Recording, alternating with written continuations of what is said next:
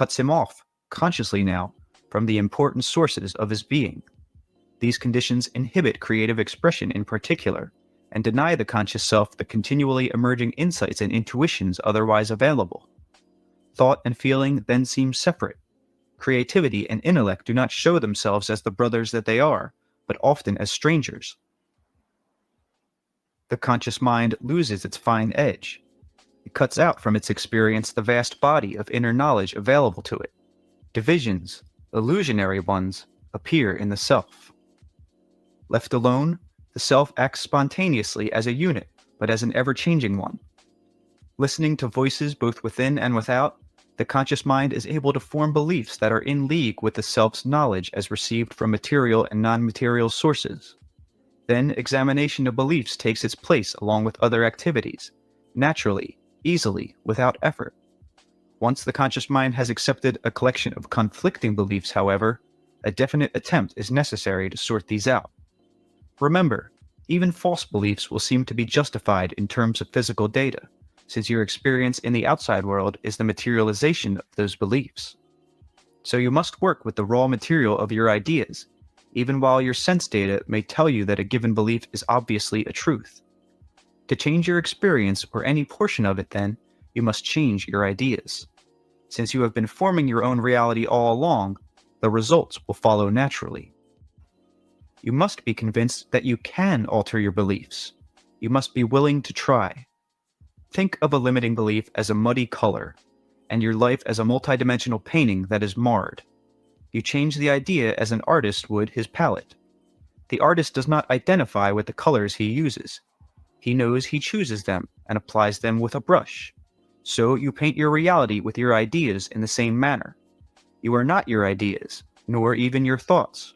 You are the self who experiences them. If a painter finds his hands stained with pigment at the end of a day, he can wash the stain off easily, knowing its nature. If you think that limiting thoughts are a portion of you, permanently attached therefore, you will not think of washing them off.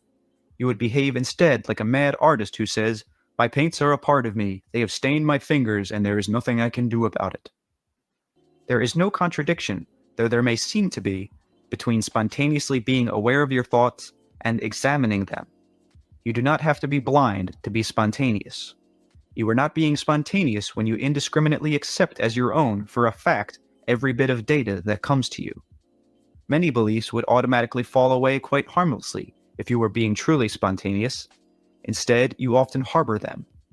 Previously limiting ideas, accepted, figuratively form a restraining bed, gathering other such material so that your mind becomes filled with debris.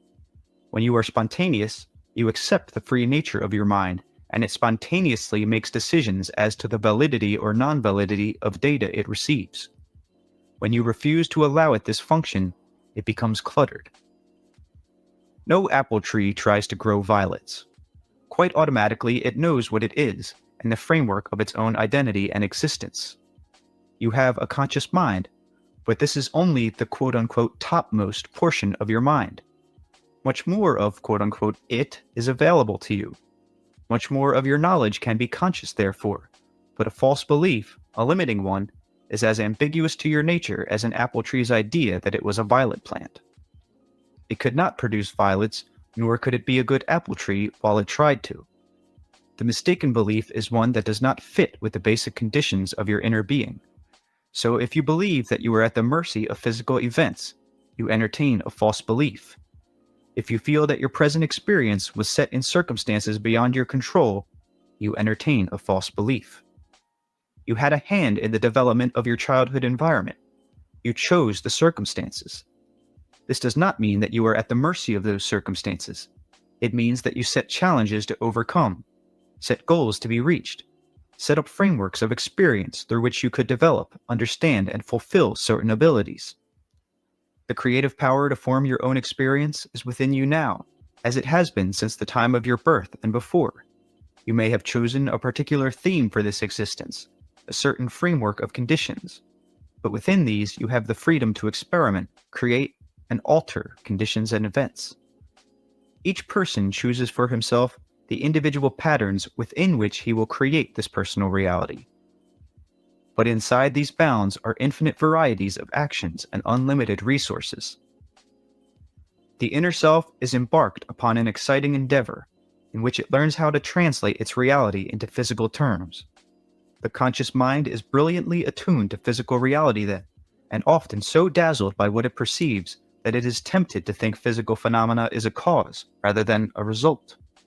Deeper portions of the self always serve to remind you that this is not the case. When the conscious mind accepts too many false beliefs, particularly if it sees that inner self as a danger, then it closes out these constant reminders.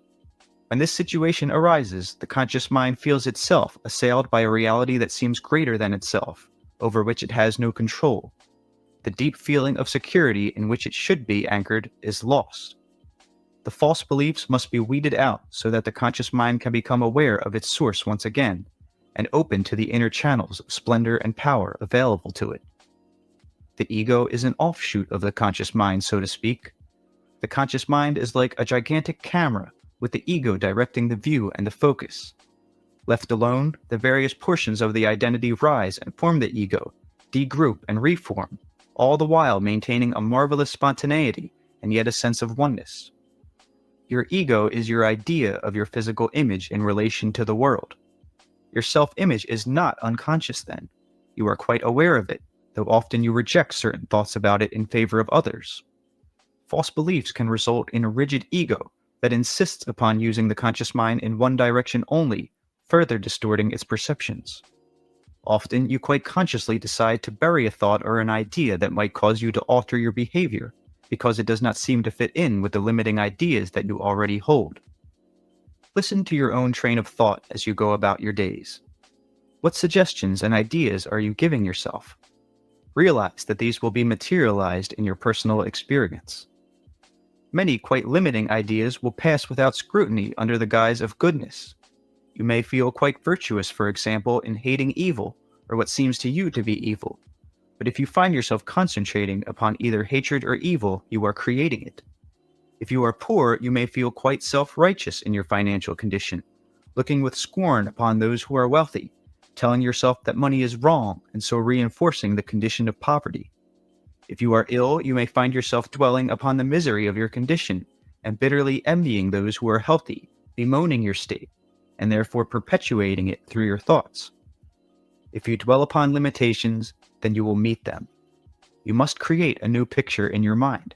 It will differ from the picture your physical senses may show you at any given time, precisely in those areas where changes are required. Hatred of war will not bring peace. Another example. Only love of peace will bring about those conditions. I quite realize that many of my statements will contradict the beliefs of those of you who accept the idea that the conscious mind is relatively powerless, and that the answers to problems lie hidden beneath. Obviously, the conscious mind is a phenomenon, not a thing. It is ever-changing. It can be concentrated or turned by the ego in literally endless directions. It can view outward reality or turn inward, observing its own contents. There are gradations and fluctuations within its activity. It is far more flexible than you give it credit for. The ego can use the conscious mind almost entirely as a way of perceiving external or internal realities that coincide with its own beliefs. It is not that certain answers do not lie openly accessible, therefore, but that often you have set yourself on a course of action in which you believe, and you do not want to open yourself to any material that may contradict your current beliefs. If you are sick, for example, there is a reason. To recover thoroughly without taking on new symptoms, you must discover the reason. You may dislike your illness, but it is a course you have decided upon.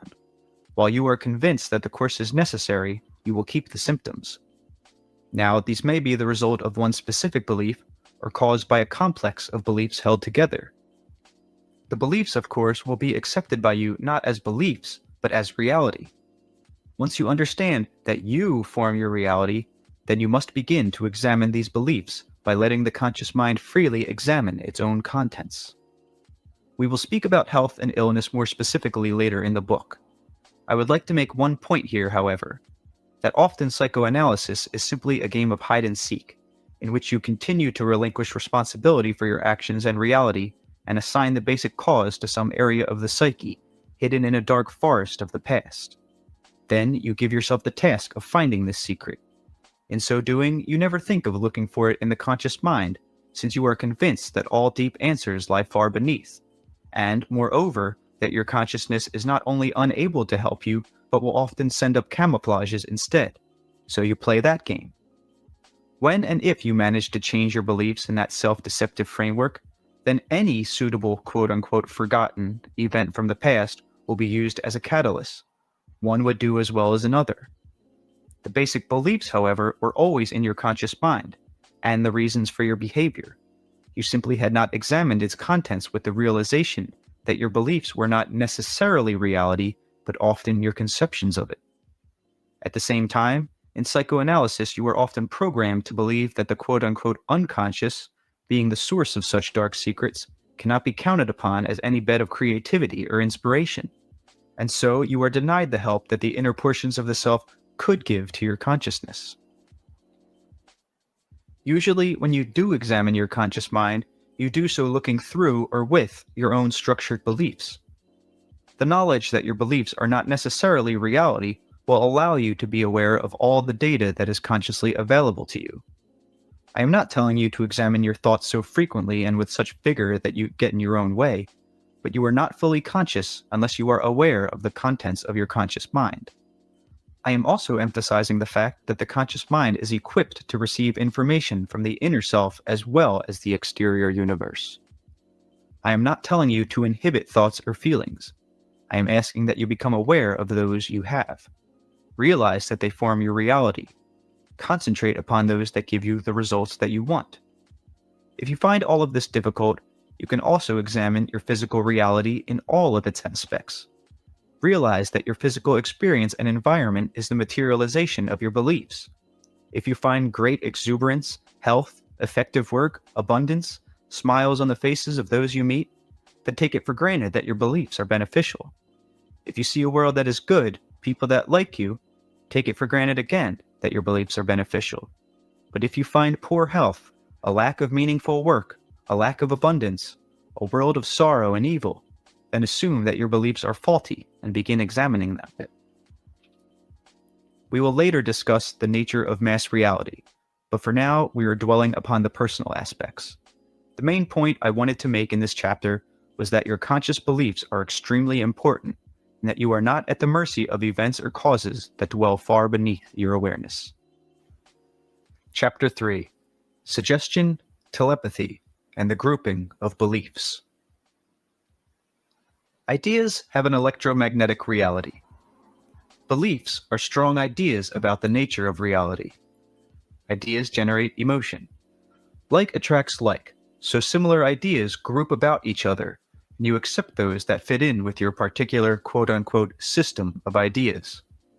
The ego attempts to maintain a clear point of focus, of stability, so that it can direct the light of the conscious mind with some precision and concentrate its focus in areas of actuality that seem permanent. As mentioned, the ego, while a portion of the whole self, can be defined as a psychological quote-unquote structure, composed of characteristics belonging to the personality as a whole, organized together to form a surface identity. Now, generally speaking, through the period of a lifetime, this allows for the easy emergence of many tendencies and abilities. It permits many more potentials to emerge than would otherwise be possible. If this were not the case, for example, your interests throughout life would not change. The ego, while appearing to be permanent then, forever changes as it adapts new characteristics from the whole self, and lets others recede. Otherwise, it would not be responsive to the needs and desires of the entire personality. Because it is intimately connected with other portions of the self, it does not basically feel alienated or alone, but proudly acts as the director of the conscious mind's focus. It is an adjunct of the conscious mind in that respect. Basically, it understands its source and its nature. It is the portion of the mind, then, that looks out upon physical reality and surveys it in relation to those characteristics of which it is composed at any given time. It makes its judgments according to its own idea of itself. It is the most physically oriented portion of your inner self, but it is not, however, apart from your inner self. It sits on the windowsill, so to speak, between you and the exterior world. It can also look in both directions. It makes judgments about the nature of reality in relationship to its and your needs. It accepts or does not accept beliefs. It cannot shut out information from your conscious mind, however, but it can refuse to pay attention to it. This does not mean that the information becomes unconscious. It is simply thrown into a corner of your mind, unassimilated, and not organized into the parcel of beliefs upon which you are presently concentrating. It is there if you look for it. It is not invisible, nor do you have to know exactly what you are looking for, which of course would make the situation nearly impossible. All you have to do is decide to examine the contents of your conscious mind, realizing that it contains treasures that you have overlooked. Another way to do this is to recognize through examination that the physical effects you meet exist as data in your conscious mind, and the information that formerly seemed unavailable will be obvious. The seemingly invisible ideas that cause your difficulties have quite obvious visible physical effects, and these will lead you automatically to the conscious area in which the initiating beliefs or ideas reside. Once more, if you become aware of your own conscious thoughts, these themselves will give you clues, for they clearly speak your beliefs. If, for example, you have scarcely enough money on which to live, and you examine your thoughts, you may find yourself constantly thinking, I can never pay this bill, I never have any luck, I'll always be poor. Or you will find yourself envying those who have more, degrading the value of money perhaps, and saying that those who have it are unhappy, or at best spiritually poor. When you find these thoughts in yourself, you may say, and rather indignantly, but those things are all true, I am poor, I cannot meet my bills, and so forth. In so doing, you see, you accept your belief about reality as a characteristic of reality itself, and so the belief is transparent or invisible to you, but it causes your physical experience. You must change the belief. I will give you methods to allow you to do this. You may follow your thoughts in another area and find yourself thinking that you are having difficulty because you are too sensitive. Finding the thought, you may say, but it is true, I am. I react with such great emotion to small things. But this is a belief, and a limiting one. If you follow your thoughts further, you may find yourself thinking, I am proud of my sensitivity. It sets me apart from the mob. Or, I am too good for this world. These are limiting beliefs. They will distort true reality, your own true reality. These are but a few samples of the ways in which your own quite conscious ideas may be invisible to you while being available all the time, and limiting your experience. Now, we have been speaking of the conscious mind, for it is the director of your activities physically. I told you that it was important to realize the ego's position as the most quote-unquote exterior portion of the inner self, not alienated, but looking outward to physical reality. Using this analogy, portions of the self on the other side of the conscious mind constantly receive telepathic data. Remember, there are no divisions, so the terms used are simply to make the discussion easier. The ego tries to organize all material coming into the conscious mind. For its purposes, the egos are those that have come to the surface at any given time in the self's overall encounter with physical reality. As I said, the ego cannot keep information out of the conscious mind, but it can refuse to focus directly upon it. Now, the telepathic information, using our analogy, comes through deeper portions of the self. These parts have such an amazing capacity to receive that some organization is necessary to sift the data. Some is simply not important to you. It concerns people of whom you have no other knowledge. You are a sender and a receiver. Because ideas have an electromagnetic reality, beliefs, because of their intensity, radiate strongly. Due to the organizing structure of your own psychological nature, similar beliefs congregate, and you will readily accept those with which you already agree. Limiting ideas, therefore, predispose you to accept others of a similar nature. Exuberant ideas of freedom, spontaneity, and joy automatically collect others of their kind also. There is a constant interplay between yourself and others in the exchange of ideas, both telepathically and on a conscious level. This interchange follows, again, your conscious beliefs. It is fashionable in some circles to believe that you react physically to telepathically received messages despite your conscious beliefs or ideas. This is not the case. You react only to those telepathic messages that fit in with your conscious ideas about yourself and your reality. Let me add here that the conscious mind is itself spontaneous. It enjoys playing with its own contents, so I am not here recommending a type of stern mental discipline in which you examine yourself at every moment. I am telling you about countering measures that you can take in areas in which you are not pleased with your experience. Now, you will react, therefore, to all the information that you receive according to your conscious beliefs concerning the nature of reality. The deeper portions of the self do not have to take the ego's idea of time into consideration, so these portions of the self also deal with data that would ordinarily escape the ego's perception, perhaps until a certain quote-unquote point of ego time was reached.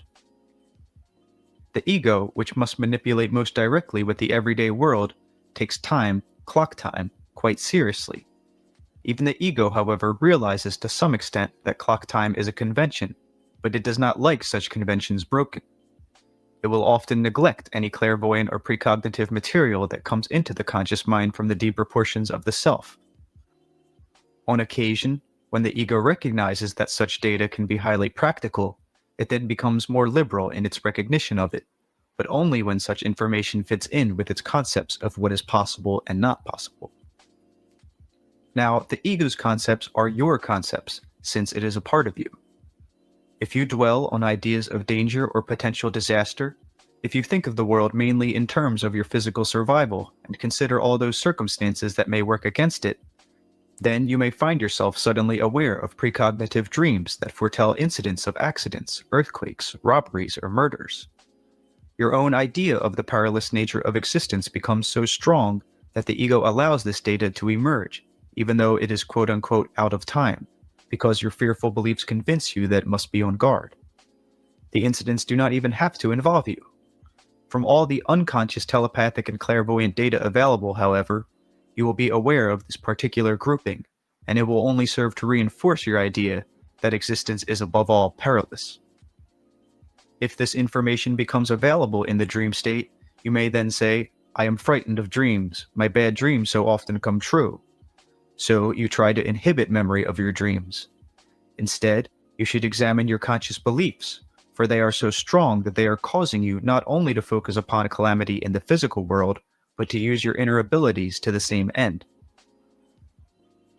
Telepathic communication is constant. This is usually at an unconscious level merely because your conscious mind is in a state of becoming. It cannot hold all of the information you possess.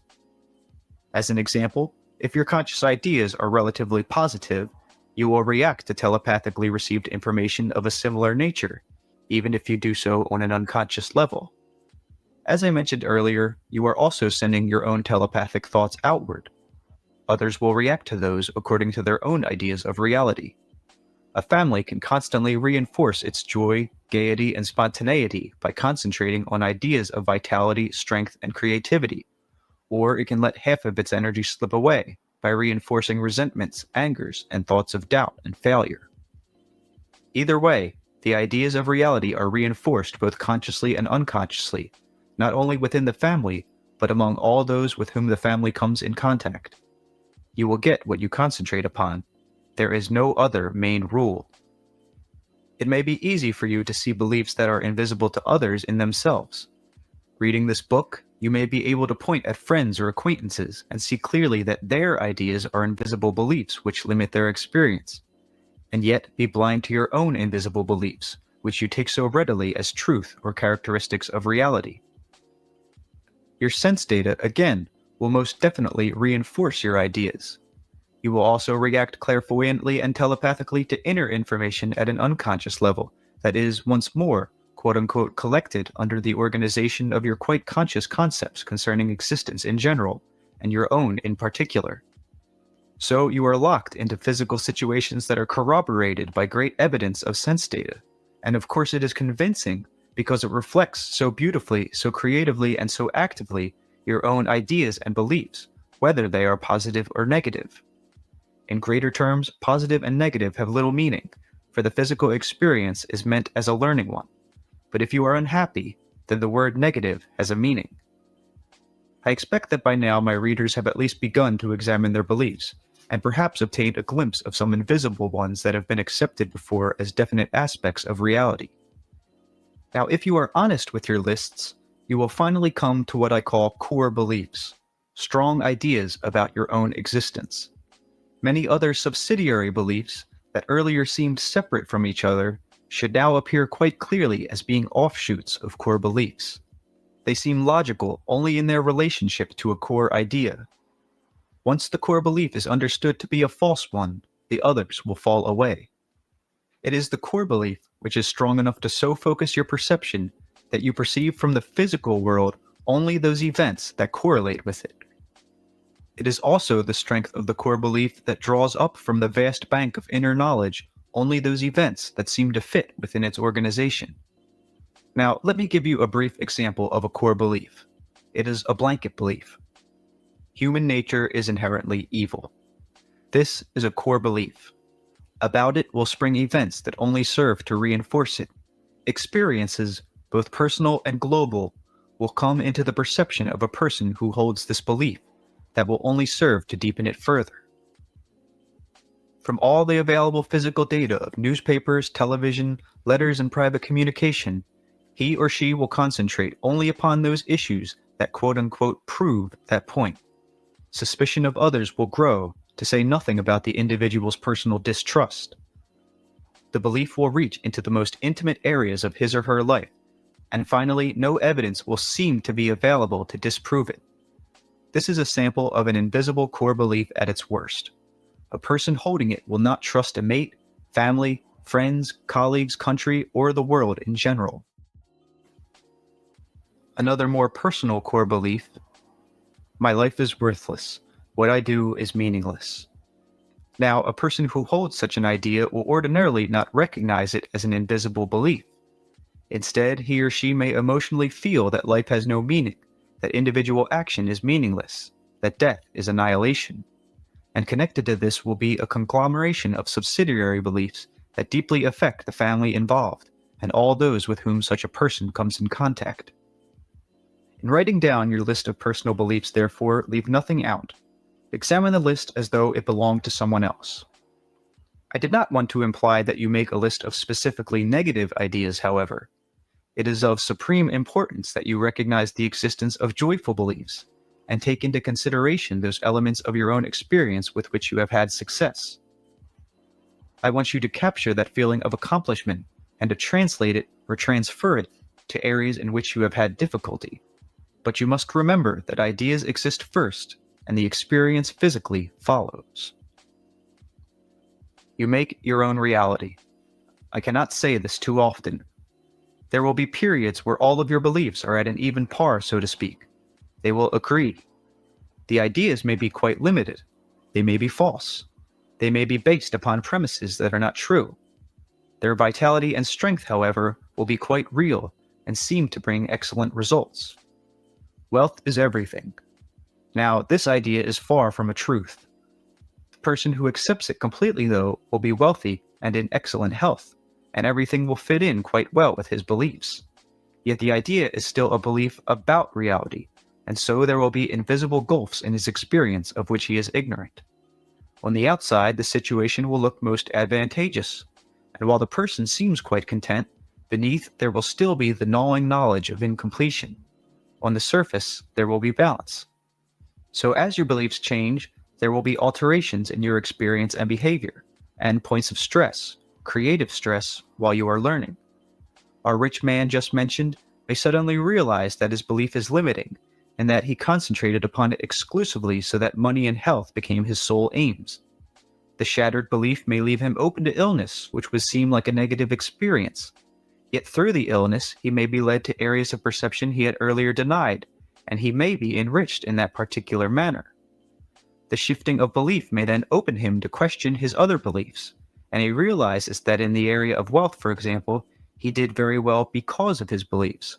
But in those others, perhaps deeper experiences opened by his illness, he learns that human experience includes dimensions of reality that had earlier been closed to him, and that these are also easily within his reach, and without the illness that originally brought them forth.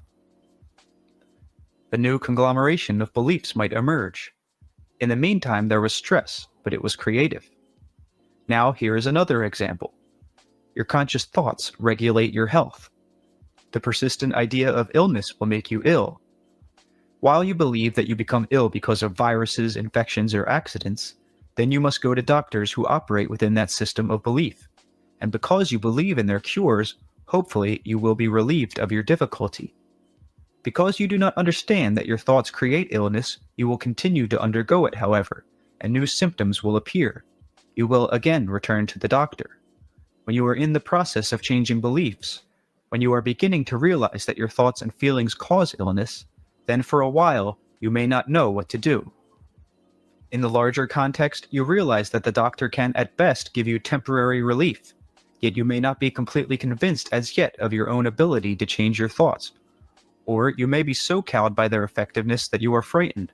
So there is a period of stress in between beliefs, so to speak, while you dispense with one set and are learning to use another. But here you become involved with one of the most meaningful aspects of the nature of personal reality, as you test your thoughts against what seems to be. There may be a time before you learn how to change your thoughts effectively, but you are engaged in a basic, meaningful endeavor. The truth is then that you form your reality directly. You react consciously and unconsciously to your beliefs. You collect from the physical universe and the interior one data that seems to correlate with your beliefs. Believe then that you are a being unlimited by nature, born into flesh to materialize as best you can the great joy and spontaneity of your nature. Now, core beliefs are those about which you build your life. You are consciously aware of these, though often you do not focus your attention upon them. They become invisible, therefore, unless you become aware of the contents of your conscious mind. To become acquainted with your own ideas and beliefs, you must walk among them, symbolically speaking, without blinders. You must look through the structures that you have yourself created, the organized ideas upon which you have grouped your experience. To see clearly into your own mind, you must first of all unstructure your thoughts, follow them without judging them, without comparing them to the framework of your beliefs. Structured beliefs collect and hold your experience, packaging it, so to speak. And so when you look at a given experience that seems like another, you put it into the same structured package, often without examination. Such beliefs can hold surprises. When you lift up the cover of one, you may find that it has served to hide valuable information that did not belong there. An artificial grouping of ideas, like paper flowers, can be collected under a standard core belief. The core belief, because of its intensity and because of your habits, will often tend to attract to itself others of a like nature. They will hang on. If you are not accustomed to examining your own mind, then you can allow separate growths of this kind to form about a belief until you cannot distinguish one from the other. This can develop to such an extent that all of your experience is seen only in relationship to this idea growth. Data that seems unrelated to this core belief is then not assimilated but thrown into the corners of your mind, unused, and you are denied the value of that information. Separate portions of your mind can contain such chambers of inactive material. This information will not be a part of the organized structure of your usual thoughts. Though the data is consciously available, you can be relatively blind to it. Usually, when you look into your conscious mind, you do so for a particular reason, to find some information. But if you have schooled yourself to believe that such data is not consciously available, then it will not occur to you to find it in your conscious mind. If, furthermore, your conscious data is strongly organized about a core belief, then this will automatically make you blind to experience that is not connected with it. A core belief is invisible only when you think of it as a fact of life, and not as a belief about life. Only when you identify with it so completely that you automatically focus your perceptions along that specific line. For example, here is a seemingly very innocent core belief. I am a responsible parent. Now, on the surface, there is nothing wrong with that belief. If you hold to it and do not examine it, however, you may find that the word responsible is quite loaded and collects other ideas that are equally unexamined by you. What is your idea of being responsible? According to your answer, you can discover whether the core belief works to your advantage or not. If responsible means, I must be a parent 24 hours a day to the exclusion of everything else, then you may be in difficulty. for that core belief might prevent you from using other abilities that exist quite apart from your parenthood. You may begin to perceive all physical data through the eyes of that core belief alone. You will not look out upon physical reality with the wonder of a child anymore, or with the unstructured curiosity of an individual, but always through parental eyes. Thus, you will close yourselves off from much of physical experience. Now, telepathically, you will also attract unconscious data that fits into this rigid pattern, according to the strength and stubbornness of this idea and whether or not you are willing to deal with it. You may narrow your life still further, all information of any kind finally becoming relatively invisible to you unless it touches upon your parental reality. Now, the core belief just given is of one kind. You hold some basic assumptions that are also core beliefs. To you, they seem to be definitions. They are so a part of you that you take them for granted. Your idea of time is one. You may enjoy manipulating thoughts of time in your mind. You may find yourself thinking that time is basically different from your experience of it. But fundamentally, you believe that you exist in the hours and the years, and the weeks come at you one at a time, that you are caught in the onrush of the seasons. Naturally, your physical experience reinforces this belief. You structure your perception, therefore, in terms of the lapses that seem to happen between events. This in itself forces you to concentrate your attention in one direction only, and discourages you from perceiving the events in your life in other fashions. You may occasionally employ the association of ideas, one thought leading easily to another. When you do this, you often perceive new insights. As the events fall away from time continuity in your mind, they seem to take on fresh vitality. You have unstructured them, you see, from the usual organization. As you apprehend them through association, you come quite close to examining the contents of your mind in a free fashion. But if you drop the time concept and then view the conscious content of your mind through other core ideas, you are still structuring. I am not saying that you should never organize those contents. I am saying that you must become aware of your own structures. Build them up or tear them down, but do not allow yourself to become blind to the furniture of your own mind. You can stub your toe as easily on a misplaced idea than you can upon an old chair. It will help you, in fact, if you think of your own beliefs as furniture that can be rearranged, changed, renewed, completely discarded, or replaced. Your ideas are yours. They should not control you. It is up to you to accept those that you choose to accept. Imagine yourself then rearranging this furniture. Images of particular pieces will come clearly to you. Ask yourself what ideas these pieces represent. See how well the tables fit together. Open up the drawers inside. There will be no mystery. You know what your own beliefs are. You will see the groupings, but it is up to you to look inside your own mind and use the images in your own way. Throw out ideas that do not suit you. If you read this, find such an idea in yourself and then say, "I cannot throw this idea away," then you must realize that your inner remark is in itself a belief. You can indeed throw the idea away, the second one as easily as the first. You are not powerless before ideas. Using this analogy, you will certainly find some furniture that you did not expect. Do not simply look in the center of your inner room of consciousness, and make sure that you are on guard against the certain invisibility that was mentioned earlier, where an idea, quite available, appears to be a part of reality instead. The structuring of beliefs is done in a highly characteristic yet individual manner, so you will find patterns that exist between various groupings, and one can lead you to another.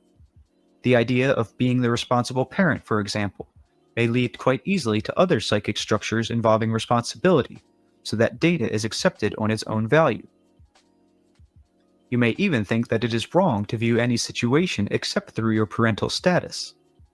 The belief in guilt, therefore, would be a cementing structure that would hold together other similar core beliefs and add to their strength. You must understand that these are not simply dead ideas like debris within your mind. They are psychic matter. In a sense, they are alive. They group themselves like cells, protecting their own validity and identity. You feed them, figuratively speaking, with like ideas. When you examine one such belief, then you obviously threaten the integrity of the structure, and so there are ways of inserting new supports, so to speak, methods to tide you over. The whole core belief need not fall down upon you as you examine its basis. Imagination also plays an important part in your subjective life, as it gives mobility to your beliefs. It is one of the motivating agencies that helps transform your beliefs into physical experience. It is vital, therefore, that you understand the interrelationship between ideas and imagination. In order to dislodge unsuitable beliefs and establish new ones, you must learn to use your imagination to move concepts in and out of your mind. The proper use of imagination can then propel ideas in the directions you desire. Chapter 4: Your Imagination and Your Beliefs, and a few words about the origin of your beliefs. In physical life, your conscious mind is largely dependent upon the workings of your physical brain. You have a conscious mind whether you are in flesh or out of it. But when you are physically oriented, then it is connected to the physical brain. The brain, to some extent, keeps the mind to a three-dimensional focus. It orients you toward the environment in which you must operate, and it is because of the mind's allegiance with the temporal brain that you perceive, for example, time as a series of moments. The brain channels the information that the mind receives to your physical structure, so that your experience is physically sifted and automatically translated into terms that the organism can understand. Because of this, physically speaking and in life as you know it, the mind is to a large extent dependent upon the brain's growth and activity. There is some information necessary to physical survival that must be taught and handed down from parent to child. There are basic assumptions of a general nature with which you are born, but because the specific conditions of your environment are so various, these must be implemented. So it is necessary that the child accept beliefs from its parents. These will reinforce the family group when the child most needs protection. This acquiescence to belief, then, is important in the early stages as infant develops into child. This sharing of mutual ideas not only protects the new offspring from dangers obvious to the parents, it also serves as a framework within which the child can grow. This provides leeway until the conscious mind is able to reason for itself and provide its own value judgments. Later, I will discuss greater aspects of the origin of ideas, but for now, we will simply speak in terms of this life, the one you know. The beliefs that you receive, therefore, are your parents' conception of the nature of reality. They are given to you through example, verbal communication, and constant telepathic reinforcement. You receive ideas about the world in general and your relationship to it. And from your parents, you are also given concepts of what you are. You pick up their ideas of your own reality. Underneath all of this, you carry indelibly within you your own knowledge of your identity, meaning, and purpose. But in the early stages of development, great care is taken to see that you relate in physical terms. There are directional beliefs that you receive from your parents, orienting you in ways that they feel are safe. Cushioned with these beliefs, the child can be safe and satisfy its own curiosity, develop its abilities, and throw its full energy in clearly stated areas of activity. So it is quite necessary that an acquiescence to belief does exist, particularly in early life. There is no reason, though, for an individual to be bound by childhood beliefs or experience. The nature of some such beliefs is that while seemingly obvious ones are recognized as harmful or foolish, others connected to them may not be so easily understood. For example, it may seem silly to you that you ever believed in, say, original sin. It may not be so obvious that many of your present actions are caused by a belief in guilt. We will have much to say about the ways in which your beliefs can be connected, simply because you are not used to examining them. You may say, I am overweight because I feel guilty about something in my past. You may then try to discover what the charged event was, but in such a case, your trouble is a belief in guilt itself. You do not have to carry such a belief. I am well aware that strong elements of your civilization are built upon ideas of guilt and punishment. Many of you are afraid that without a feeling of guilt, there would be no inner discipline, and the world would run wild. It is running quite wild now, not despite your ideas of guilt and punishment, but largely because of them. But we will have more to say about that later in the book. The early ideas given to you by your parents then structure your learning experiences themselves. They set the safe boundaries within which you can operate in early years. Quite without your conscious knowing, because your mind connected with its brain is not that developed, your imagination is set along certain roads. Largely, but not completely, Your imagination follows your beliefs, as do your emotions. To some extent, there are certain general patterns. A child will cry when it is hurt. It will stop when the hurt stops, and the emotion behind the cry will automatically change into another. But if the child discovers that a prolonged cry after the event gets extra attention and consideration, then it will begin to extend the emotion. From the earliest stages, the child automatically compares its interpretation of reality with its parents'. Since the parents are bigger and stronger and fulfill so many of its needs, it will attempt to bring its experience into line with their expectations and beliefs. While it is generally quite natural for the child to cry or feel quote-unquote badly when hurt, this inclination can be carried through belief to such an extent that prolonged feelings of desolation are adopted as definite behavioral patterns. Behind this would be the belief that any hurt was inherently a disaster. Such a belief could originate from an overanxious mother, for instance. If such a mother's imagination followed her belief, as of course it would, then she would immediately perceive a great potential danger to her child in the smallest threat. Both through the mother's actions and telepathically, the child would receive such a message and react according to those understood beliefs. Many such beliefs lie quite within the conscious mind. The grown adult, not used to examining his or her beliefs, however, may be quite unaware of harboring such an idea. The idea itself is not buried or unconscious. It is simply unexamined. So one of the most hampering beliefs of all, as earlier mentioned, is the idea that the clues to current behavior are buried and usually inaccessible. This belief itself closes to you the contents of your own conscious mind and prevents you from looking there for the answers that are available. Your beliefs always change to some extent. As an adult, you perform many activities that you believed you could not as a child. For instance, you may, at the age of 3, have believed it was dangerous to cross a street. By 30, hopefully you have dismissed such a belief, though it fit in very well and was necessary to you in your childhood. If your mother reinforced this belief telepathically and verbally through dire pictures of potential danger involved in street crossing, however, then you would also carry within you that emotional fear, and perhaps entertain imaginative considerations of possible accident. Your emotions and your imagination both follow your belief. When the belief vanishes, then the same emotional context is no longer entertained, and your imagination turns in other directions. Beliefs automatically mobilize your emotional and imaginative powers. Few beliefs are intellectual alone. When you are examining the contents of your conscious mind, you must learn or recognize the emotional and imaginative connotations that are connected with a given idea. There are various ways of altering the belief by substituting its opposite. One particular method is three-pronged. You generate the emotion opposite the one that arises from the belief you want to change, and you turn your imagination in the opposite direction from the one dictated by the belief. At the same time, you consciously assure yourself that the unsatisfactory belief is an idea about reality and not an aspect of reality itself. You realize that ideas are not stationary. Emotions and imagination move them in one direction or the other, reinforce them or negate them.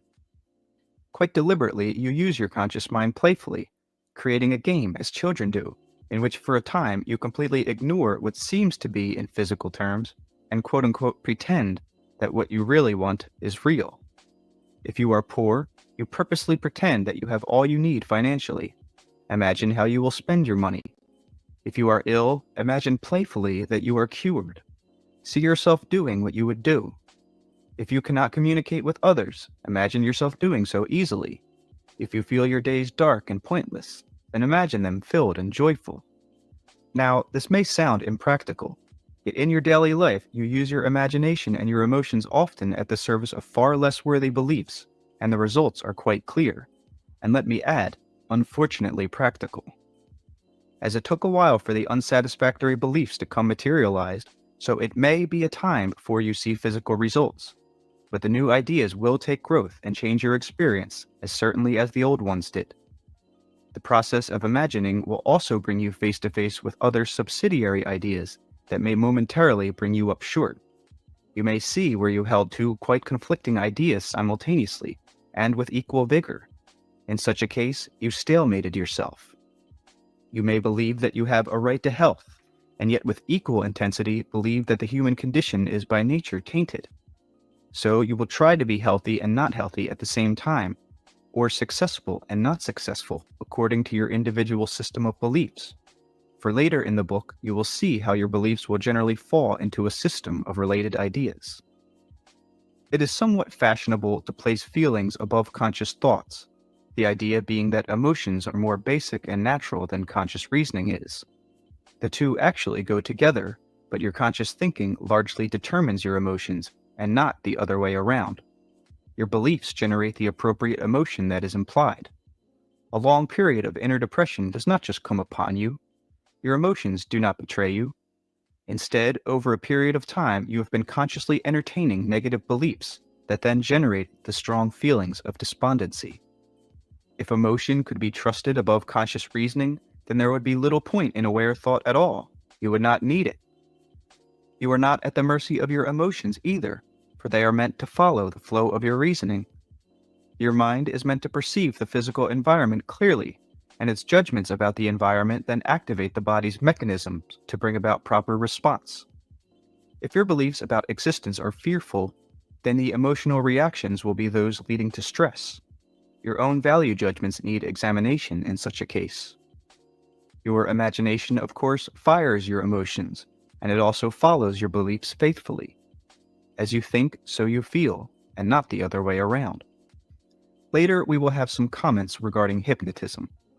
Here, let me mention that in those terms, you hypnotize yourself constantly with your own conscious thoughts and suggestions. The term hypnosis merely applies to a quite normal state in which you concentrate your attention, narrowing your focus to a particular area of thought or belief. You concentrate with great vigor upon one idea, usually to the exclusion of others. It is a quite conscious performance. As such, it also portrays the importance of belief. For using hypnosis, you quote-unquote force-feed a belief to yourself, or one given to you by another, a quote-unquote hypnotist. But you concentrate all of your attention upon the idea presented. Here, as in normal life, your emotions and actions follow your beliefs. If you believe you are sick, then for all intents and purposes, you are sick. If you believe that you are healthy, then you are healthy. There is much written about the nature of healing, and there will be material in this book dealing with it. But there is also healing in reverse, in which case an individual loses a belief in his or her health and accepts instead the idea of personal illness. Here, the belief itself will generate the negative emotions that will indeed bring about a physical or emotional illness.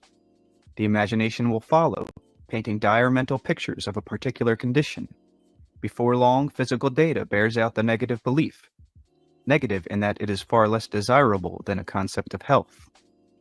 I mention this here simply because in the overall development of an individual, an illness may also be used as a method to achieve another constructive end. In such a case, belief would also be involved. Such a person would have to believe that an unhealthy condition was the best way to serve another purpose. Other means would seem closed to him because of various personal beliefs that would form a vacuum in his experience. That is, he would see no other way, perhaps, to achieve the same end. This will be discussed much more thoroughly later in the book. One belief, of course, can be dependent upon many others, each generating its own emotion and imaginative reality. The belief in illness itself depends upon a belief in human unworthiness, guilt, and imperfection, for example. The mind does not just hold active beliefs. It contains many others in a passive state. These lie latent, ready to be focused upon and used. Any of them can be brought to the fore when a conscious thought acts as a stimulus. If you are focusing upon ideas of poverty, illness, or lack, for example, your conscious mind also holds latently concepts of health, vigor, and abundance. If you divert your thoughts from the negative ideas to the positive ones, then your concentration will begin to alter the balance. The vast reservoir of energy and potential within you is called into action under the leadership of your conscious mind. Because you are reasoning as creatures, because you have available such varieties of experience, the human species developed reasoning abilities that are meant to evolve and grow as they are used. Your consciousness expands as you use it. You become quote-unquote more conscious as you exercise these faculties. A flower cannot write a poem about itself. You can, and in so doing, your own consciousness turns around about itself. it literally becomes more than it was. Existing in such diversified, rich environment possibilities, the human psyche needed and developed a conscious mind that could make fairly concise and accurate quote-unquote minute-by-minute judgments and evaluations. As the conscious mind grew now, so did the range of imagination. The conscious mind is a vehicle for the imagination in many ways. The greater its knowledge, the further the reach of imagination. In return, imagination enriches conscious reasoning and emotional experience. You have not learned to use your consciousness properly or fully, so that it seems that imagination, emotions, and reasoning are separate faculties, or sometimes set against each other. The mature conscious mind, once more, accepts data from the exterior world and from the interior one. It is only when you believe that consciousness must be attuned only to exterior conditions that you force it to cut itself off from inner knowledge, intuitional voices, and the depths from which it springs. I am not minimizing the importance of the inner self. All of its infinite resources are placed at the disposal of your conscious mind, however, and for your conscious purposes.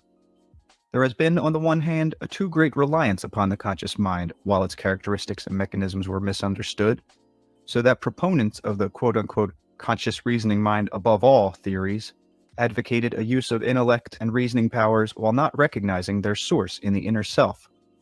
The conscious mind was therefore expected to perform alone, so to speak, ignoring the highly intuitive inner information that is also available to it. It was not supposed to be aware of such data. Yet any individual knows quite well that intuitive hunches, inspiration, precognitive information, or clairvoyant material has often risen to conscious knowledge. Usually it is shoved away and disregarded because you have been taught that the conscious mind should not hold such quote-unquote nonsense. So you have been told to trust your conscious mind, while at the same time you were led to believe it could only be aware of stimuli that came to it from the outside physical world. On the other hand, there are those who stress the great value of the inner self, the emotional being, at the expense of the conscious mind. These theories hold that the intellect and usual consciousness are far inferior to the inner quote-unquote unconscious portions of being, and that all the answers are hidden from view. The followers of this belief consider the conscious mind in such derogatory terms that it almost seems to be a supercilious cancer that sprouted like a growth upon man's psyche, impeding rather than aiding his progress in understanding. Both groups ignore the miraculous unity of the psyche, the fine natural interworkings that exist between the so-called conscious mind and the so-called unconscious, the incredibly rich interaction as each gives and takes. The quote-unquote unconscious simply contains great portions of your own experience in which you have been taught not to believe. Again, your conscious mind is meant to look into the exterior world and into the interior one. The conscious mind is a vehicle for the expression of the soul in corporeal terms. It is your method of assessing temporal experience according to the beliefs that it holds about the nature of reality. It automatically causes the body to react in certain ways. I cannot say this often enough. Your beliefs form your reality, your body, and its condition, your personal relationships, your environment, and en masse, your civilization and world. Your beliefs automatically attract appropriate emotions. They reinforce themselves through imagination, and at the risk of repeating myself, because this is so important, imagination and feeling follow your beliefs. It is not the other way around. If, now, a brief innocuous enough example, you meet an individual often enough and think, he gives me a pain in the neck. It is surely no coincidence that you find yourself with a painful neck in future encounters with this person. The suggestion is quite a conscious one, however, given by yourself and carried out not symbolically, but most practically, most literally. In other words, the conscious mind gives its orders and the inner self carries them out. In this existence, you are physically oriented. Surely then, the conscious physically oriented mind is the one that is meant to make deductions about the nature of physical reality. Otherwise, you would have no free will.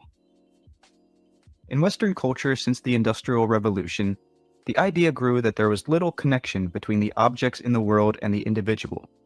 Now, this is not a history book, so I will not go into the reasons behind this idea, but will merely mention that it was an overreaction, in your terms at least, to previous religious concepts.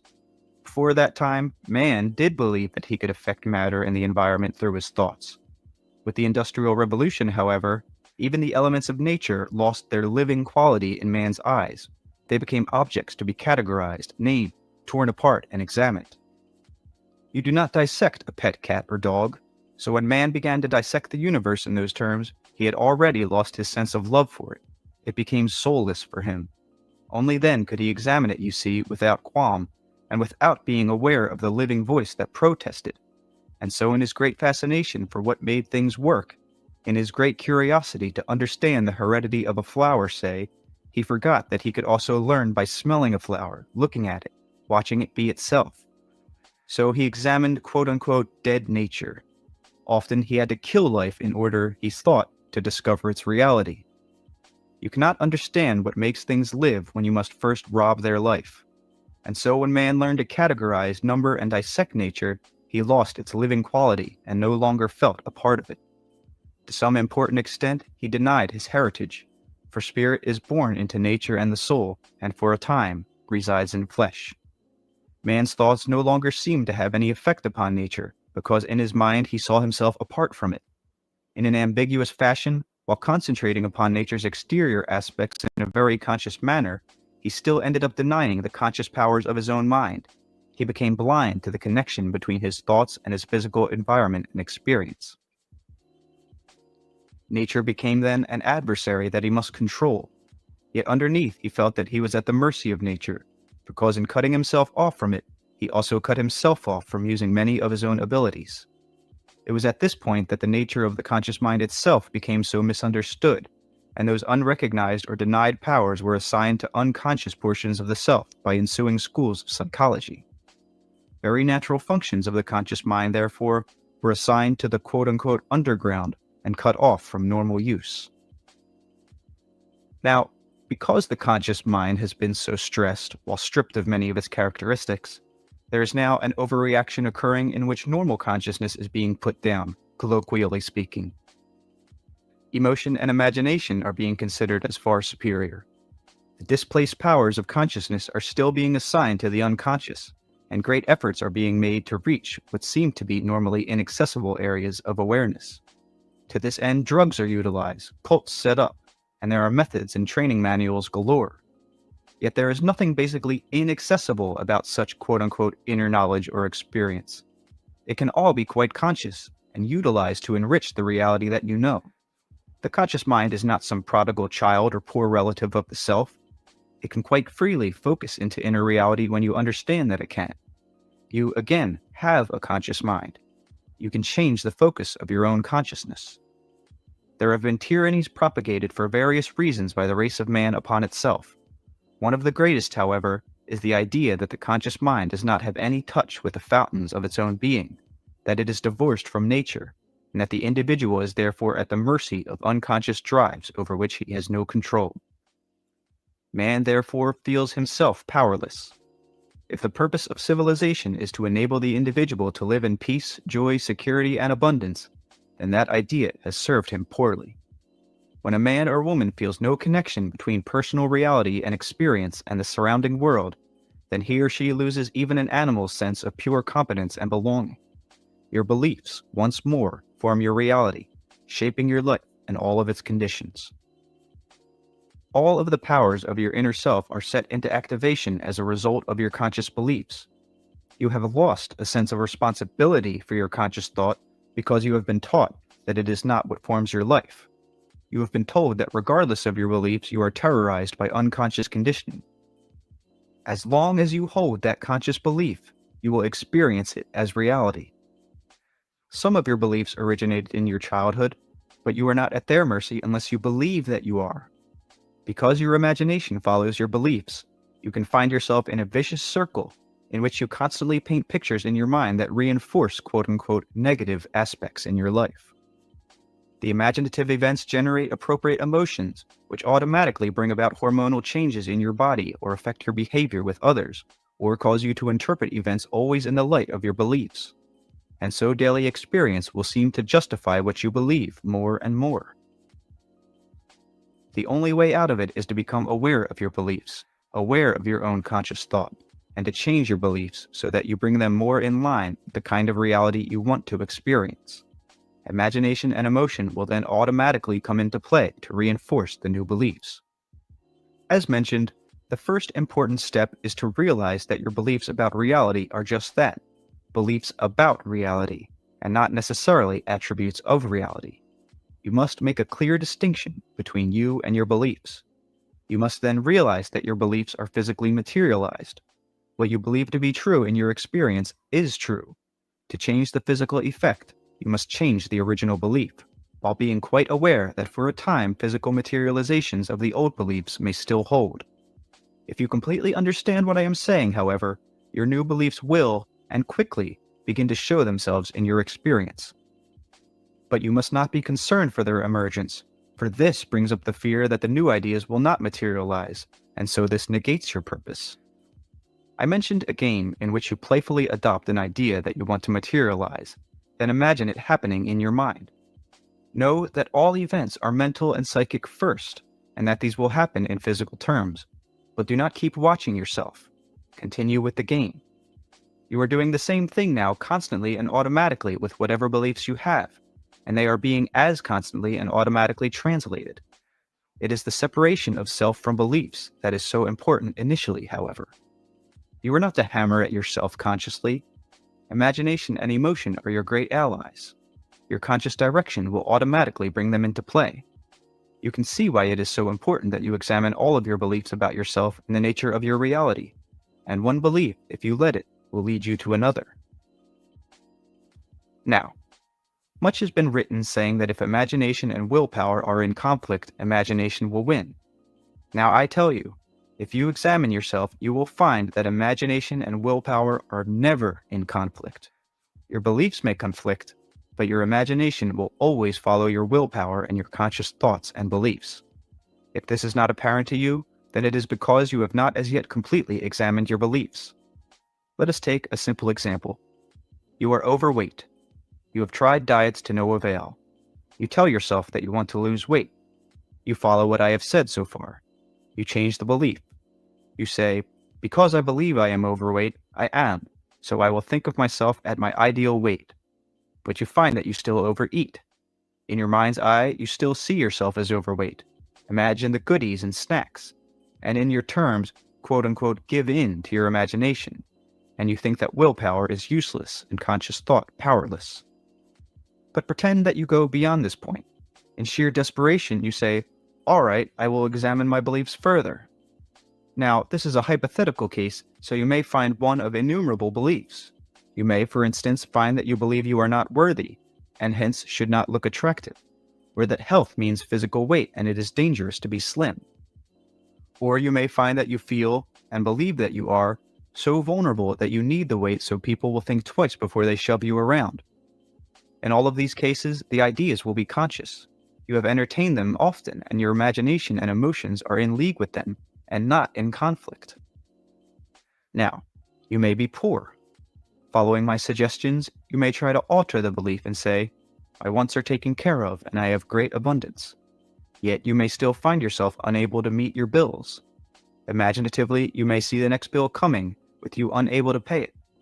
I will have enough money, you say. This is my new belief.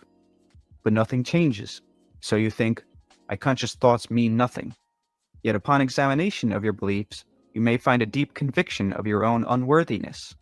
You may find yourself thinking, I am no one to begin with, or the rich get richer and the poor get poorer, or the world is against me, or money is wrong, people who have it are not spiritual. You may discover again one of numerous beliefs that all lead to the fact that you do not want to have money or are afraid of it. In any case, your imagination and your beliefs go hand in hand. You may be trying to remember your dreams, another example.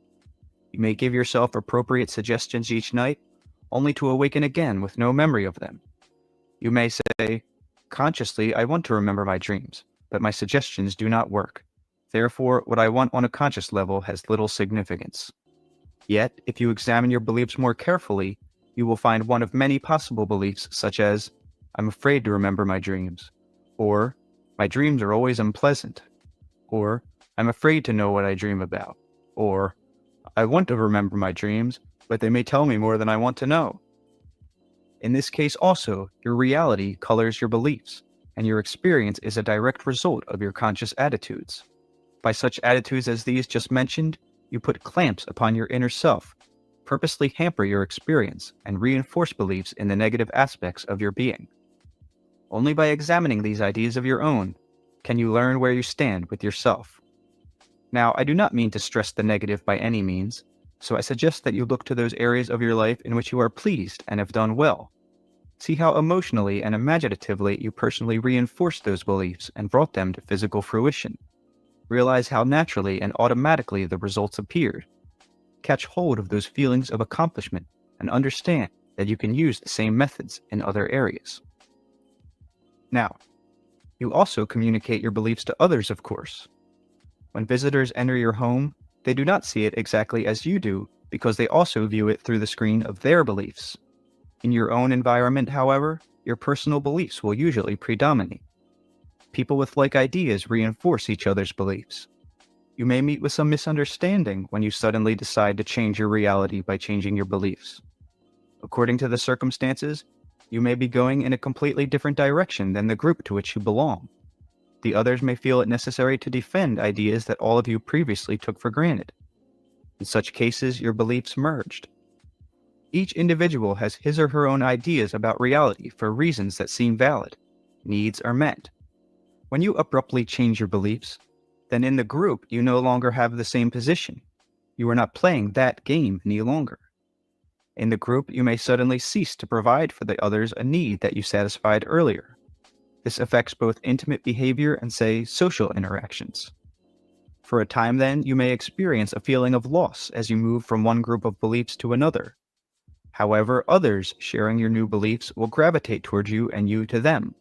I will say more about this later in the book, but it explains, for example, why a diet watcher suddenly determined to lose weight may meet with veiled or even open resistance from family or friends, why the person who makes new resolutions may find himself baffled by associates' ridicule, why the alcoholic trying not to drink finds others tempting him quite openly or teasing him into indulgence by hidden tactics. When someone who has been ill starts on the road to recovery through changing his beliefs, he may be quite surprised to find even his dearest allies suddenly upset, reminding him of the quote-unquote reality of his dire state for the same reasons. Because beliefs form reality, the structure of experience, any change in beliefs altering that structure initiates change to some extent, of course. The status quo, which served a certain purpose, is gone. New elements are introduced. Another creative process begins. Because your private beliefs are shared with others, because there is interaction, then any determined change of direction on your part is felt by others, and they will react in their own fashion. You are setting out to experience the most fulfilled reality that you can. To do this, you have, hopefully, begun to examine your beliefs. You may want others to change. In doing so, you begin with yourself. I told you to imagine a game in which you see yourself acting in line with the new desired belief. As you do so, see yourself affecting others in the new fashion. See them reacting to you in the new way. This is highly important because telepathically you are sending them interior messages. You are telling them that you are changing the conditions and behavior of your relationship. You are broadcasting your altered position. Some will be quite able to understand you at that level. There may be those who need the old framework, and someone, if not you, to play the part you played before.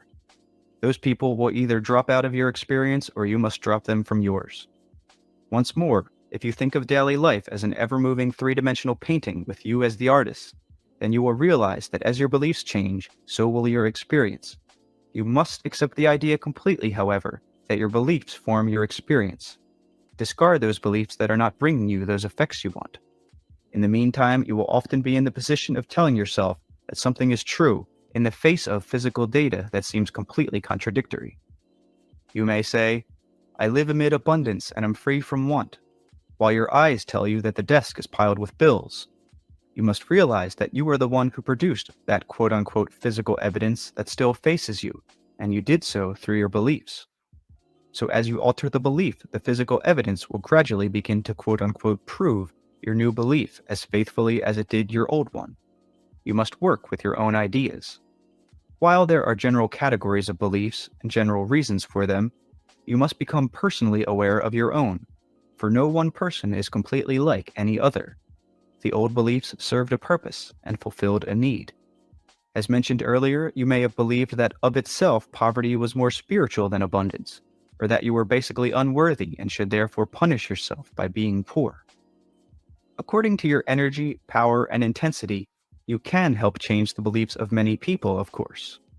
In your daily physical life, you are usually concerned simply with changing your beliefs about yourself, and then changing the beliefs others hold about you.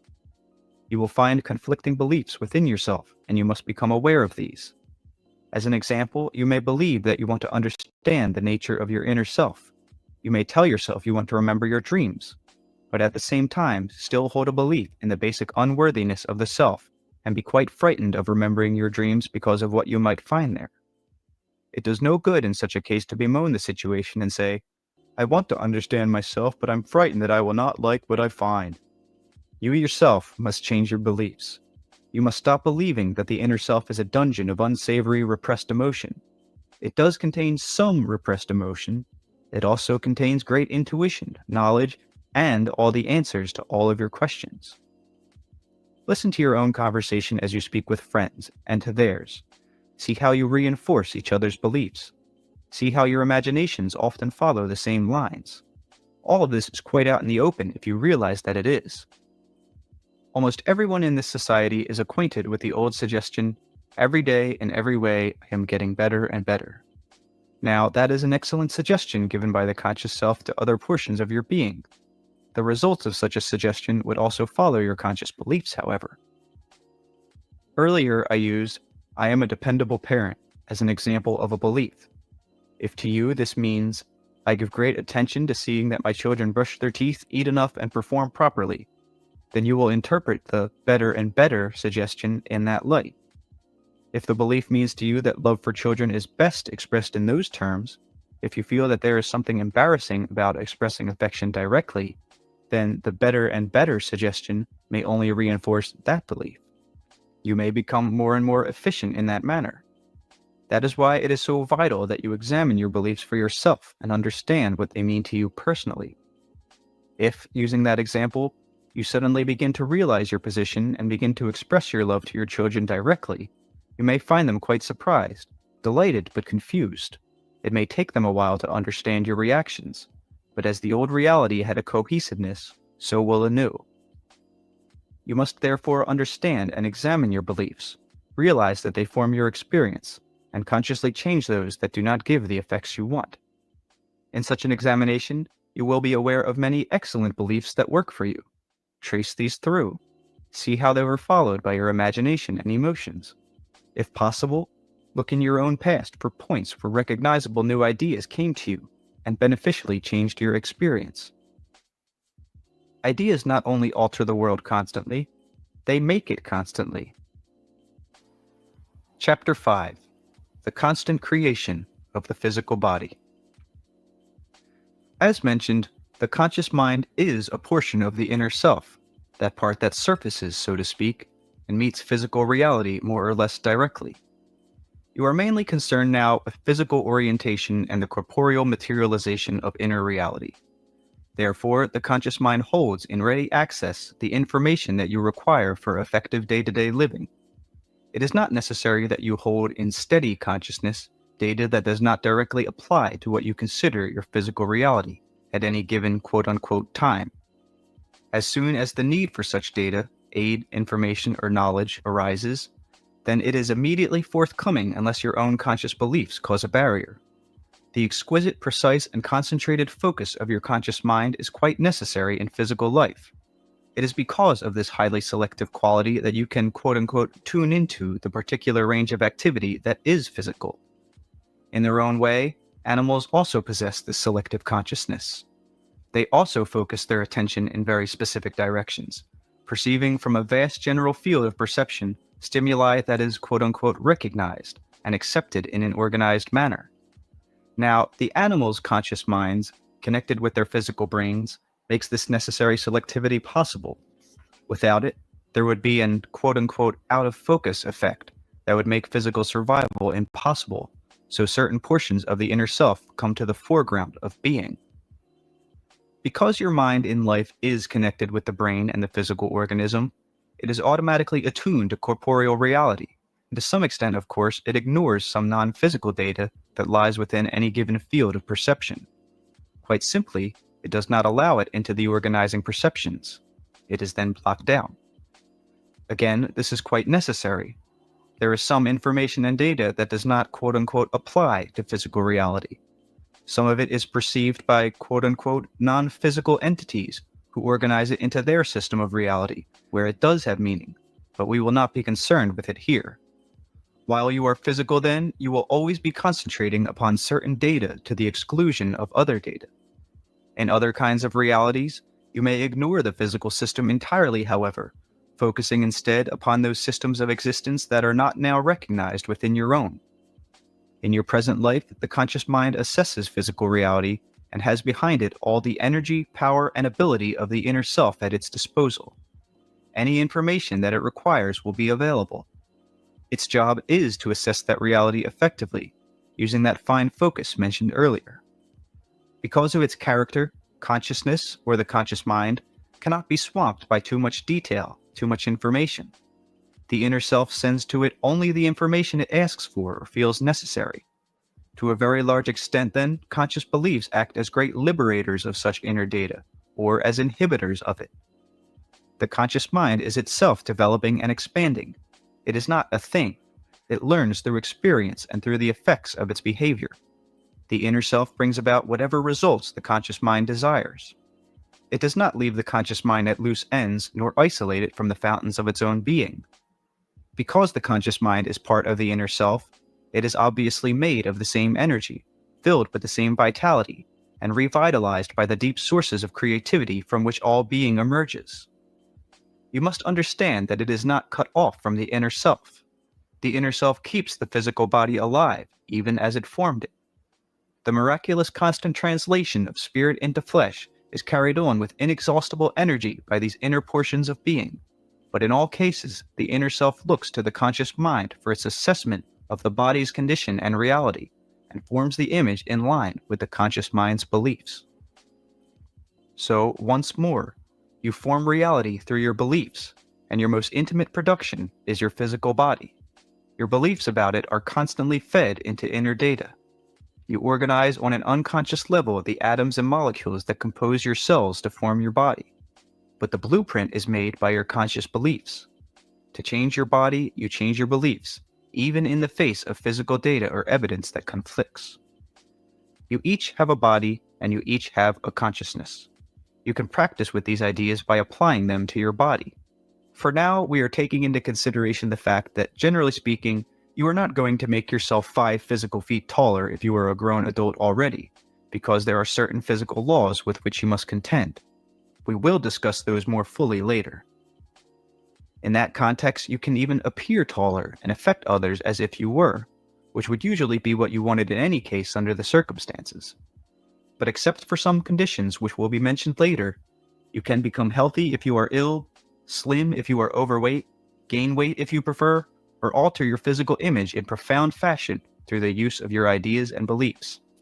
They form the blueprint by which you make your body, whether you have known this or not. Your body is an artistic creation, formed and constantly maintained at unconscious levels, but quite in line with your beliefs about what and who you are. Now, you constantly give yourself suggestions about your body, your health, or ill health. You think about your body often then. You send a barrage of beliefs and instructions to the inner self that affect your physical image. As I mentioned earlier, your thoughts have a very definite vital reality. Beliefs are thoughts reinforced by imagination and emotion concerning the nature of your reality. Now, thoughts in general possess an electromagnetic reality, but whether you know it or not, they also have an inner sound value. You know the importance of exterior sound.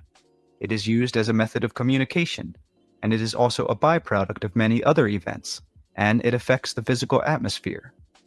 Now, the same is true about what I will call inner sound, the sound of your thoughts within your own head. I am not speaking here of body noises, though you are usually oblivious to these also. Inner sounds have an even greater effect than exterior ones upon your body. They affect the atoms and molecules that compose your cells. In many respects, it is true to say that you speak your body, but the speaking is interior. The same kind of sound built the pyramids, and it was not sound that you would hear with your physical ears. Such inner sound forms your bone and flesh. The sound exists connected with, but quite apart from, the mental words you use in thinking. It does not matter in which language you are addressing yourself, for example. The sound is formed by your intent, and the same intent, and putting this simply now, will have the same sound effect upon the body, regardless of the words used. But usually you think in your own language, and so in quite practical terms, the words and the intent merge. For all practical purposes then, the two are one. When you say, "I am tired," mentally, you are not only giving silent messages to yourself. I say messages rather than message, because the general statement is broken down. Many portions of the body must be affected before you feel tired. But beside this, the inner sound value of the messages automatically affects the body in just that way. What should you do then if you find yourself feeling tired? This is your conscious assessment of your body's reality at a given time. You want to change it so that you do not reinforce it. Instead, you say mentally that the body can now begin to rest and refresh itself. You take your initial judgment for granted then without restating it, and instead suggest the remedy be carried out. You can, if the conditions warrant, physically rest by lying down, or make whatever adjustments seem appropriate. If none are possible, then several such suggestions, that the body can refresh itself, will give you benefit. To tell yourself over and over that you are tired, however, reinforces the condition. The inner sound value of the countering suggestion automatically begins to refresh the body. It is fashionable now to think about noise pollution, yet the same kind of circumstances occur with inner sound, particularly when your inner thoughts are self-contradictory, scrambled, and random. Diverse and highly conflicting instructions are then given to the body. As you should know, the body's inner environment changes constantly, and it is you who change it. Change is quite necessary, and as a rule, the body's overall balance is maintained. But the directions that you give are often not clear or advantageous, and your beliefs largely determine the kind of information you send to that environment. The inner self always attempts to maintain the body's equilibrium and health, but many times your own beliefs prevent it from coming to your aid with even half of the energy available to it. Often, only when you are in dire straits do you open up the doors to this great energy, when it is much too clear that your previous beliefs and behavior have not worked. You have at your disposal the means to ensure your health. My friend Joseph brought up a point concerning this before our session. He wanted to know why so many in this country wore glasses. He wondered if people unacquainted with glasses and suddenly introduced to them would develop a need for them. And they would. Many individuals are given glasses to correct an eye difficulty at an early age. Left alone, in many cases, the eyes would correct themselves. The glasses can impede any such self-correction by providing a crutch that further weakens eye muscles, for example, and instead fixes the condition. When you believe that only glasses will correct poor vision, then only glasses will. Instead, you must discover the reason for the belief behind the physical poor function or non-function, and if this is done, the condition will automatically clear up. Now, for most people, it is easier to get glasses. To be healthy, you must believe in health. A good physician is a changer of beliefs. He will replace an idea of illness with one of health. Whatever methods or drugs he uses will not be effective unless this change of belief takes place. Unfortunately, when man became a labeler, he also made maps, so to speak, of great complexity, categorizing various diseases with greater effectiveness than ever before. He studied dead tissue to discover the nature of the disease that killed it. Physicians began to think of men as carriers of disease and diseases, which in certain terms they, the physicians, did themselves create through some new medical procedures. The old medicine men often dealt far more directly with the patient himself and understood the nature of beliefs and the prime importance of suggestion.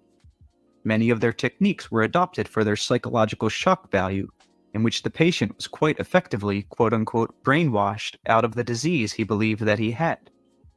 The present medical profession is sadly hampered because of its own beliefs. Often it operates as a framework in which poor health and disease are not only accepted as normal, but the concepts behind them strengthened. Here you have, again, as in psychoanalysis, a hide-and-seek arrangement in which both doctor and patient take part. Both believe they need the other, of course. Behind this is the psychic pattern of beliefs in which the patient often assigns to the doctor the powers of knowledge and wisdom that his beliefs have taught him he does not have.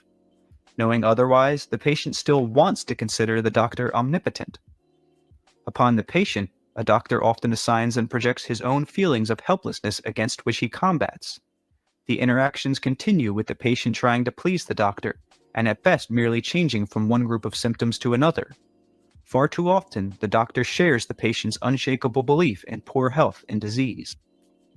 Not only this, but the medical profession often provides blueprints for diseases, and the patient too often tries them on for size.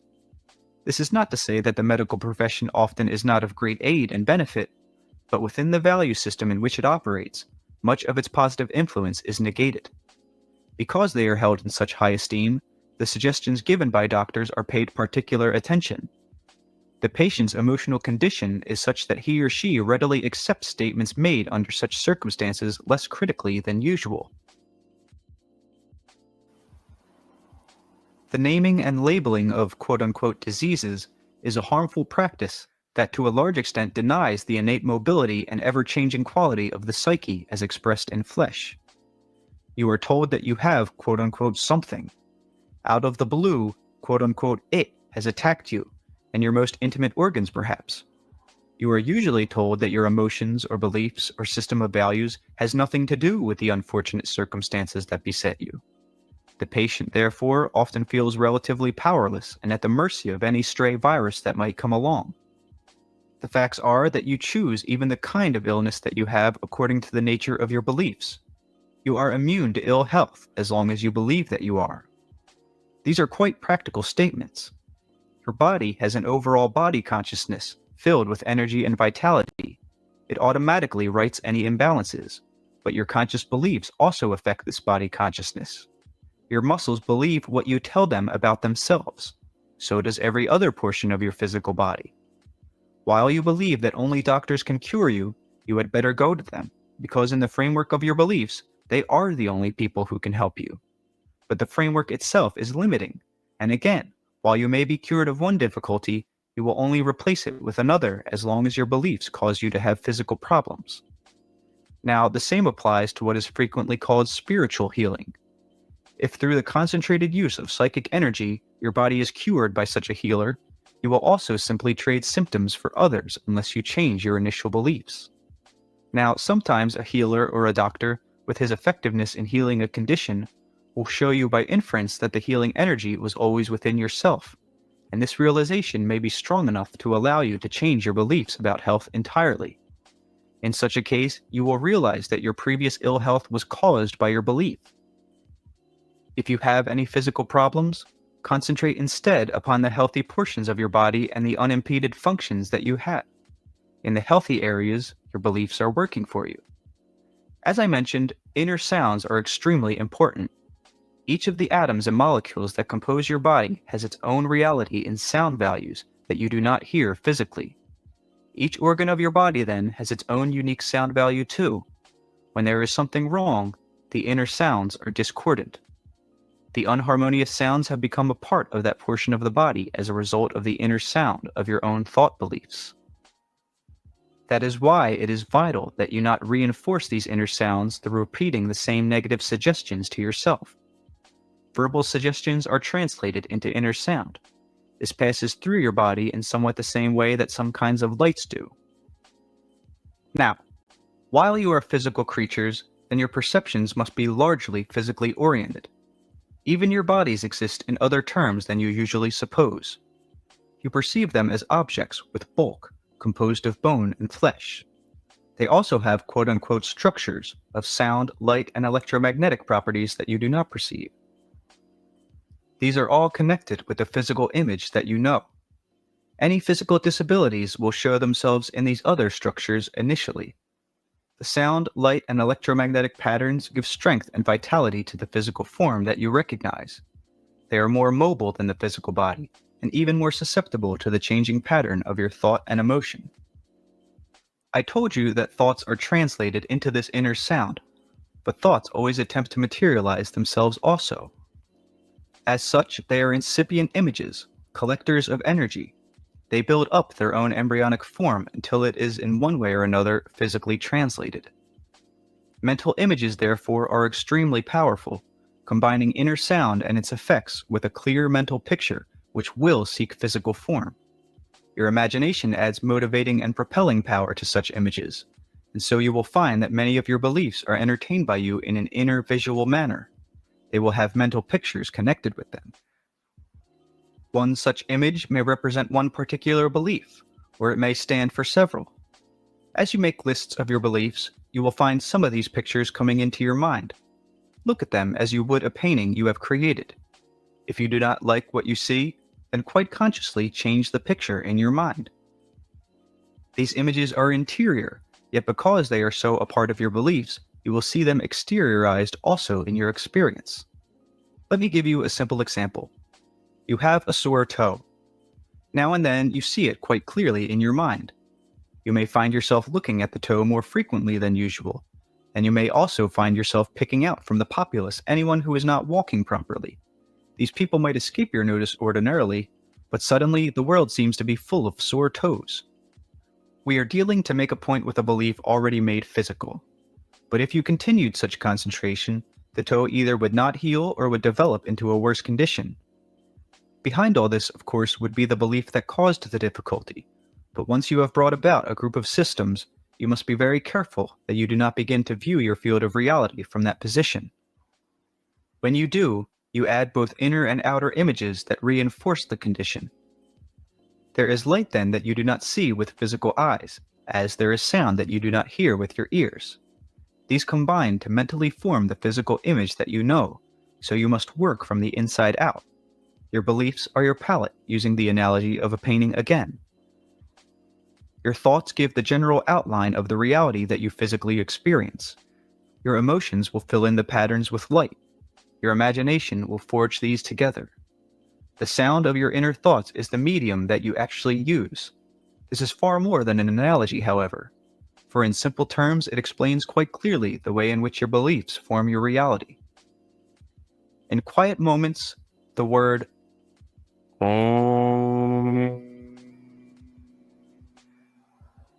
said slowly, mentally, or aloud will be of benefit in toning up your general physical condition.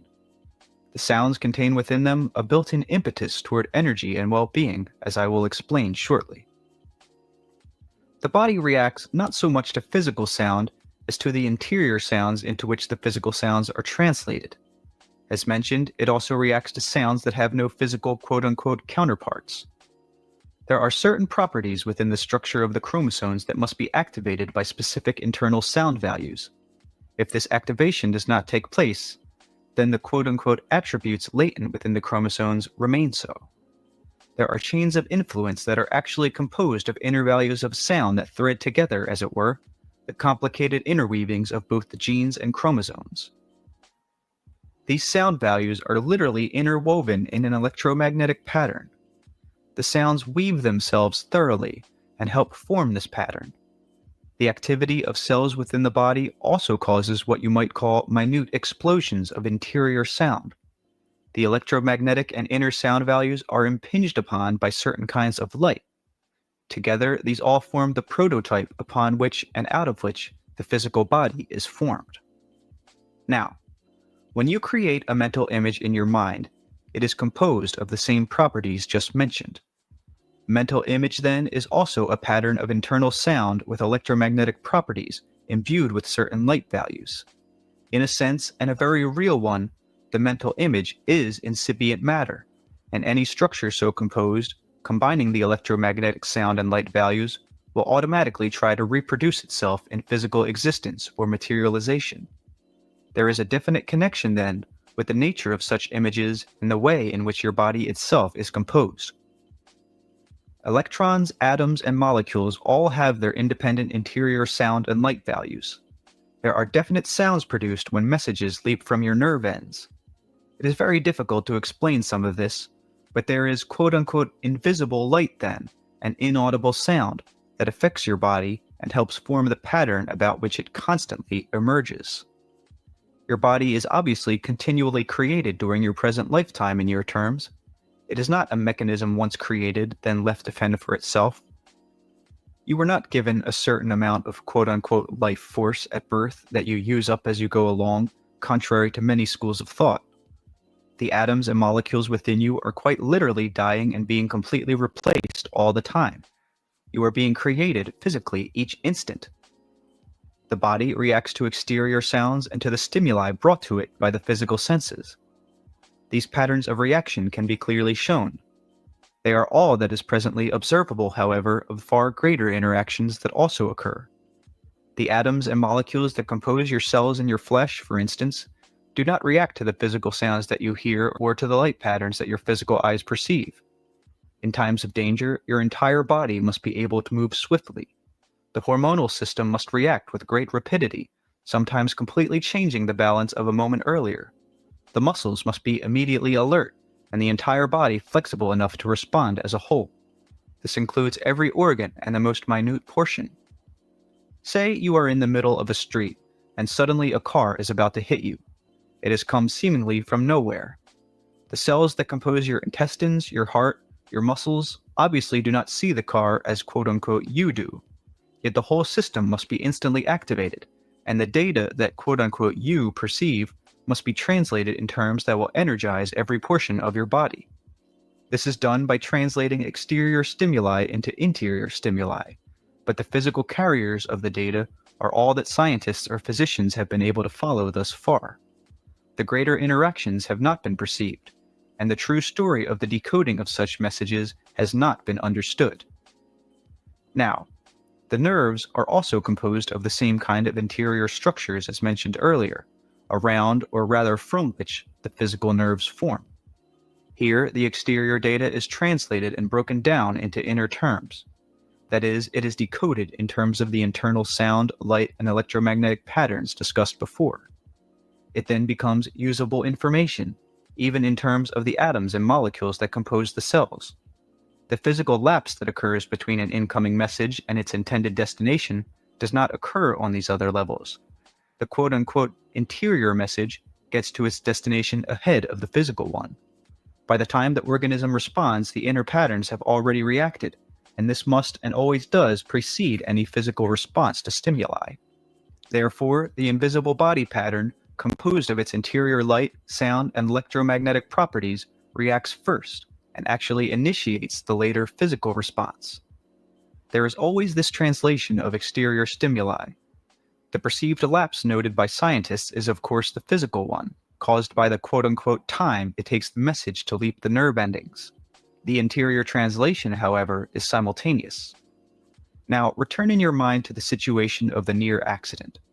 That event with the car, its driver, and your own precarious position exists as another structure besides the one that you physically see. It also, the event, exists in the terms mentioned earlier, in a reality composed of invisible light, inaudible sound, and electromagnetic patterns. Consciously, you react to the physical data, the noise, the squeal of brakes perhaps, the visual shock of seeing the car so close. But the entire inner reality of that scene or event is instantly quote-unquote recognized by what I refer to as your inner senses. These respond to the interior patterns I've told you about. The physical data is carried through the nerves with the necessary time lapses that must occur. These represent the temporal end of the spectrum of perception. Because you are flesh and blood creatures, the interior aspects of perception must have their physical counterparts. But material awareness and bodily response to it would be impossible were it not for these internal webworks. Now, before you see anything physically, you do so through these inner pathways. The interior perception activates the outside one. When you experience physical motion or activity, events or phenomena, you are becoming aware of the tail end of a long quote-unquote series of interior comprehensions. I am saying that all exterior events, including your own bodies with their insides, all objects, all physical materializations, are the outside structures of inside ones that are composed of interior sound and invisible light, interwoven in electromagnetic patterns. Beneath temporal perception, then, each object and event exists in these terms in patterns that interact with each other. On a physical level, you seem to be separated from everything that is not yourself. This is not true, but in your day-to-day existence it seems to be, and it is an assumption that you usually take for granted. On the interior level of which I have been speaking, all happenings and objects are connected. A movement or change in one affects others. You will physically respond to and recognize some of this alteration, as in the example of the near accident. But whether or not you are consciously aware of such activity, it changes the interior environment of your body through these inner pathways. Your own thoughts and beliefs, having the same kind of inner reality, also transform the interior environment of others. The near accident mentioned was a physical event, but it was initially a mental one. It existed in this non-temporal reality then before, in your terms, it was physically materialized, perceived, and reacted to. It was propelled from inner reality to outward reality through belief, emotion, and imagination. Because you cannot see them, it may seem to you that these qualities are not as real, say, as an object.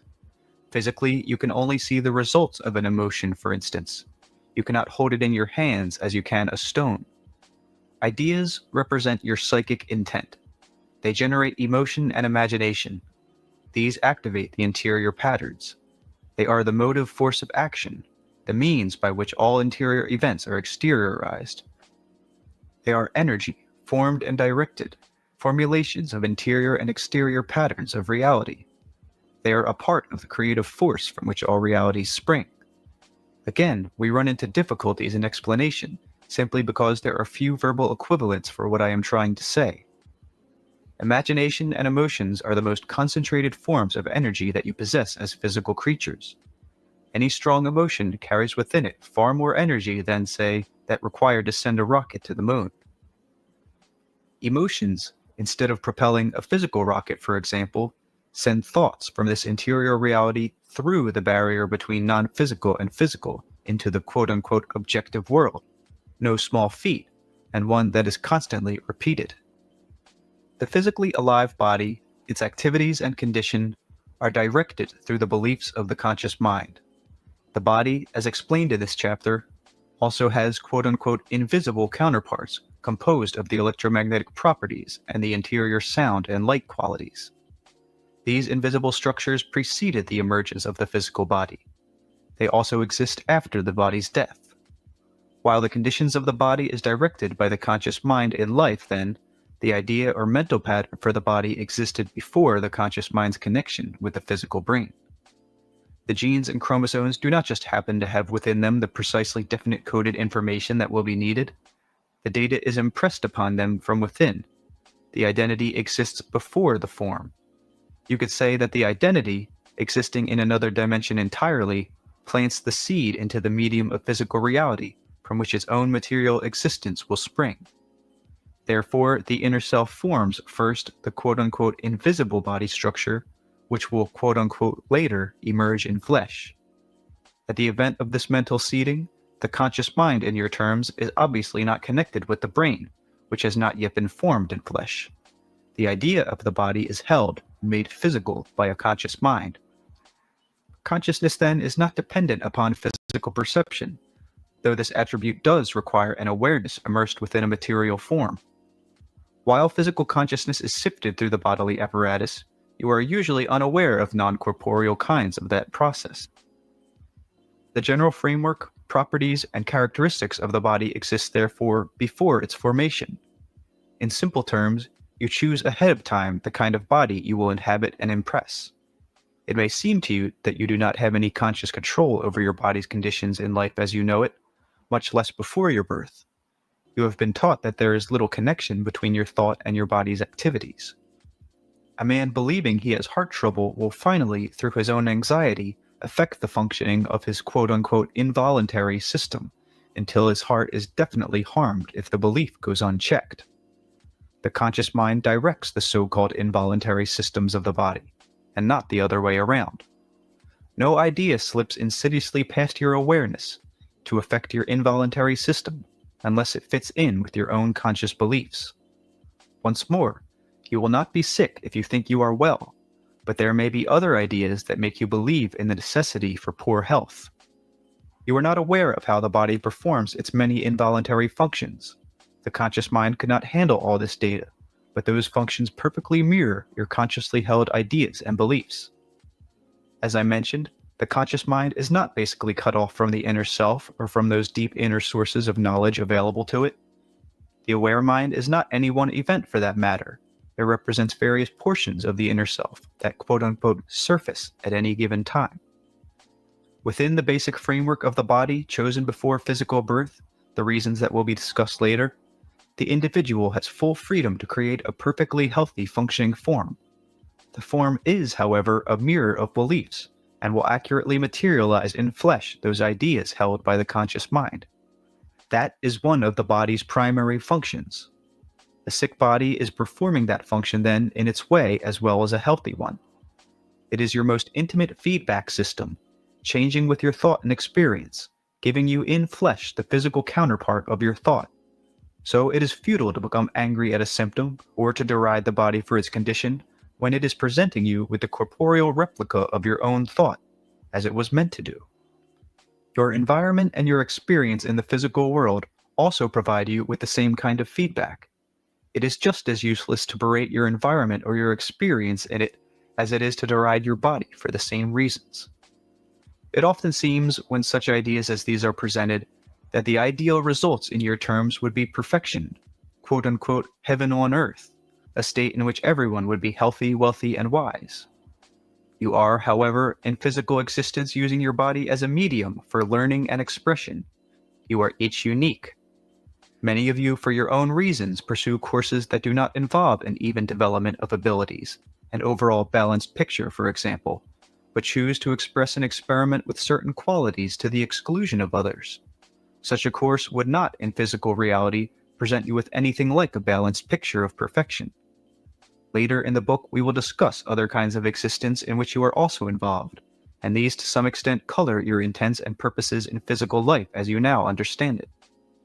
If all of your beliefs, not just your quote-unquote fortunate ones, were not materialized, you would never thoroughly understand on a physical level that your ideas create reality.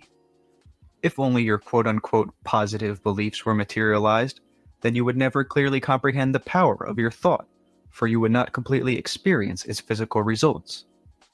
The conscious mind exists before material life and after it.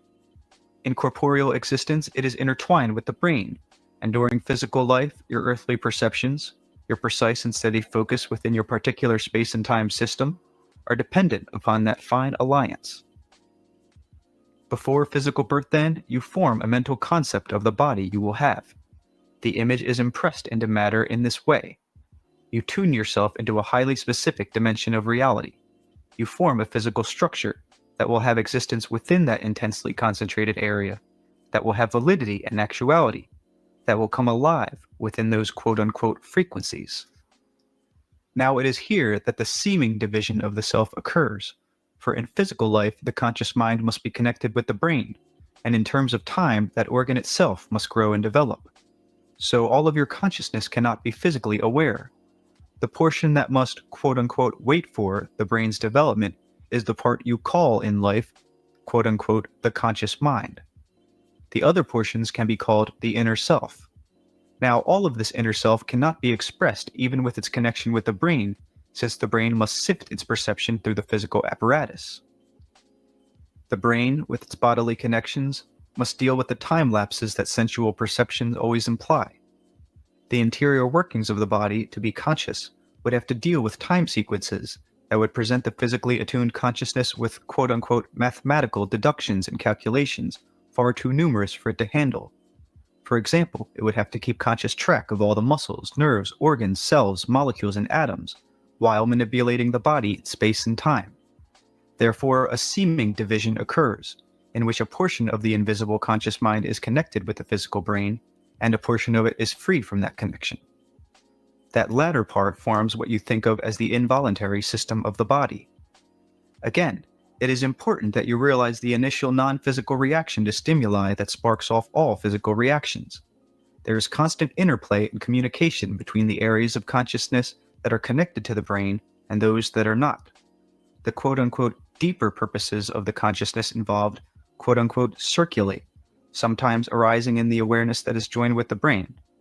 Information coming from those deeper sources of the self, reaching the areas connected to the brain, will be interpreted according to the beliefs of that most physically focused segment of the self. To some degree, such inner data will be colored by the current beliefs of that part of the self most directly confronting the physical world. Those beliefs, however, are also constantly being examined by the inner self. Chapter 6: The Body of Your Beliefs and the Power Structures of Beliefs. Quite literally, you live in the body of your beliefs. You perceive through the body of your beliefs. Your beliefs can increase your vision or diminish it. They can increase or diminish your hearing or any sense function. If, for example, you believe that after a certain time of life, hearing will fade, then so it will. You will begin to use the faculty less and less, unconsciously transfer your attention to the other senses to compensate, and rely less and less upon your ears until the functions themselves do atrophy.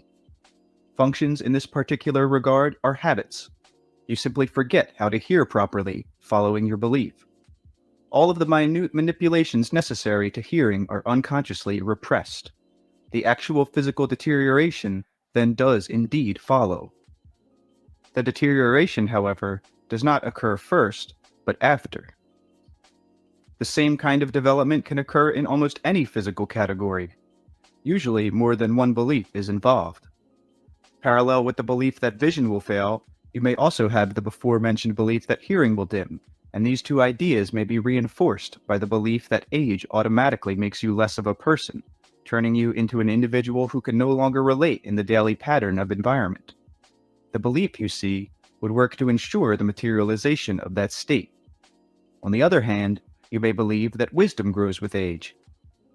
That self-understanding brings a peace of mind not earlier known, that the keen mind is actually far better able to assess the environment, and that the physical senses are much more appreciative of all stimuli.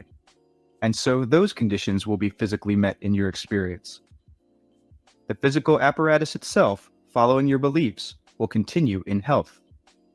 You must understand again that your ideas and thoughts do not exist as phantoms or shadow images without substance. They are electromagnetic realities. They affect your physical being, and they are automatically translated by your nervous system into the stuff of your flesh and of your experience. Your conscious mind is meant to assess and evaluate physical reality, and to help you chart your course in the corporeal universe of which you are presently part. Other portions of your being, as mentioned, rely upon you to do this. All energy at the inner self's disposal is then concentrated to bring about the results asked for by the conscious mind. Your effective power of action follows the lines of your beliefs. To believe in your own weakness is to deny yourself the power of action. To accept uncritically all beliefs that come to you is to open yourself to a barrage of conflicting data at best, in which the clear lines of action and power become blurred. Contradictory demands and assessments are then sent into the inner self, which by various methods will try to tell you that something is wrong. Beliefs of like nature attract each other, for you are bound to look for consistencies in your behavior and experience. You must learn to deal with your own beliefs directly, or you will be forced to deal with them indirectly, by reacting to them quite without knowing it in your physical experience. When you rail against an unfavorable environment or a situation or condition, basically, you are not acting independently, but almost blindly reacting. You are reacting to events that seem to happen to you, and always in response to a situation.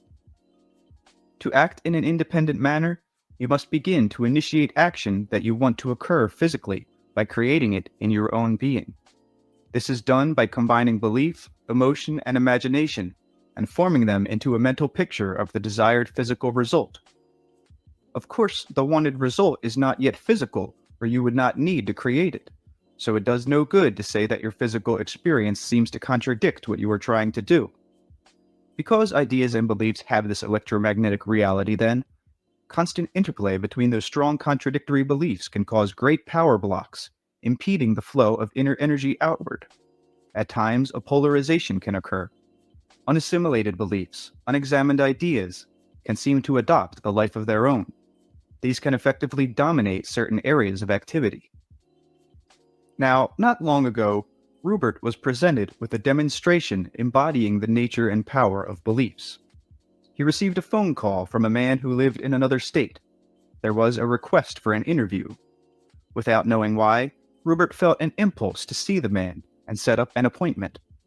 The visitor arrived from the airport with his wife in tow. He was a study, a living example of the effects of conflicting unexamined beliefs, a fierce and yet agonized personification of what can happen when an individual allows his conscious mind to deny its responsibilities, when an individual becomes afraid of his own consciousness. Here was a young man whose beliefs were alive with their own life while he was relatively powerless. No effort had been made to reconcile directly opposing beliefs until the personality itself was quite literally polarized. You were faced with what could be called a classic instance of secondary personality. I am discussing it here because it so beautifully illustrates the nature and power of beliefs and the conflicts that can arise when an individual does not accept responsibility for his own thoughts.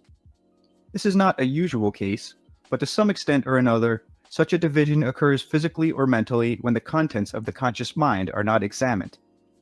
Entering, the man bristled with belligerence and hostility. Having requested help, he then hated himself for the weakness that he believed caused such a need. He glowered at our friend Rupert with great vehemency, projecting all of the energy at his command to show that he would not be cowed, and that if anyone took over the situation, he would be the one to do so. He spoke of another personality far more powerful than he, though he said he could force a room full of 150 people to follow his commands.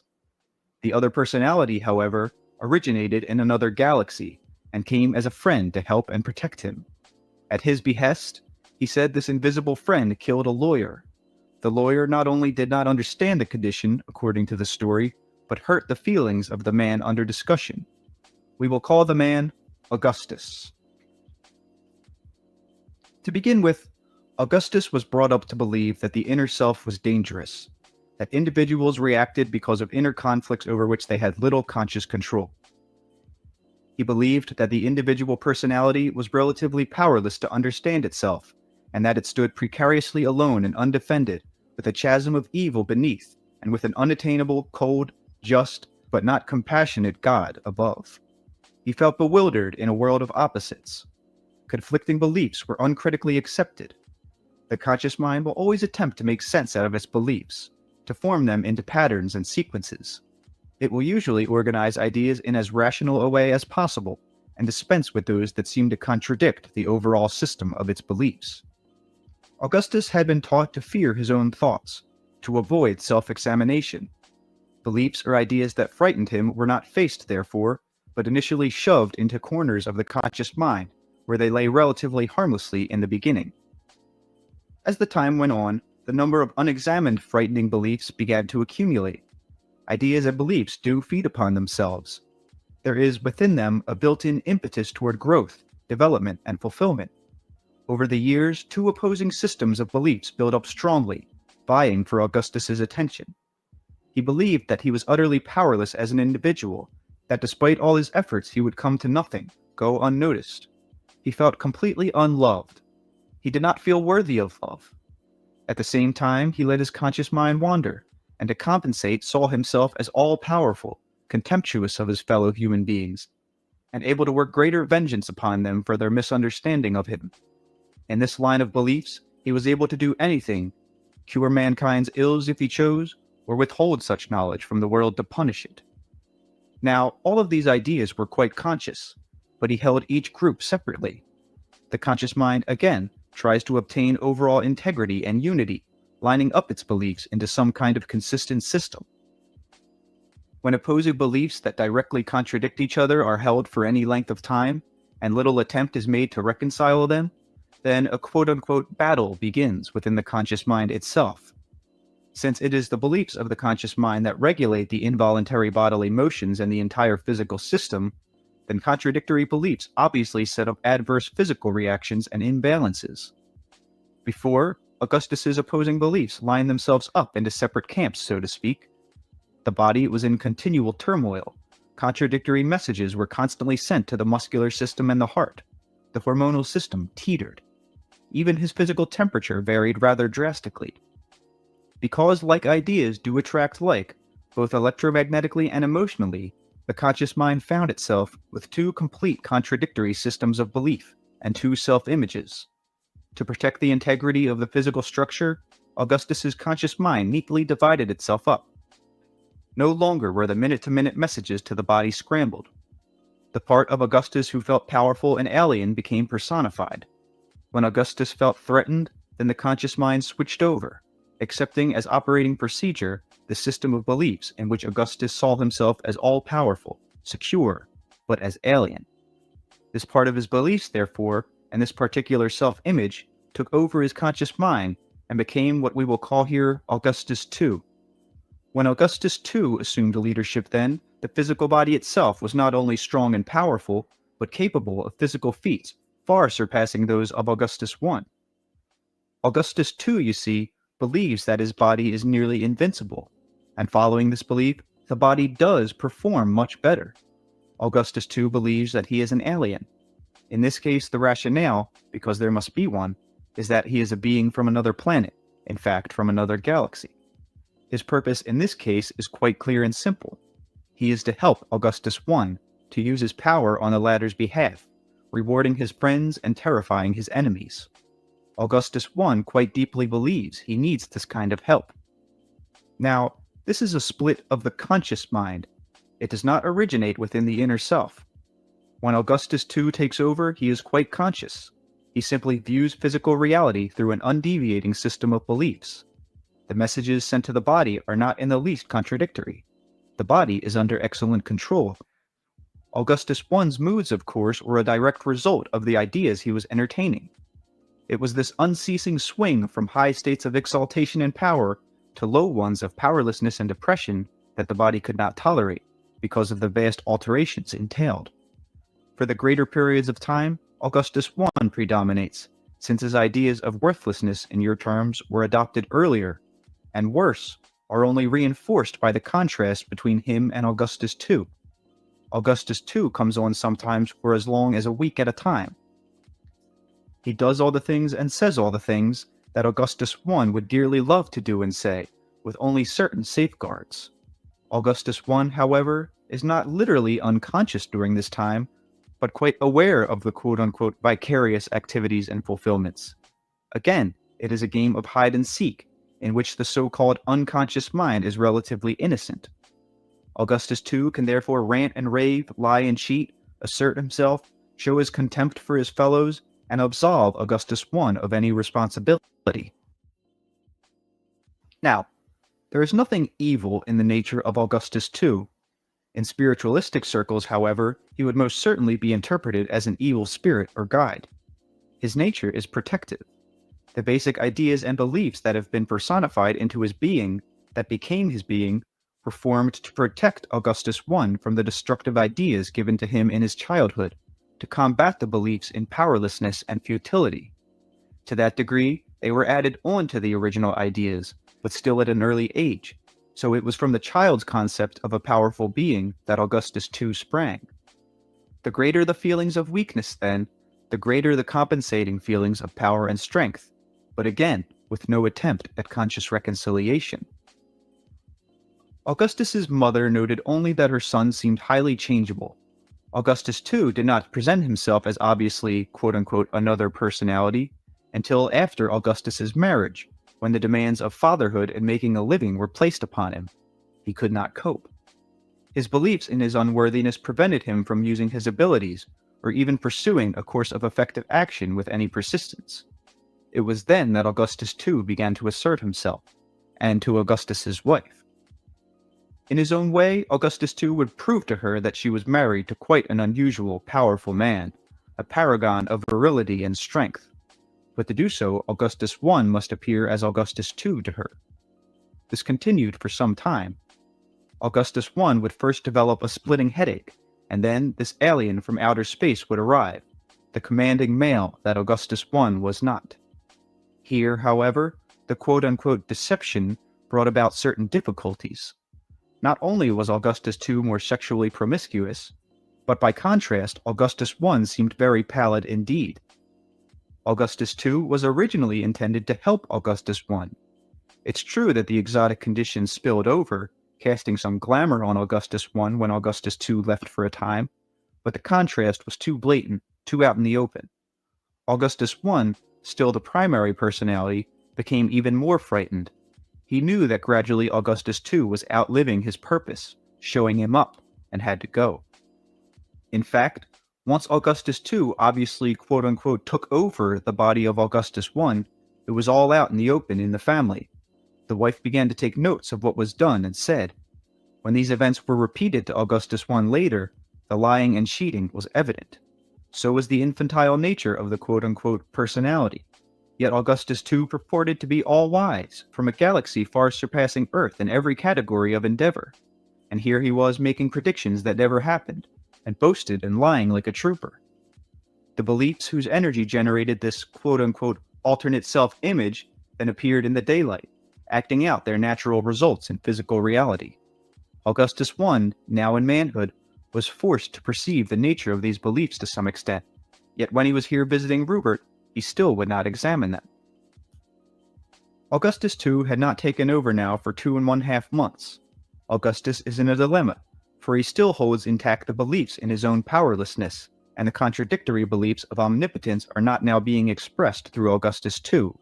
Yet expressed they will be, and so in the interview, Augustus I, who we will now simply call Augustus, at one moment came through with his gigantic belligerence, staring at Rupert and telling him that he could annihilate anyone who hurt him.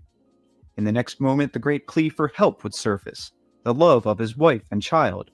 In one sentence, Augustus would make a statement, and 10 minutes later make it clear with another remark that the first fact had not been true. Here, the polarity between Augustus I and II had dissolved, so that the two opposing systems of belief operated alongside each other. Still, Augustus would not examine his own words, his own thoughts, or see the contradictions so obvious to others. The nature and importance of belief appeared so eloquently that Rupert was astounded and found himself forced into some complicated psychological footwork. The two quote-unquote personalities were no longer separate, but merging. Augustus said, "My friend killed a neighbor of mine who was against me by giving him pneumonia. He looks out for me. Another neighbor has ulcers, and Augustus told Rupert that after he touched this neighbor, the ulcers seemed to have been healed. So he said, 'I would like to know how much of this great ability belongs to me.' And looking briefly away, 'Perhaps I do not need my friend to protect me after all.'" Now, this was definitely to the good, in that Augustus was beginning to feel that perhaps he was not powerless. His own personality, however, is left to handle the definite unsavory characteristics of an Augustus II who is no longer personified. He is left with the questions: if I am so powerful, how is it that I am so weak and cannot even support my family? If I am so great, why cannot I effectively use my energy? For the body of Augustus is once again under the sway of beliefs about himself that are highly contradictory. Before, he was physically powerful when he was Augustus II, and weak when he was Augustus I. Now, as Augustus, he is alternately strong and weak, and the body stresses are apparent. As Augustus II, he could stay up night and day and perform physical tasks quite difficult for the normal human being to do, for he operated under the indivisible idea of power and strength. It had taken some courage for him to let Augustus II vanish.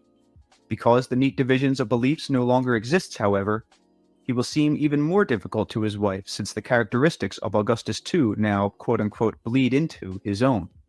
He will lie, for example, where before only Augustus II lied. Here then is a case where directly opposing beliefs dominated the conscious mind at various times, each operating the body in its own manner.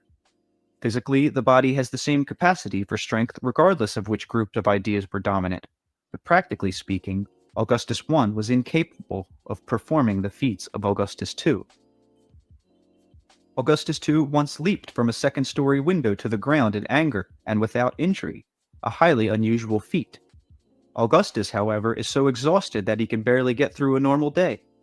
You had a situation in which an individual, through beliefs, put his power and energy literally beside himself. He could use it only when he switched beliefs completely. It was only because the childlike characteristics of Augustus II finally appear so blatantly that Augustus II had to be dispensed with. Augustus's wife made the difference, for it was obvious that she did not have the same opinion of this quote-unquote friend that her husband had. Her beliefs then became the new foundation, the one point of change that allowed Augustus to view this alternate self-image with any kind of detachment at all. There is no real adequate framework in your society in which people like Augustus can be treated with any effectiveness. An analyst might consider Augustus as schizophrenic and label him neatly, but such terms are basically meaningless. If the analyst, over a period of time, should convince Augustus that his condition in the present resulted from some specific inhibited event in the past, and if the analyst was an intuitive and understanding man, then Augustus might change his beliefs enough so that some kind of quote-unquote cure was worked. He would then conveniently remember such an event and display the expected emotions as he re-experienced it. Unfortunately, in his present state, powerless as it were without Augustus II, he might also simply call on his quote-unquote alter ego to show the good doctor that he was no one to trifle with. Then there would be the matter of helping Augustus to face the implications of his other self's behavior in such a way that he could accept it as a portion of his own identity. When Augustus II was in control of the body, the chemical makeup varied considerably. It showed significant differences over Augustus's usual hormonal status. The chemical changes were caused by the transition in beliefs that operated, and not the other way around. If chemical alteration were made in Augustus II, he would return to the Augustus I personality, but the change would be artificial, not permanent, and possibly quite dangerous. The chemically inhibited tendencies would to some extent be forcefully blanketed through medication. The problem would remain, though, and it is quite possible that overt suicidal tendencies would result, or more insidious hidden suicidal inclinations, where vital organs would be attacked. Sometimes such cases are handled within another framework, in which Augustus would be considered possessed by an independent quote-unquote evil entity whenever Augustus II took over. Now again, if Augustus somehow changed his beliefs, it is possible that even within that framework some kind of cure would be effected, but at the same time, the dangers and difficulties would make such a cure relatively impossible. If a practitioner who believed that Augustus was possessed then convinced Augustus of the quote-unquote fact, their joint charged beliefs might possibly work for a while. Convincing Augustus that he was under the domination of an evil entity would be step one. Step two, getting rid of the intruder, could at least follow. The trouble is that working within that framework, the self-structure is further weakened, for the normally repressed characteristics of Augustus II are forever denied. Augustus must then always be quote-unquote good, and yet he would always feel vulnerable to another such invasion of evil. The same results as those given could be possible: the growth of suicidal tendencies or other self-destructive behavior. Luckily, the human mind and body are far more flexible, durable, and creative than ever given credit for. Many cases like Augustus's never come to light. The individuals involved cure themselves. Sometimes this is done when such a person chooses to undergo a traumatic experience. Often one part of the personality will plan this quite deliberately, while the other portion closes its eyes. These events can seem to be disasters or near disasters, and yet they can sufficiently mobilize the entire personality for survival's sake. In a moment of high critical tension, the personality may put itself together again. Such critical uniting episodes usually do not involve long sickness, though they may, but instead events such as bad accidents. The difficulty may be exteriorized as a broken limb, for example, instead of a broken self, and as the body is repaired, the necessary assimilation of belief takes place. There are various kinds and stages in such cases. Each individual is unique.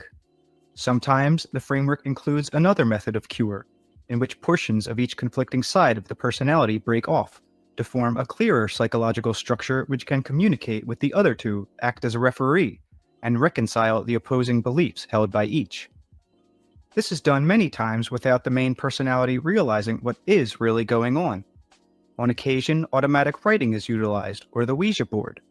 Both are methods to uncover invisible conscious beliefs that are accepted by you consciously at any given time, say, and deliberately ignored at another given time. When people using such methods are told that their writing comes through from a demon or the devil or an evil spirit, then those invisible beliefs are shoved farther away. Any search into the mind becomes frightening and dangerous, since it might lead to further such quote-unquote invasion. Now, such invasion is usually the sudden appearance of previously unacceptable beliefs, quite conscious but invisible, tucked away. Then they suddenly appear as alien. In most instances, the possession concept makes it all the more upsetting. Easier to face often is the idea that the responsibility for such ideas must belong to another entity or being. In all cases of this nature involving Augustus-type episodes, the problem is one of unassimilated beliefs. Instead of such comparatively drastic behavior, however, such beliefs can be expressed through various parts of the body. Unfortunately, a system of medicine that largely deals with symptoms only encourages a patient to project such beliefs on new organs, for instance, after already sacrificing others in operations. The solutions lie in the conscious mind. I cannot emphasize this too strongly, and in those beliefs that you accept about the nature of reality, and specifically about the nature of your being. While the most basic work must be done by the individual, help is always available from a variety of sources, both within and without. You will literally interpret and use almost any data that comes to you as helpful, and it will be highly effective, unless your beliefs lead you to think perhaps that everyone is against you, or that you are beyond help, or that you do not deserve it. Other such ideas can also clue you off from help, of course, but you will instinctively look for it and use it when possible. Chapter 7. The Living Flesh. Often individuals go overboard, forgetting that ideas have their own vitality. Such people make divisions where basically there are none. They consider ideas as completely mental properties, separate from their concepts of the body. They think ideas reside in their heads. Who, for example, imagines that an idea is alive in his elbow or knee or toe? Generally, people believe that ideas have little to do with the living flesh. The flesh seems physical, and ideas do not. Those given to love of the intellect often make an unnecessary separation between the world of concepts and that of the flesh. While it is true that the body is the living materialization of idea, it is also true that these ideas form an active, responsive, alive body. The body is not just a tool to be used. It is not just a vehicle for the spirit. It is the spirit in flesh. You impose your ideas upon it and largely affect its health and well-being through your conscious beliefs. But the body is composed of living, responding atoms and molecules. These have their own consciousnesses, alive in matter, their drive to exist and be within the framework of their own nature. They compose the cells, and these combine to form the organs. The organs possess the combined consciousnesses of each of the cells within them, and in their way, the organs sense their own identity. They have a purpose, that function they provide within the organism as a whole. This cooperation of consciousness continues so that you have a body consciousness that is vital, that strives to maintain its own equilibrium and health.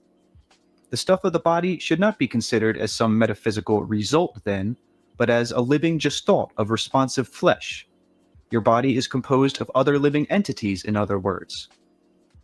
Though you organize this living material, it has its own right to fulfillment and existence. You are not a soul encased in inert clay.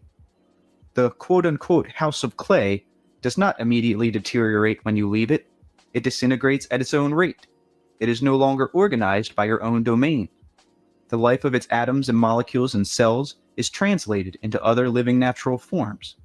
Your perception is merely that which you are aware of. Even the atoms and molecules have their own fine vision and appreciate their environment in their own way.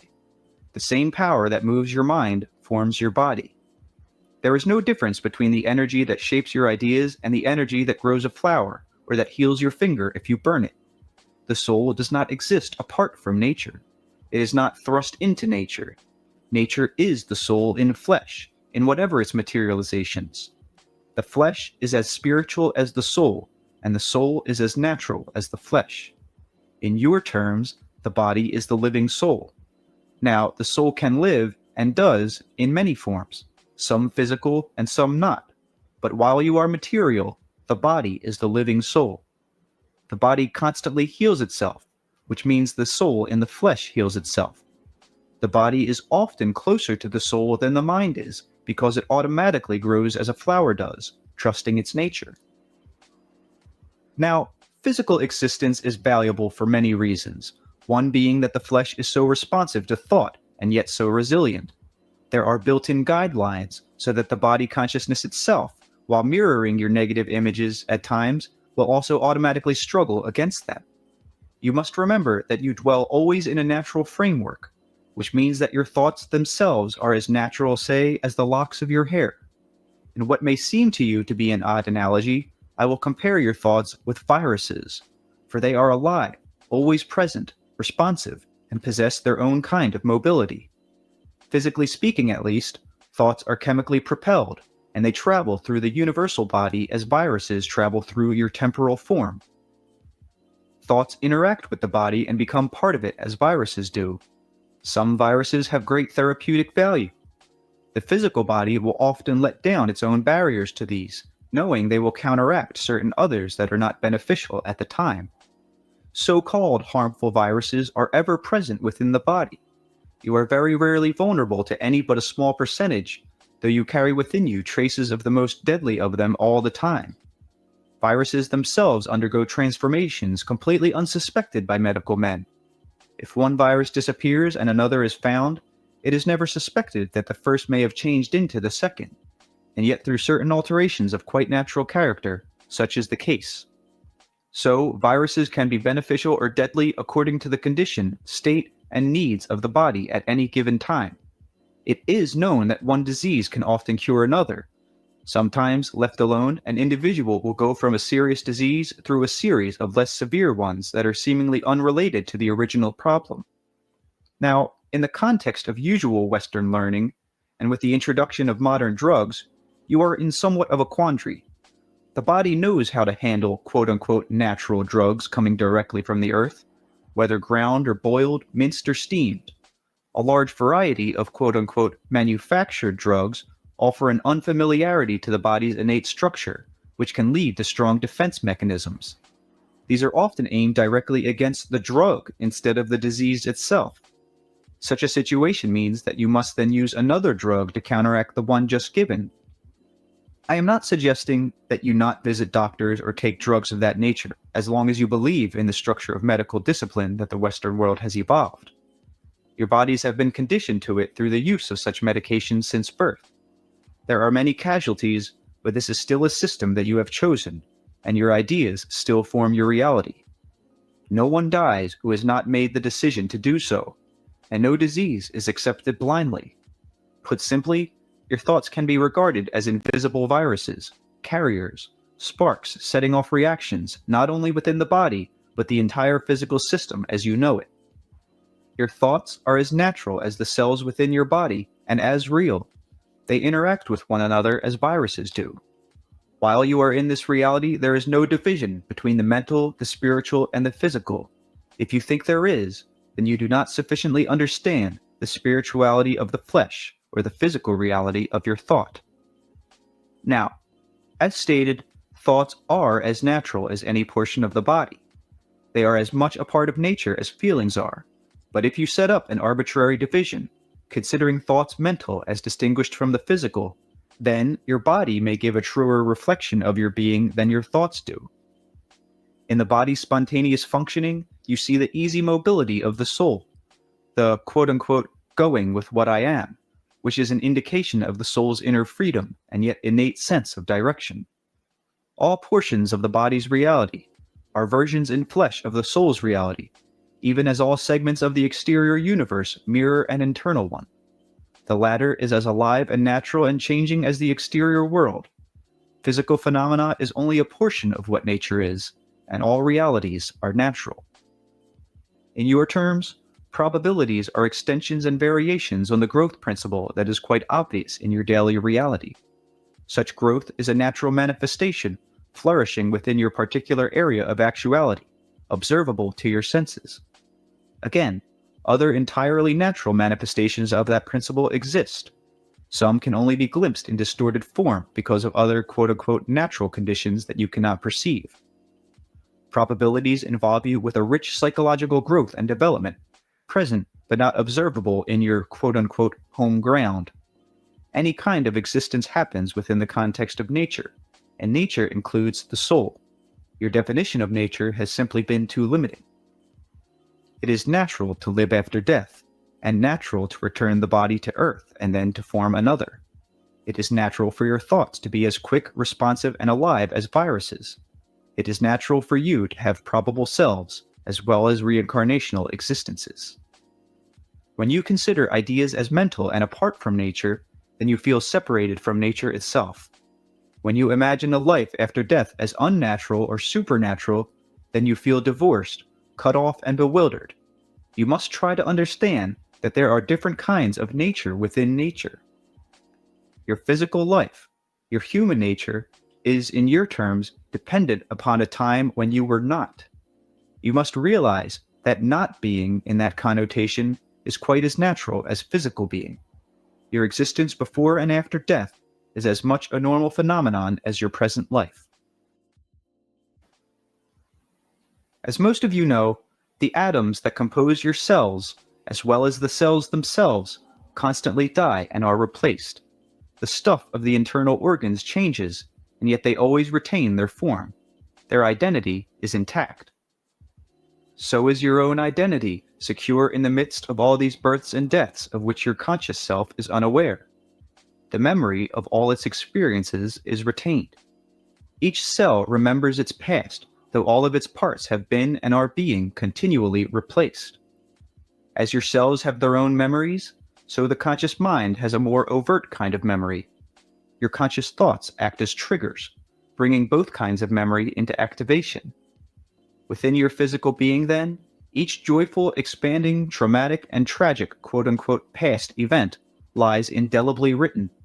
In your terms, this is your working material, the memory of your physical being since the time of its conception in corporeal form. There are, in your memory, the most complex organizations and associative frameworks that exist both in the depths of your cellular structure and in the highest reaches of your conscious activity. Earlier, I compared your thoughts to viruses. Think of them now as living electromagnetic cells, differing from the physical cells in your body only in the nature of their materialization. Your thoughts direct the overall functioning of your body's cells, even though you do not consciously know how those cells operate. The work is unconscious. Each physical cell is, in its way, a miniature brain with memory of all of its personal experiences and of its relationship with other cells and with the body as a whole.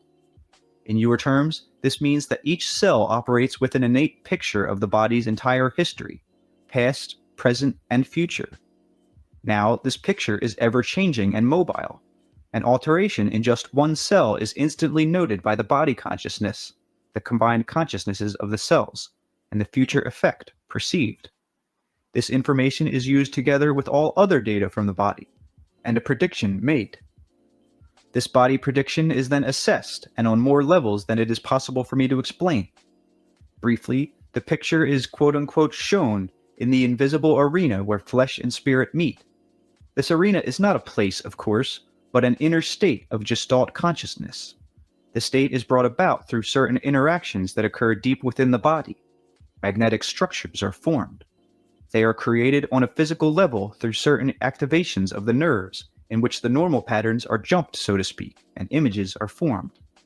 The nerves and the cellular structures at their tips take pictures. These are all assembled and used to form the larger picture of the body's condition. These are not images as you think of them, but highly coded information, electromagnetically imprinted, that would not appear as images to the physical eye. In any case, they cannot be perceived except by the body. But this procedure is so far superior to anything that you know that the body, therefore, actually takes precognitive pictures of its future condition, as if the body's situation at the time were projected into the future. This predictive picture is then set against two models. First, it is checked against the body's ideal standard of health in its individual case, its own greatest fulfillment. Then it is checked against the image of the body sent to it by the conscious self. Correlations are made instantaneously. In an organizational framework that would certainly be envied by the most advanced technological concern, communications spring back and forth with great rapidity. The body makes whatever changes are necessary in order to bring the two pictures in line with the present corporeal condition. There is built-in equilibrium to some extent. The body is so responsive to conscious thought that it has its own innate system of self-preservation and its own guiding image of fulfillment. Say that at the age of 4 you were severely injured. An accident took place at 3:20 in the afternoon. It was snowing. Your mother was roasting a turkey. Imagine that you burned a hand severely. Though all of the tissue in that hand has been completely replaced by the time you are 27, for example, the identity within each of those present cells remembers that injury.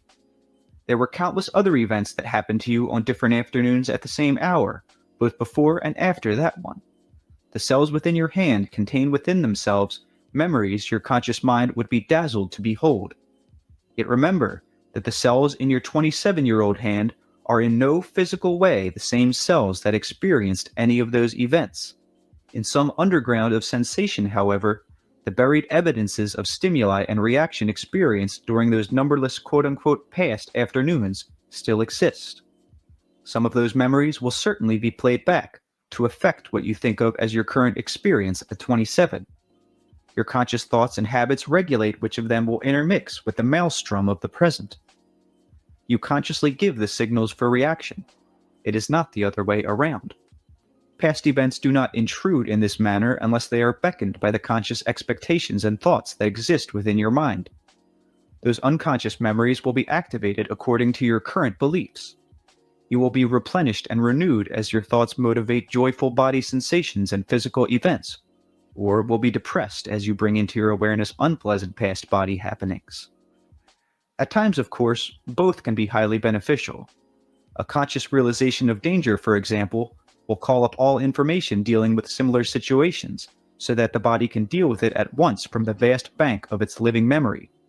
But constant unpleasant thoughts put the body into a state of turmoil that is quote-unquote unrealistic, and in turn force it to reactivate such old patterns. The living flesh is quite aware of certain facts that escape you on a conscious level. It knows it dies and is reborn constantly, and yet retains itself. I use the term quote-unquote dies and quote-unquote is reborn because you make sense of them, but the body does not. The body, while being always itself, comes and goes. It does not feel less or diminished when a cell dies, for it is also in the process of forming a new one. For a moment, think of your body as one large cell in the moment of its being. You, the larger self, have many bodies, each turning into the other as one dies and is reborn. Yet you maintain your identity and your memory, even as the smallest cell in your present body does. This is merely an analogy, but it will explain your body's concept of itself. For as a whole, it knows it quote-unquote dies, as now its portions do, but is also aware of its quote-unquote future transformation. Within this framework, it protects and maintains its own stability and survival. At one level of your being, there is a common ground where body consciousness merges with that higher consciousness from which your own identity springs. This is the result of your being where soul and flesh meet, both in time and out of it. Now, because you are conscious of being, you form your physical reality through conscious thought. I am quite aware that I am repeating myself again and again when I make that statement, but you need to be reminded that you are not at the mercy of unconscious events. You have the body's innate wisdom behind you, and it will always try to correct your errors. These suggestions will appear in numberless ways, some quite physical to your way of thinking, and some through other means. The body may of itself begin to crave certain foods, for example, or fresh air or exercise. These are simple instances, and later we will be more specific. You may have dreams urging you to move in such a such direction, or pointing out areas in which corrections should be made. Often, such dreams bring about behavior changes, whether or not you remember them in the morning. You may request dreams in which proper direction is given, and you will receive them. If you ask on the one hand, however, and do not believe in the therapeutic nature of dreams on the other, you will short-circuit any such activity. In such a case, you are not being honest with the contents of your conscious mind. Instead, you are saying, "I will have a dream to help me, and yet I do not believe I can have such a dream." In all cases, when you are concerned about your health, there is a choice of directions for you to follow. The living flesh is yours. It is the materialization of your soul, and through the body, the soul will provide you with those answers you require. In the next chapter, we will begin to discuss those methods that can be used to refresh and heal the body, and that will help you arouse from within the physical form those memories and experiences most to your advantage. For best results, you must remember that ideas are as alive as the cells within your hand. Chapter 8: Health, Good and Bad Thoughts, and the Birth of quote-unquote demons. Try a simple experiment. The results will be self-explanatory. Think of a sad event from your life. Similar feelings will soon follow, and with them, memories of other such unpleasant episodes strung together through association. Scenes, odors, words, perhaps half forgotten, will suddenly come upon you with new freshness. Your thoughts will activate the appropriate feelings. Beneath your awareness, however, they will also trigger the cell's ever-present memory imprints of stimuli received when those events occurred. There is, to some extent now, a cellular memory playback, and on the part of the entire body, the recognition of its state at that time. If you pursue such sorrowful thoughts persistently, you are reactivating that body condition. Think of one of the most pleasant events that ever happened to you, and the reverse will be true, but the process is the same. This time, the associated memories are pleasant, and the body changes accordingly. Remember, these mental associations are living things. They are formations of energy, assembled into invisible structures through processes quite as valid and complicated as the organization of any group of cells. Comparing them with cells, they are of briefer duration, generally speaking, though under certain conditions this does not apply. But your thoughts form structures as real as the cells. Their composition is different, and that no solidity is involved in your terms. As living cells have a structure, react to stimuli, and organize according to their own classification, so do thoughts. Thoughts thrive on association. They magnetically attract others like themselves, and like some strange microscopic animals, they repel their quote-unquote enemies, or other thoughts that are threatening to their own survival. Using this analogy, your mental and emotional life forms a framework composed of such structures, and these act directly upon the cells of your physical body. Now, let us return to Augustus, for here we find again in one individual an excellent example of the way in which seemingly non-physical thoughts and beliefs can affect and alter the corporeal image. Now, first of all, Augustus has been told in various ways, "You think too much. You should be doing something physical, involved in sports, more outgoing." Such repeated remarks, with other childhood conditions, made him afraid of his own mental activity. He also felt unworthy, so how could his thoughts be good?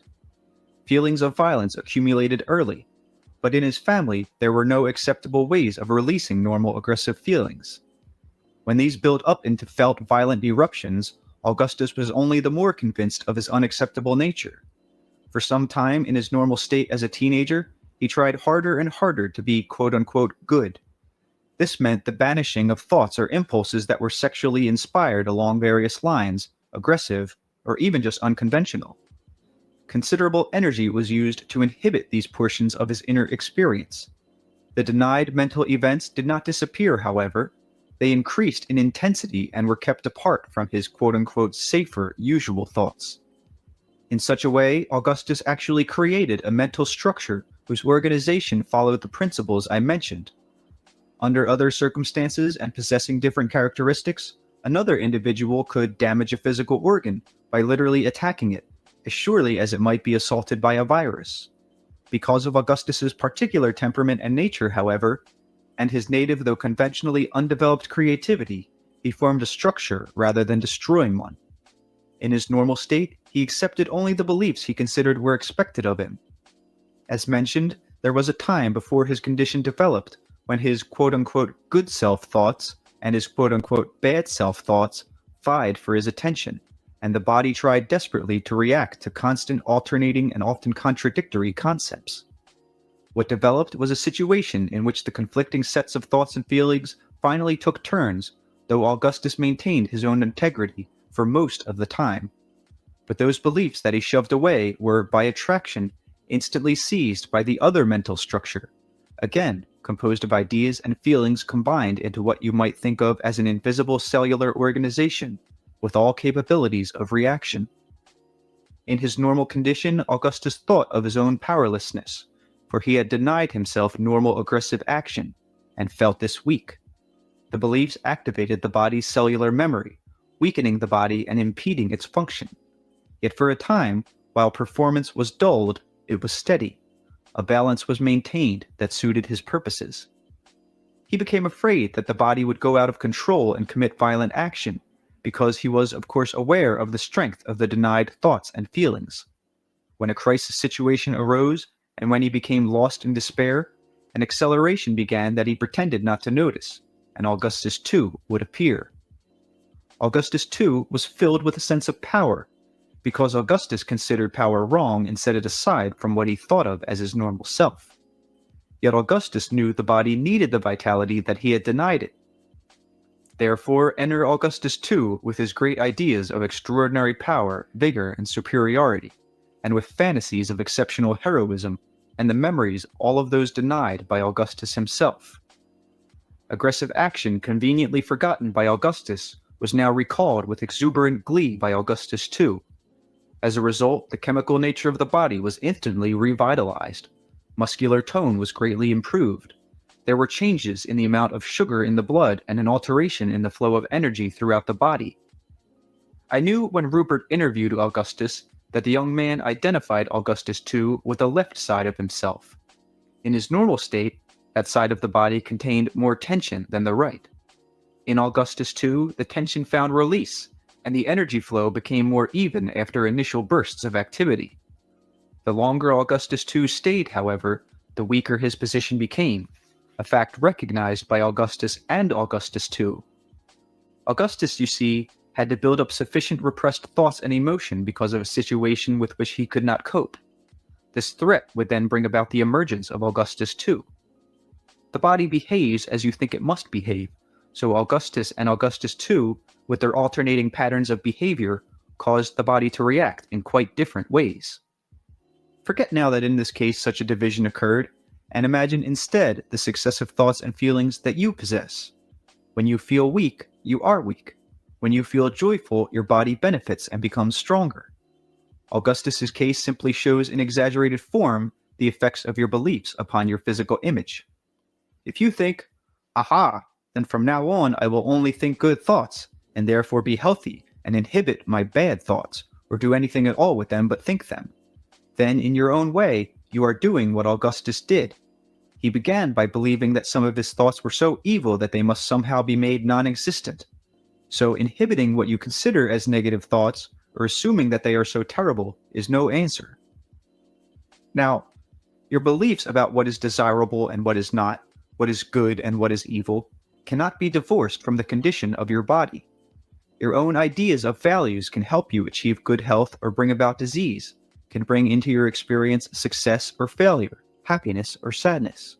Yet each of you will interpret that last remark in line with your own value system. You will have definite ideas about what success or failure means, or what good or evil is. Your own value system then is built up of your beliefs about reality, and those beliefs form your experience. Suppose you believe that to be quote-unquote good, you must try to be perfect. You may have been told or read that the spirit is perfect, and hence thought that your duty was to reproduce that perfect spirit in flesh as best you could. To this end, you attempt to deny all imperfect thoughts and emotions. Your own quote-unquote negative thoughts appall you. You may believe also what I have told you, that your thoughts create your reality. So you become all the more frightened at mental or actual expressions of an aggressive nature. You may be so concerned about hurting someone else that you hardly dare move. Trying to be perfect all the time can be far more than a nuisance. It can be disastrous because of your misunderstanding. The word perfect holds many pitfalls. In the first place, it presupposes something completed and done beyond change, and so beyond motion, further development, or creativity. Spirit is always in a state of becoming, ever-changing, supple, and in your terms, without end, as it was and is without a point of beginning. Rupert said recently that if he was sure of one thing about physical reality, that it was not anywhere near perfect in these terms. But in the same meaning of the word, neither is the spirit, which to fulfill the requirement of perfection would have to be set in some state of completion beyond which no fulfillment or creativity was possible. Your thoughts are. You may approve or disapprove of them in the way that you think of a storm, for example. Left alone, your thoughts are as various, magnificent, trivial, frightening, or glorious as a hurricane, a flower, a flood, a toad, a raindrop, or the fog. Your thoughts are perfectly themselves. Left alone, they come and go. You, with your conscious mind, are to discriminate among those thoughts as to which ones you want to form into your system of beliefs. But in so doing, you are not to pretend blindness. You may at times wish that a rainy day were a sunny one, but you do not stand at the window and deny that the rain is falling, or that the air is cold and the sky dark. Because you accept the rain as a present reality does not mean either that you must believe that all days are stormy and make that obvious misconception a part of your beliefs about reality. So you do not have to pretend that a quote-unquote dark thought doesn't exist. You do not have to take it as a fact that all of your thoughts would be murky, left alone, and try to hide them. Some people are afraid of snakes, even of the most harmless variety, and blind to their beauty and place in the universe. Some are afraid of certain thoughts, and so are oblivious to their beauty and their place in mental life. Since you have all kinds of thoughts, there are reasons for having them, as you have all kinds of geography. Within your reality, it is as foolish to deny the existence of certain thoughts as it would be, say, to pretend that deserts do not exist. In following such a course, you deny dimensions of experience and diminish your reality. This does not mean that you have to collect what you think of as negative thoughts, any more than it means that you should spend a month in a desert if you do not like them. It does mean that within nature as you understand it, nothing is meaningless or to be pretended out of existence. Now, each individual will have a slightly different definition for quote-unquote negative emotions. One person may find sexually stimulating thoughts delightful and a most enjoyable kind of diversion. Another may consider them impure, bad, unhealthy, or otherwise disadvantageous. Some individuals can with ease and exuberance imagine themselves in a fist fight, a brawl, unmercifully beating the devil out of an adversary. The same thoughts may fill another man with intense terror and grave feelings of guilt. The same man, however, who would not purposely entertain fantasies of such nature under normal conditions, may, in times of war, imagine himself killing the enemy with the greatest feelings of holy joy and righteousness. What is usually forgotten is the real nature of aggressiveness, which in its truest sense simply means forceful action. This does not necessarily imply physical force, but instead the power of energy directed into a material action. Birth is perhaps the most forceful aggression in your terms of which you are capable in your system of reality. In the same way, the growth of an idea into temporal realization is the result of creative aggression. It is impossible to try to erase true aggressiveness. To do so would obliterate life as you know it. Any attempt to impair the flow of true aggression results in a distortive, uneven, explosive pseudo-aggression that causes wars, individual neuroses, and a great many of your problems in all areas. Normal aggressiveness flows with strong patterns of energy, giving motive power to all of your thoughts, whether you consciously regard them as positive or negative, good or bad. The same thrusting creative surge brings them all forth. When you consider a thought good, you usually do not question it. You allow it its life and follow through. Usually, if you regard a thought as bad or beneath you, or if you are ashamed of it, then you try to deny it, stop its motion, and hold it back. You cannot restrain energy, although you may think you can. You simply collect it, whereupon it grows, seeking fulfillment. This will lead you to say, supposing I feel like killing my boss, then, or putting poison in my husband's tea, or worse, hanging my 5 children on the clothesline instead of the towels. Are you saying that I should merely follow through? I sympathize with your predicament. The fact is that before being quote-unquote assailed, By what may seem to be such terrifying unnatural ideas, you have already blocked off an endless variety of far less drastic ones, any of which you could have expressed quite safely and naturally in daily life. Your problem, then, is not how to deal with normal aggressiveness, but how to handle it when it has remained unexpressed, ignored, and denied over a long period of time. Later in this book, we will deal specifically with methods to that end.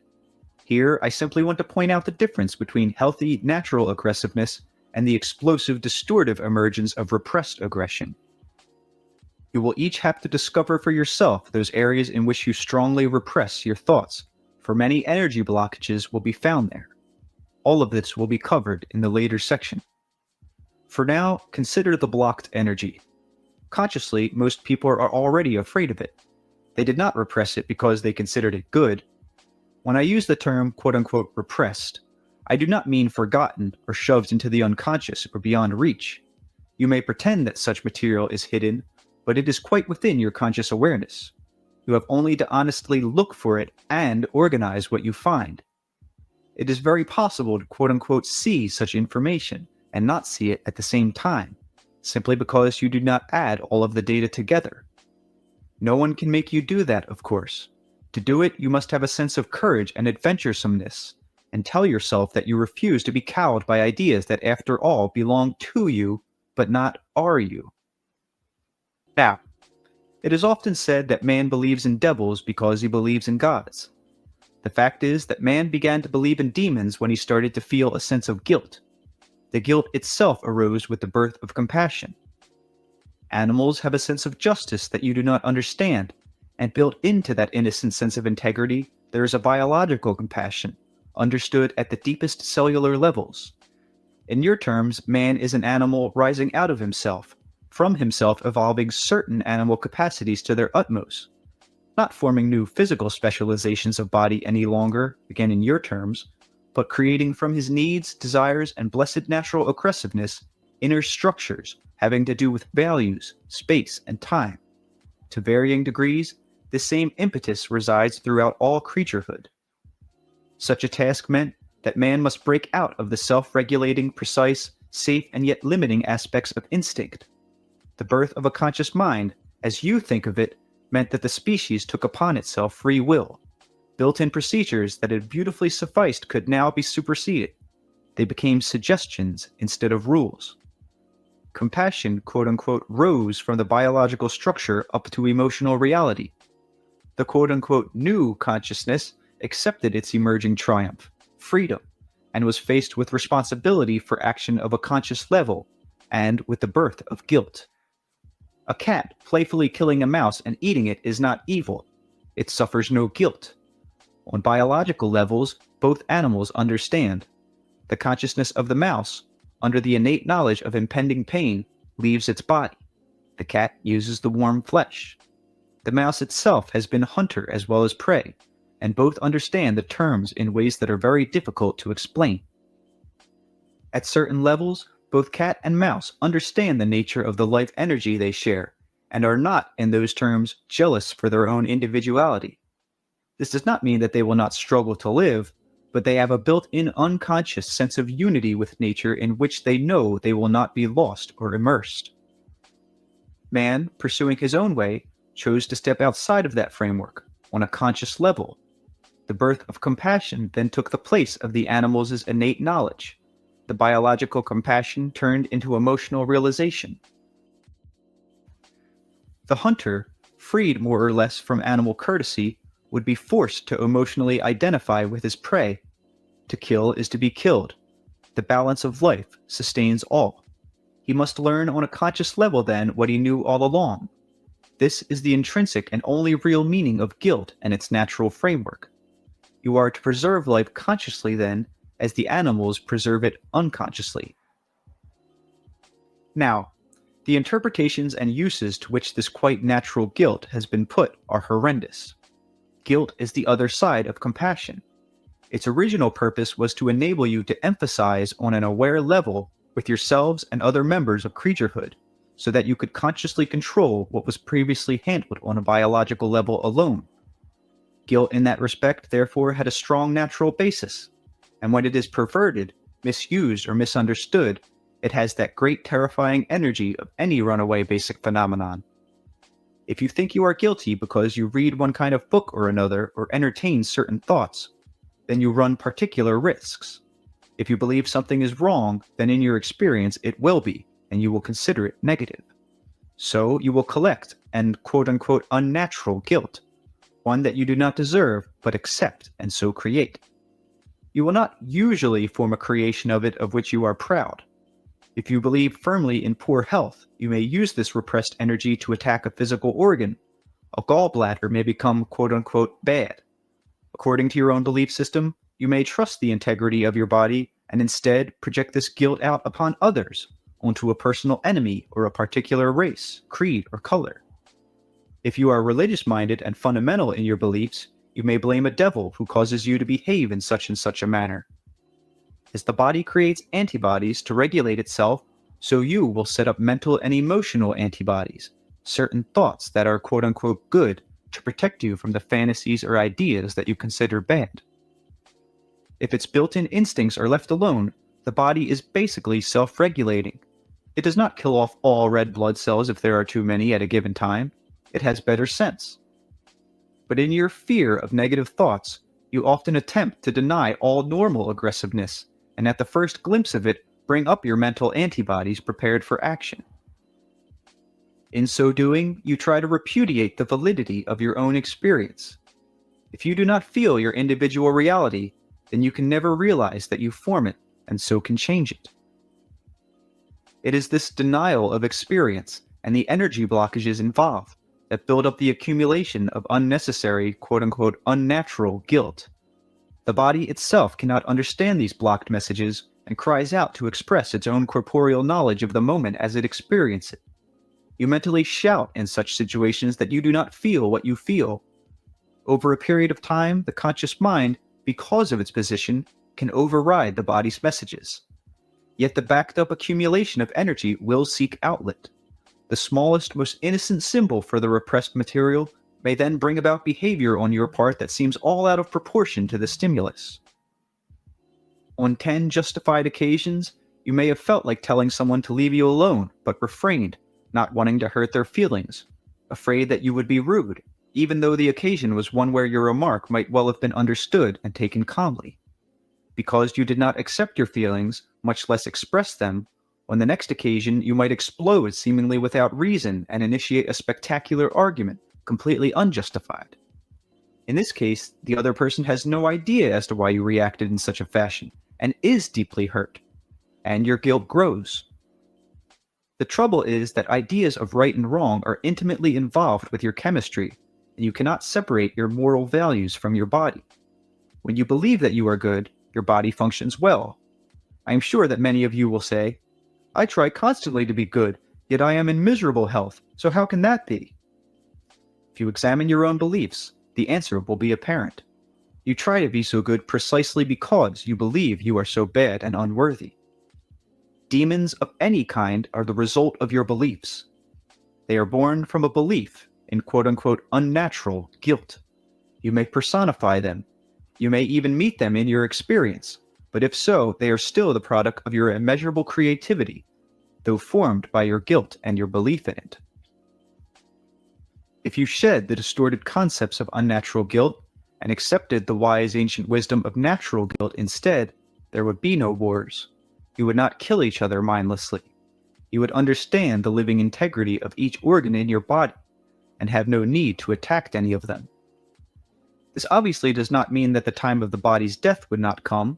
It does mean that the seasons of the body would be understood as following those of the mind, ever changing and flowing, with conditions coming and going, but always maintaining the splendid unity within the body's form.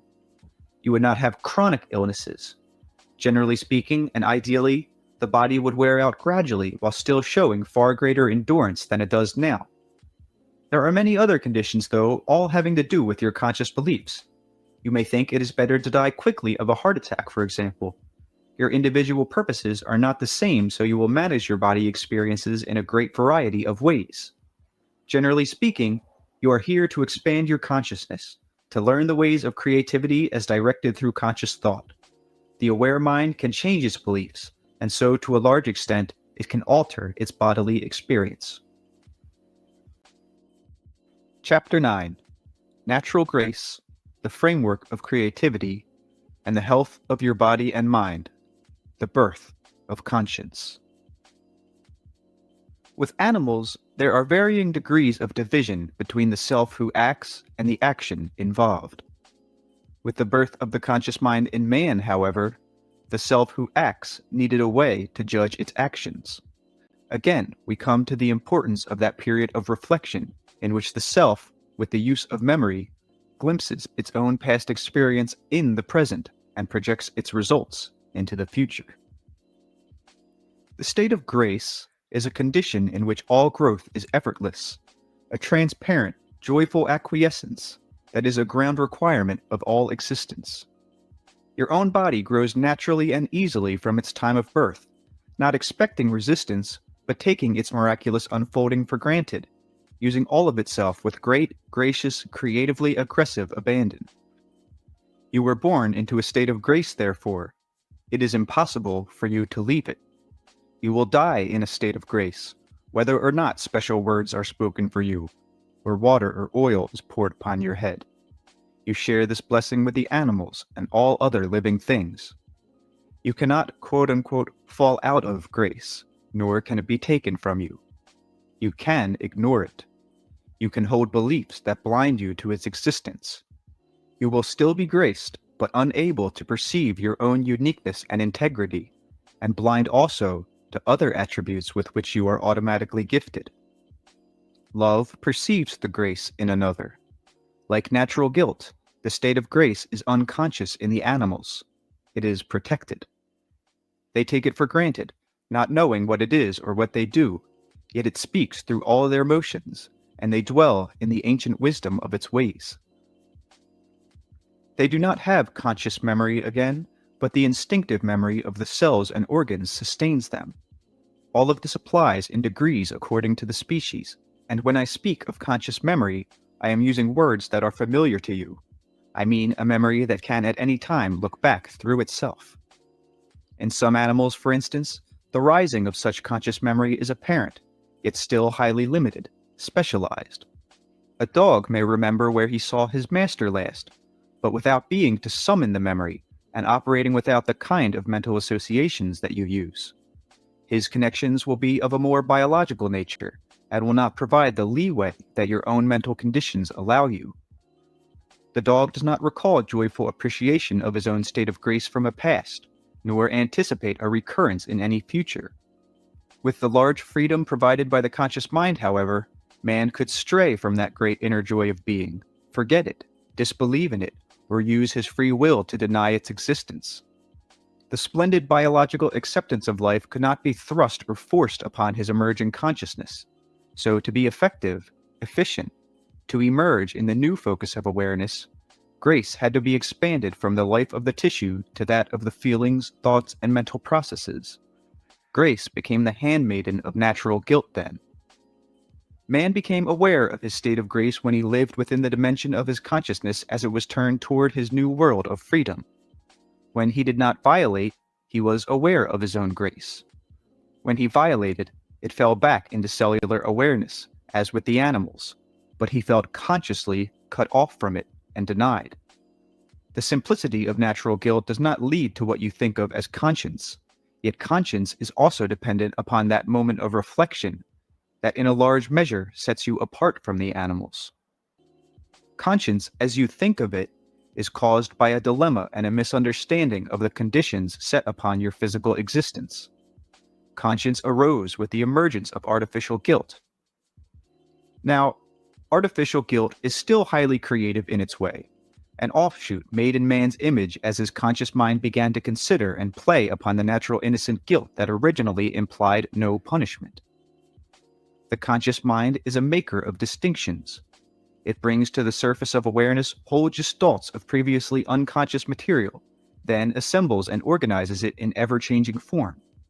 Through purposeful focus, a literally infinite amount of such data can be unconsciously sorted, then only the desired elements will emerge.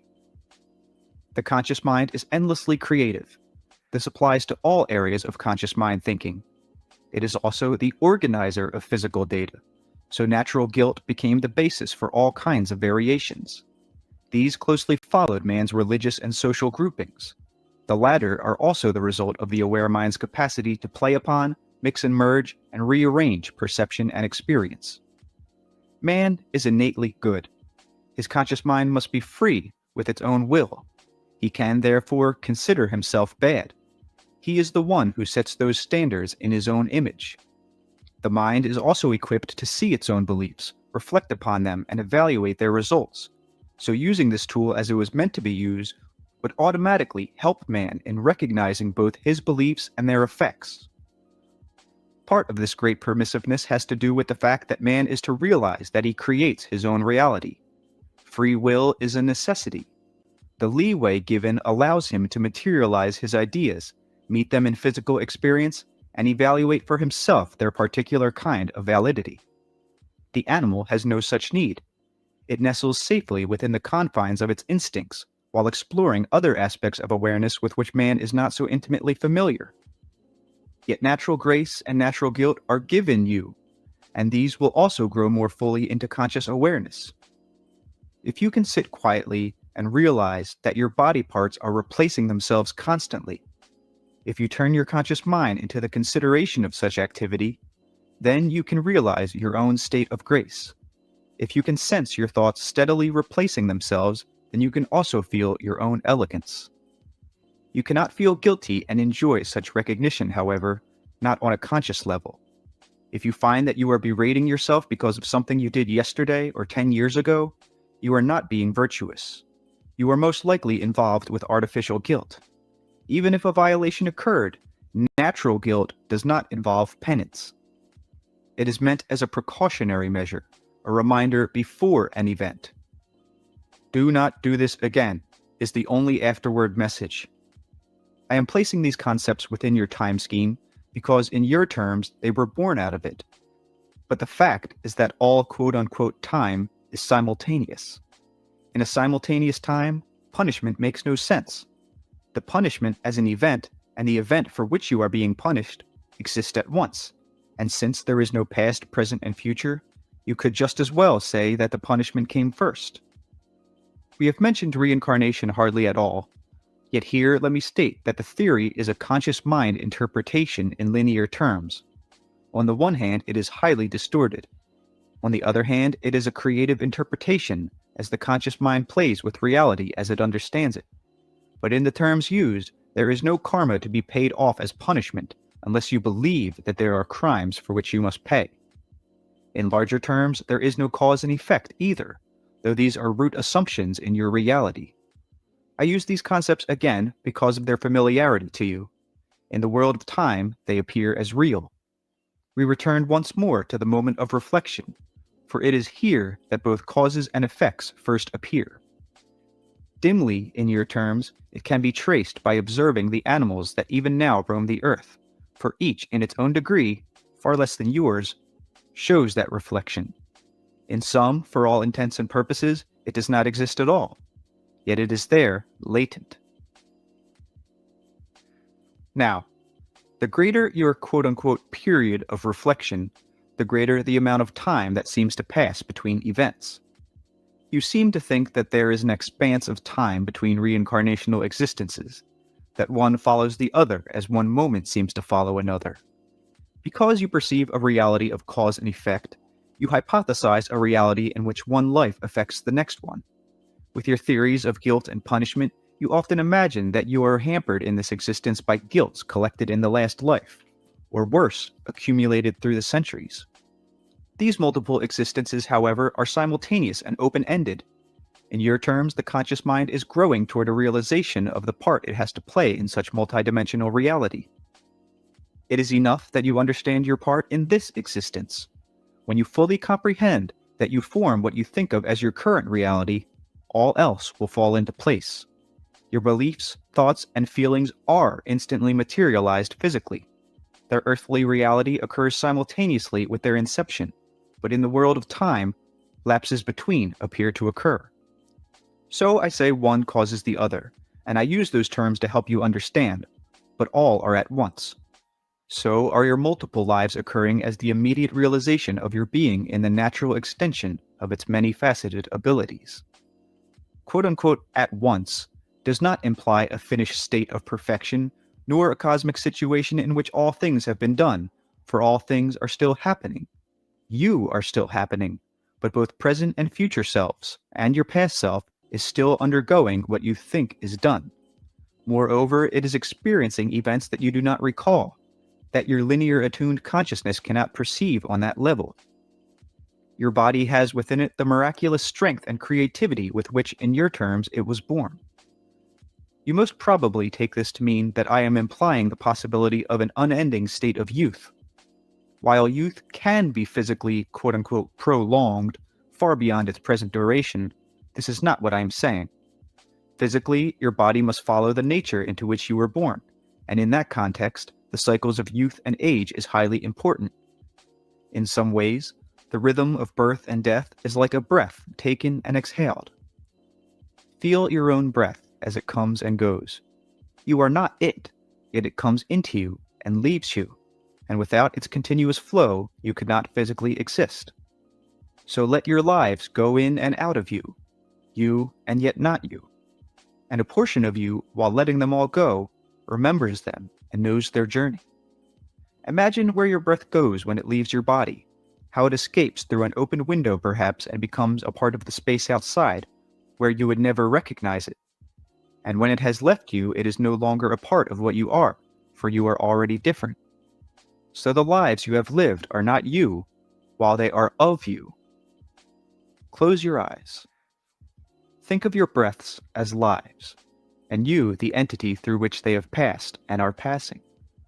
Then you will feel your state of grace, and all artificial guilt will be meaningless. None of this negates the supreme and utter integrity of your individuality, for you are as well the individual entity through whom the lives flow, and the unique lives that are expressed through you. No one atom of air is like another. Each in its own way is aware and capable of entering into greater transformations and organizations, filled with infinite potential. As your breath leaves you and becomes part of the world, free, so do your lives leave you and continue to exist in your terms. You cannot confine a personality that you quote-unquote were to a particular century that is finished and deny it other fulfillments, for even now it exists and has fresh experience. As your moment of reflection gave birth to consciousness as you think of it, for both really came together, so then can another phenomenon and kind of reflection give birth to at least some dim conscious awareness of the vast dimensions of your own reality. The animal moves, say, through a forest. You move through psychic, psychological, and mental areas in the same way. Through his senses, the animal gets messages from distant areas that he cannot directly perceive, and of which he is largely unaware, and so do you. The you that you consider yourself is never annihilated. Your consciousness is not snuffed out, nor is it swallowed, blissfully unaware of itself in some nirvana. You are as much a part of a nirvana now as you ever will be. To some extent, we have discussed your body and its composition of cells. All of the cells that now make up your physical form obviously exist at once. Imagine that you have many lives enduring in the same fashion. Instead of cells, then you have selves. I told you that each cell has its own memory. The self-memory is, of course, of far greater dimension. Think of the greater you. Call it the entity, if you want to, as forming a psychic structure quite as real as your physical one, but composed of many selves.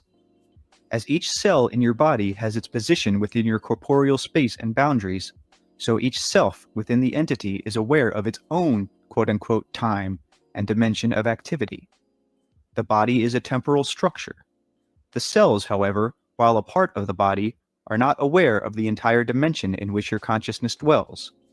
They do not perceive all of the elements that are available even in three-dimensional experience.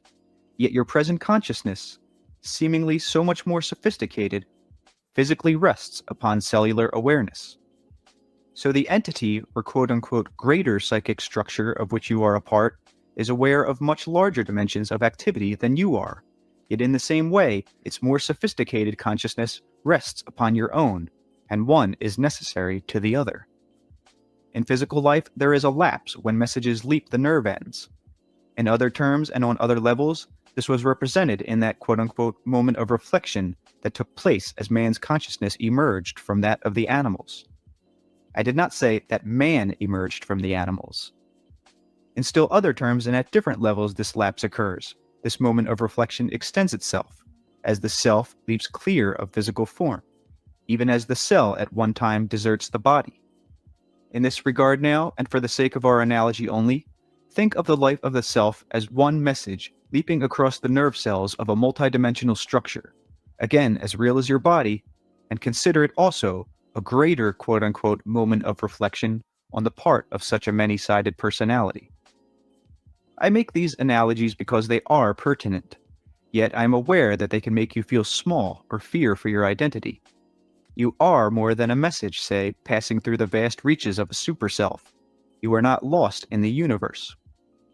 In a book, we must use words, but such analogies can, if you let them, conjure up within your imagination some feeling of your intimate relationship with all other reality. To some extent, the feeling of grace is your emotional recognition of the necessity, purpose, and freedom, the innate appreciation of your rightness and place in existence. Remember also, in your terms now, the great gulf that separates you as a self from those cells that physically compose you. Your own present identity contains the knowledge and quote-unquote memory of all those simultaneous existences, even as the cells in their way retain memory of all those physical structures which they have formed. Consciously, because of your time concepts, you will interpret those simultaneous lives in reincarnational terms, one seemingly before the other. Now, your conscious ideas, expectations, and beliefs direct the health and activity of the cells.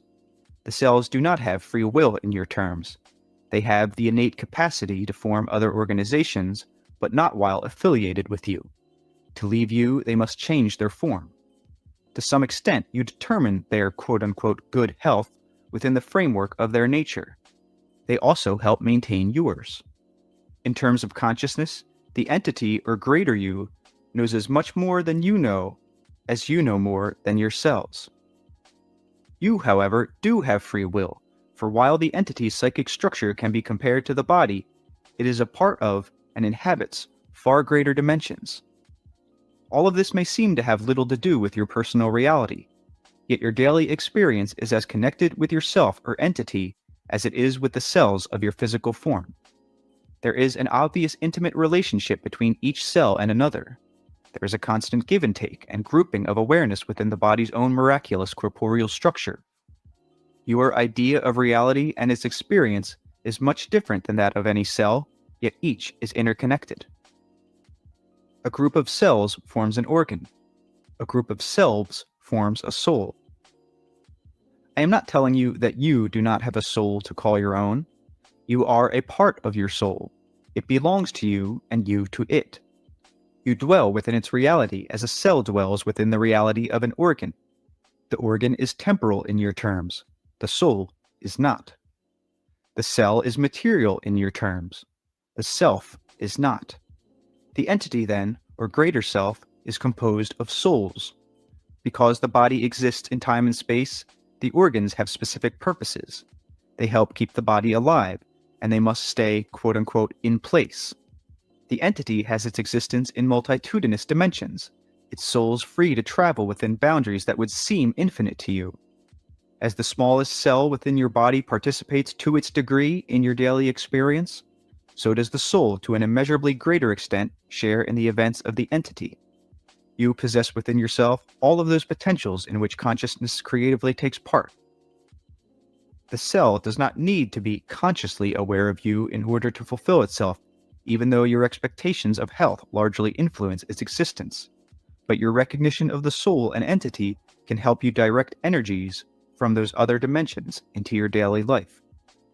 You, dear reader, are in the process of expanding your psychic structure, of becoming a conscious participant with the soul, in certain terms of becoming what your soul is.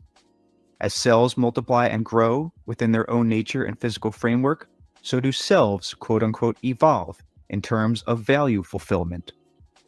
Souls are also creative psychic structures, ever-changing, and yet always retaining individual integrity, and all are dependent one upon the other. Souls make up the life of the entity in those terms, yet the entity is quote-unquote more than the soul is.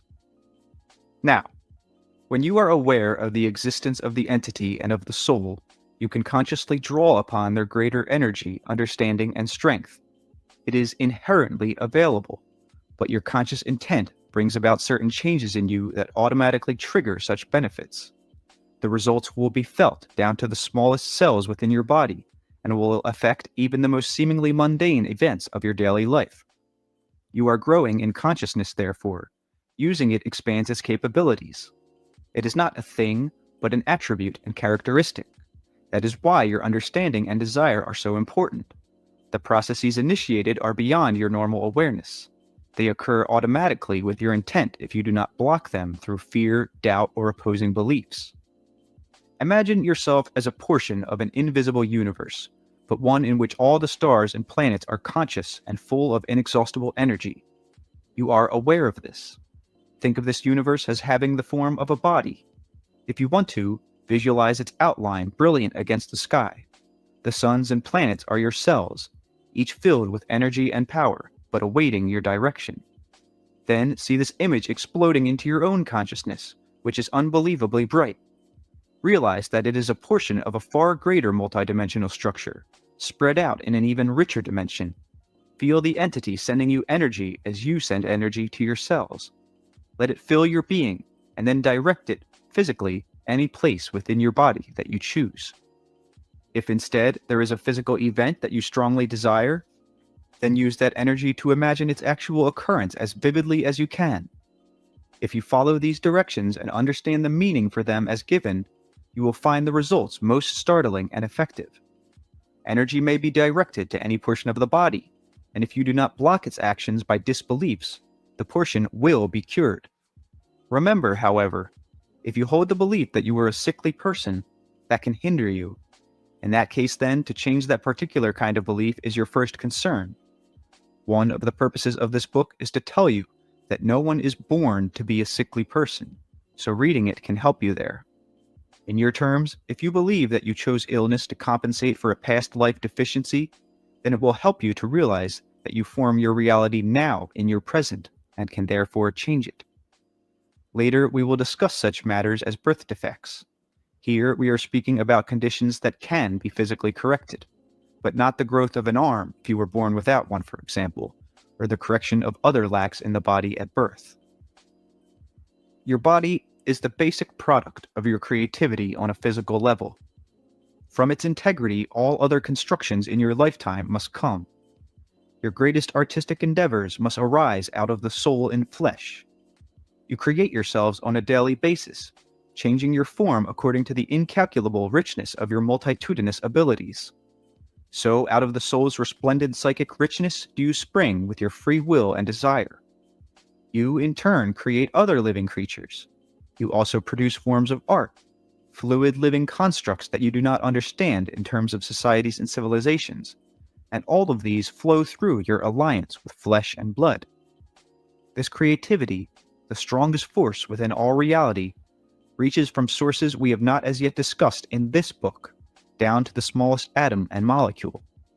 Your health is an extension of your creativity.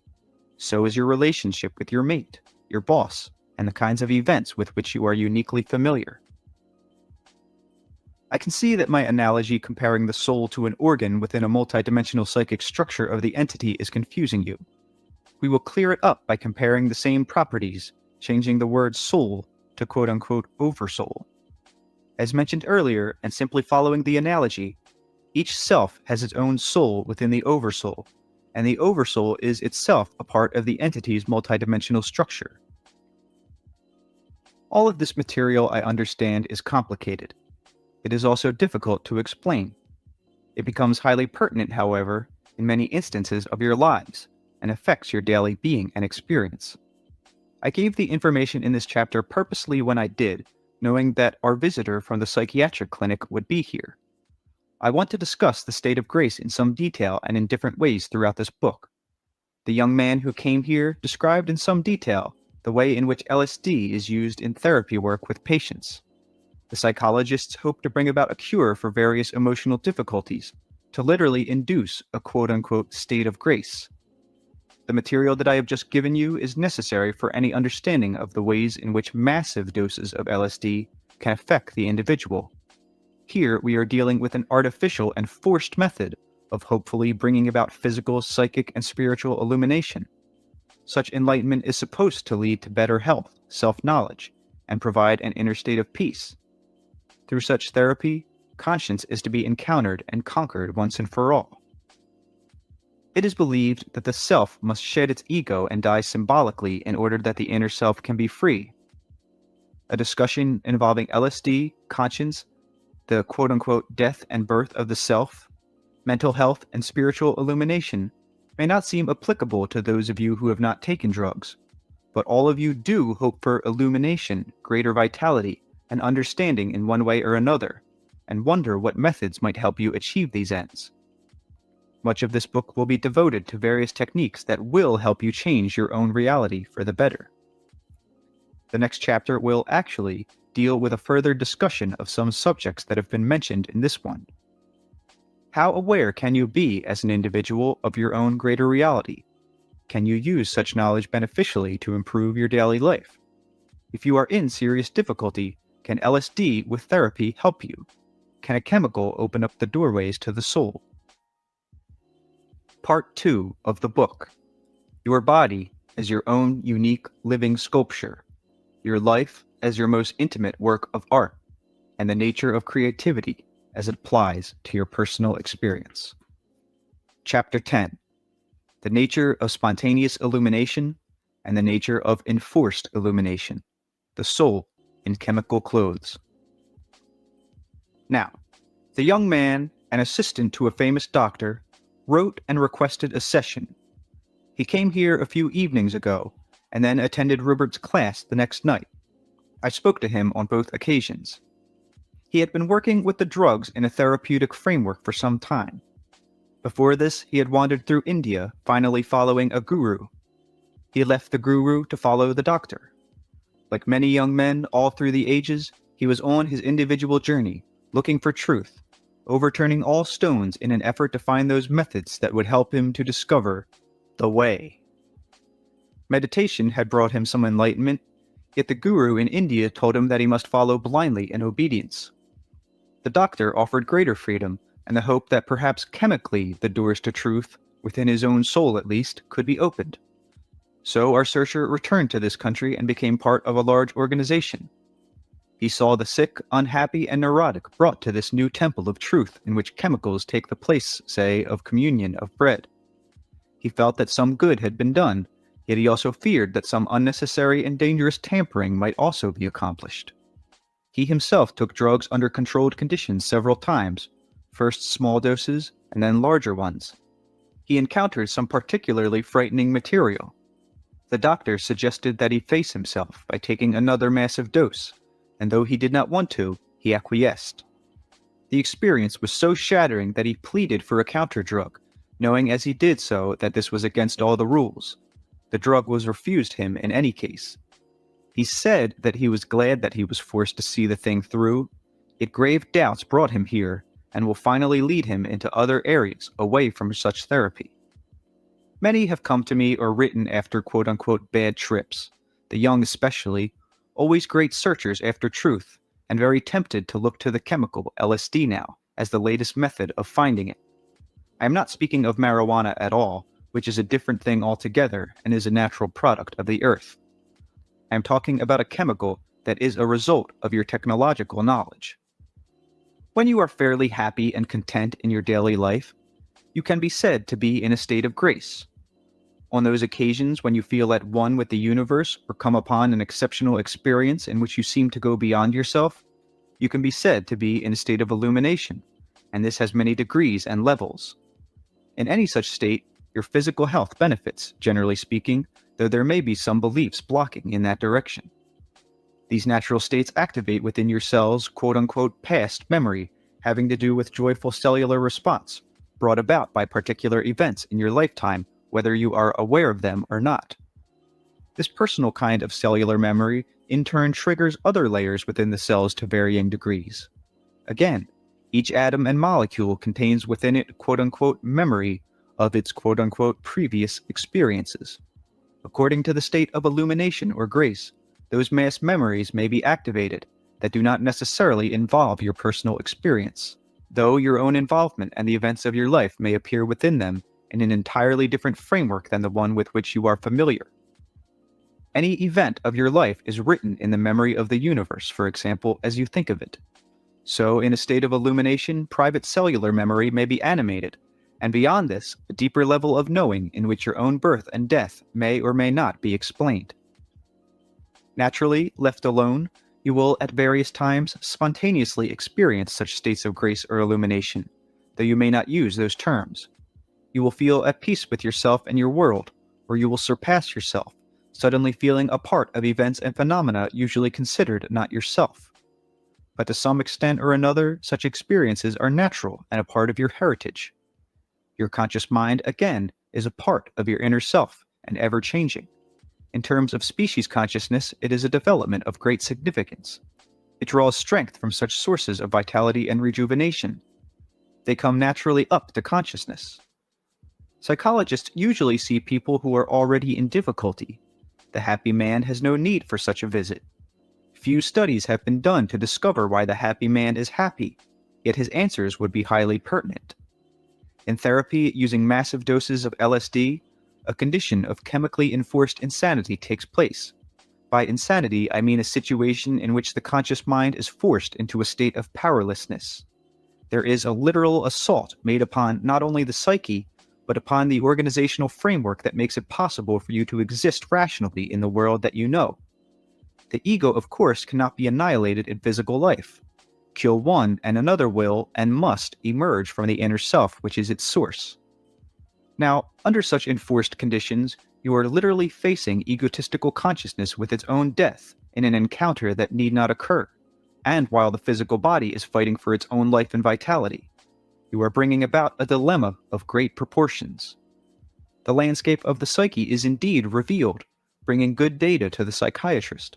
But the experiences undergone by the patients, and all of this applies to massive doses, represent the enactment through a terrible encounter of the species' birth into consciousness, and its death as consciousness falls back, annihilated, followed by its rebirth as the individual patient struggles to emerge again from dimensions not native under those conditions. The deepest biological and psychic structures are altered. I did not say that they were damaged, though they may be according to the situation. Consciousness is assaulted at its roots. When periods of transcendence are felt under such conditions, they represent the psychic birth of a new personality from the sources of the old, and from the death, psychically, of the old. In some cases, the genetic messages have changed, in that they are different. This is a psychic slaying in a technological framework. Under LSD, you were highly suggestible. You were told that the ego must die, then you must kill it. You will telepathically follow the ideas of your guide under even the best of conditions. The psychic quote-unquote rebirth may leave you with a completely new set of problems, rising on the bed of the old, and as yet undecipherable.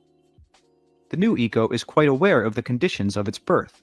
It knows it was born out of the death of its predecessor, and for all its feelings of transcendent joy, natural enough at its birth, it fears the annihilation from which it sprang.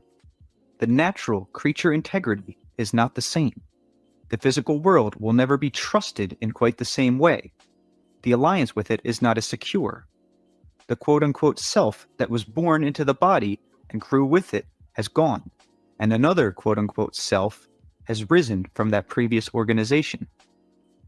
Now, such self-changes happen naturally as life progresses, and when the self modulates at any given time, it is different from what it was. When this occurs, quote-unquote, all by itself, it is an innate reflection of the psyche's creativity and happens with its own rhythm, connected to seasons of the mind and blood and consciousness and cells in ways that you do not as yet understand. But the whole structure and its subsidiary relationships change together, and the conscious mind is able to assimilate what is happening. You grow and live through deaths that happen to you constantly, and travel through births within your lifetime that you do not comprehend. Such massive doses of LSD chemically activate all levels of cellular memory to such an extent that in certain terms they are no longer in charge of themselves, and the memories can then emerge unpredictably when the system is under stress. The fine biological and psychological alliance is now weakened. Now, it is only because you believe that the ego is such a stepchild of the self that you go to such great lengths to bring about inner knowledge. It is just because individuals are not aware of the resiliency of their own consciousness that they agree to such proceedings. So patient and therapist share the belief that the conscious mind does not have easy access to the needed knowledge. They also share other beliefs, for example, that the inner self is a repository for repressed fears, terrors, and uncivilized savagery, that the inner self must be forced to get rid of such material before it is possible for it to express its power, energy, and strength in creative, positive terms, and that, therefore, the self must first encounter and deal with all those terrors of its past before it can be free of the fears of the present. Now, this is simply another system of belief in which patient and therapist operate. The spontaneity of such sessions do indeed seem to present psychiatrists and psychologists with a map of the psyche. Statistically, the individual experiences, while different, will of course follow a pattern, the pattern of beliefs consciously acknowledged and telepathically reacted to. Beneath this, a definite though distorted landscape of the psyche can be glimpsed in symbols. These symbols are consciousness's attempt to portray cellular memory. Psychic motion always excites the molecules. The latent, easily flowing, innate quote-unquote knowledge of the molecules builds up the quote-unquote knowledge of the cells. They work smoothly together. Under the enforced psychic assault of massive doses of LSD, the very comprehension of the molecules tries to split open. Now, this is not something you can physically perceive. Cellular integrity itself can be threatened. Rupert is quite right in thinking that this is far worse than any physical shock therapy. First of all, there is no need for it. All of this treatment rests upon the idea that the conscious mind is highly inadequate, that deep problems are unknown to it, that it is meant to be simply analytical and is unable to handle very intuitive or psychic material. Your beliefs alone make this so. Assaults upon your consciousness in such a manner challenge the stability of your species and insult the integrity of your creaturehood. You may say that such chemicals are natural because they exist within the reality that you know, but the body is equipped to deal with ingredients that come from the earth. Great doses of such quote-unquote artificial drugs are not easily assimilated and bring about biological confusion. Within their own framework, some American Indians use peyote in their own way, but not as gluttons, stunning and annihilating their systems. They accept it as a natural ingredient belonging to their earthly structure. They do not try to blast themselves out of existence. They use it to increase the innate perceptions that they have. They become part of all that is, as they should, without dying as they are. They are able to assimilate their knowledge, to purposefully direct it into both their individual lives and their social structure. They also use it within their own system of beliefs, of course, in which their creaturehood is understood and taken for granted. The conscious mind is seen as a complement rather than a detriment to biological being. As mentioned earlier, there are, simply speaking, two schools of thought in current favor. One believes that the conscious mind and the intellect have all the answers, but to this school, this means that the conscious mind is analytical above all, and that it can find all the answers through reason alone. The other school believes that the answers are in feelings and emotion. Both are wrong. Intellect and feeling together make up your existence, but the fallacy is particularly in the belief that the aware mind must be analytical above all, as opposed to, for example, the understanding or assimilation of intuitive psychic knowledge. Neither school understands the flexibility and the possibilities that are inherent within the conscious mind, and mankind has barely begun to use its potentials. Now, your body is you in flesh. As I have mentioned in other books, the soul cannot affirm itself fully through bodily experience at any given quote-unquote time, so in those terms there are always portions of you that are unexpressed. All of your physical experience must, of course, be pivoted in the corporeal reality of the body. The energy that moves your image comes from the soul. Through your own thoughts, you direct the body's expression, and it can be of health or of illness. Out of the knowledge of the contents of your own conscious mind, you can definitely heal most maladies of the body within conditions to be given later. Your ideas themselves follow certain laws of creativity. They have their own rhythms. The associative processes of your mind working through the brain have great connection with the minute behavior of your cells. As you learn to use your thoughts, or even as they naturally change, resulting alterations take place within the cells. There is an orderly progression, an intimate relationship. When massive doses of LSD are used, you are artificially creating a disaster area from which you hope to salvage an efficient working self. It is true that the old interactions between an associative pattern of thought and its habitual action may be broken down, but it is also true that the inner ordered structure has been shocked psychically and biologically. In normal daily life, considerable natural therapy often takes place in the dream state, even when nightmares of such frightening degree arise that the sleeper is shocked into awakening. The individual's conscious mind is then forced to face the charged situation, but after the event, in retrospect. The nightmare itself can be like a shock treatment given by one portion of the self to another, in which cellular memory is touched off, much as it might be in such an LSD session. But the self is its own best therapist. It knows precisely how many such quote-unquote shocks the psyche can take to advantage, which associations to animate through such intense experience and imagery, and which ones to leave alone. Nightmares in series are often inner-regulated shock therapy. They may frighten the conscious self considerably, but after all it comes awake in its normal world, shaken perhaps, but secure in the framework of the day. Other dream events, though forgotten, may also cushion the individual to withstand the effects of such quote-unquote nightmare therapy. In the same way that some LSD treatment finally results in a feeling of rebirth, that is often only temporary, however, so a period of such nightmares often lead quite naturally to dreams in which the self finally makes new and greater connections with the source of its own being. If scientists studied the body and the mind in terms of natural healing abilities, they could learn how to encourage these, for such processes, and I have mentioned only one of them, are continuous through your lifetime. When large doses of chemicals are used, the conscious mind is confronted full blast with very potent experiences that it was not meant to handle, and by which it is purposely made to feel powerless. Faced with the exterior nightmares of wars and natural disasters, the conscious mind is still directed outward into that world with which it knows it was formed to cope. In periods of great physical stress, it draws upon the powers of the body and inner self to perform remarkable feats of heroism that leave it wondering afterward at the power and energy of the self in crisis. Its own stability and awareness can be vastly deepened and strengthened. In times of seemingly calamitous encounters with nature, individuals may find themselves amazed at their capacity to relate with other people. But in the artificially induced psychic disaster area of massive LSD therapy, the situation is reversed.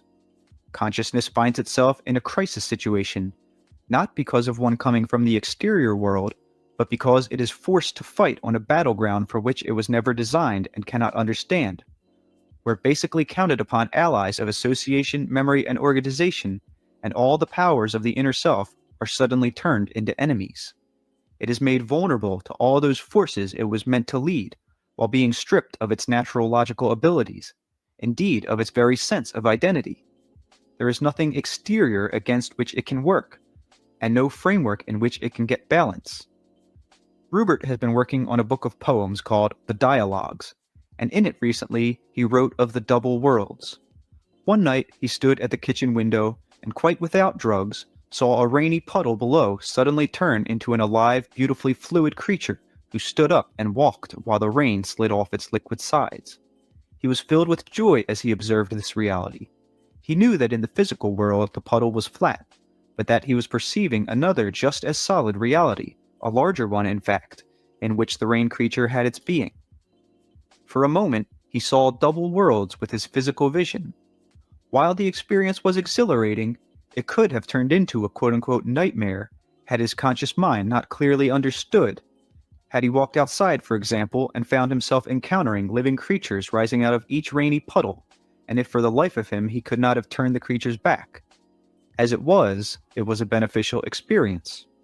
But when the conscious mind is forced to face far less pleasant encounters and is robbed of its power to reason at the same time, then you do indeed insult the basis of its being.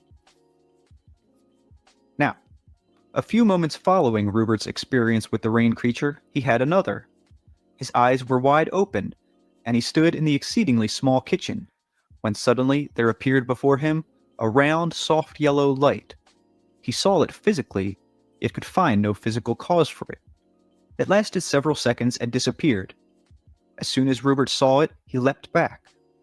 The last line in the poem he had completed just before dinner spoke of a light that would illuminate both worlds, one of the soul and one of the flesh. Consciously, he thought the light must have been caused by lightning, even while he knew with another portion of himself that that was not the case. A moment later, the line from his poetry came to him, and he made the proper connection. The conscious mind was disturbed for a moment, but it assimilated the data. The meaning of the light will become even clearer through Rupert's dreams, the intuitive continuation of the poem and physical example. The meaning of the light will normally become unfolded as he is ready to fully perceive it. While the event has happened, therefore, like any event, it is not completed. In the drug experience mentioned before, startling enforced symbols and occurrences are suddenly thrust upon the conscious mind, and more within a context in which time as it knows it has little meaning.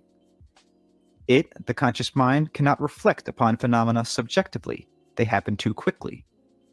Within their happening, there may be a distorted, to it, grotesque duration in which action may be seemingly impossible. No separation between self and experience may be allowed. Even an exalted experience can be an assault upon consciousness if it is forced. The price paid is much too high as far as the entire personality is concerned. The feelings that are often realized in later sessions, say of rebirth, are indeed that. The old organizations of the self have fallen, and the new structures do indeed rejoice in their oneness and vitality. A strong suicidal base frequently exists here. The knowledge is present that the quote-unquote old self did not make it. So what assurance does the so-called new self have? Again, the body is a living sculpture. You are in it and you form it. And it is to all intents and purposes you while you are physical. You must identify your material being with it. Otherwise, you will feel alienated from your biological identity. This identity is your physical self through which now, in your terms, all expression must come.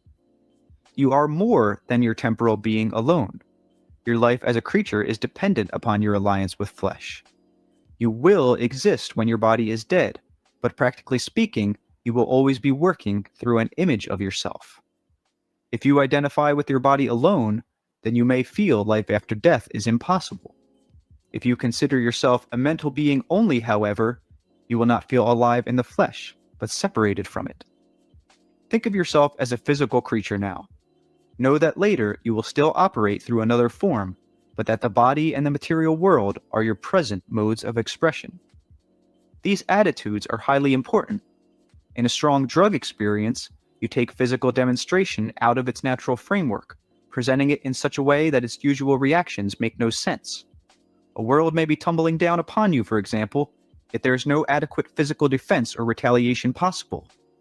The psychiatrist may say, "Go along entirely with the experience. If necessary, become annihilated." This flies directly in the face of your biological heritage and the common sense of the conscious mind. I am quite aware of the distorted religious connections made here. Die to yourself and you will be reborn. You will not kill yourself. What you think of the self dies and is reborn constantly, as the cells of your body do. Biologically and spiritually, new life relies upon these innumerable changes and transformations, deaths and births that occur naturally both in the seasons of the earth and those of the psyche. Change flexibly with the gracious dance of all being that is reflected in the universe of the body and mind. This does not include the crucifixion of the ego. It is always because you do not trust the natural self that you resort to such drug therapy.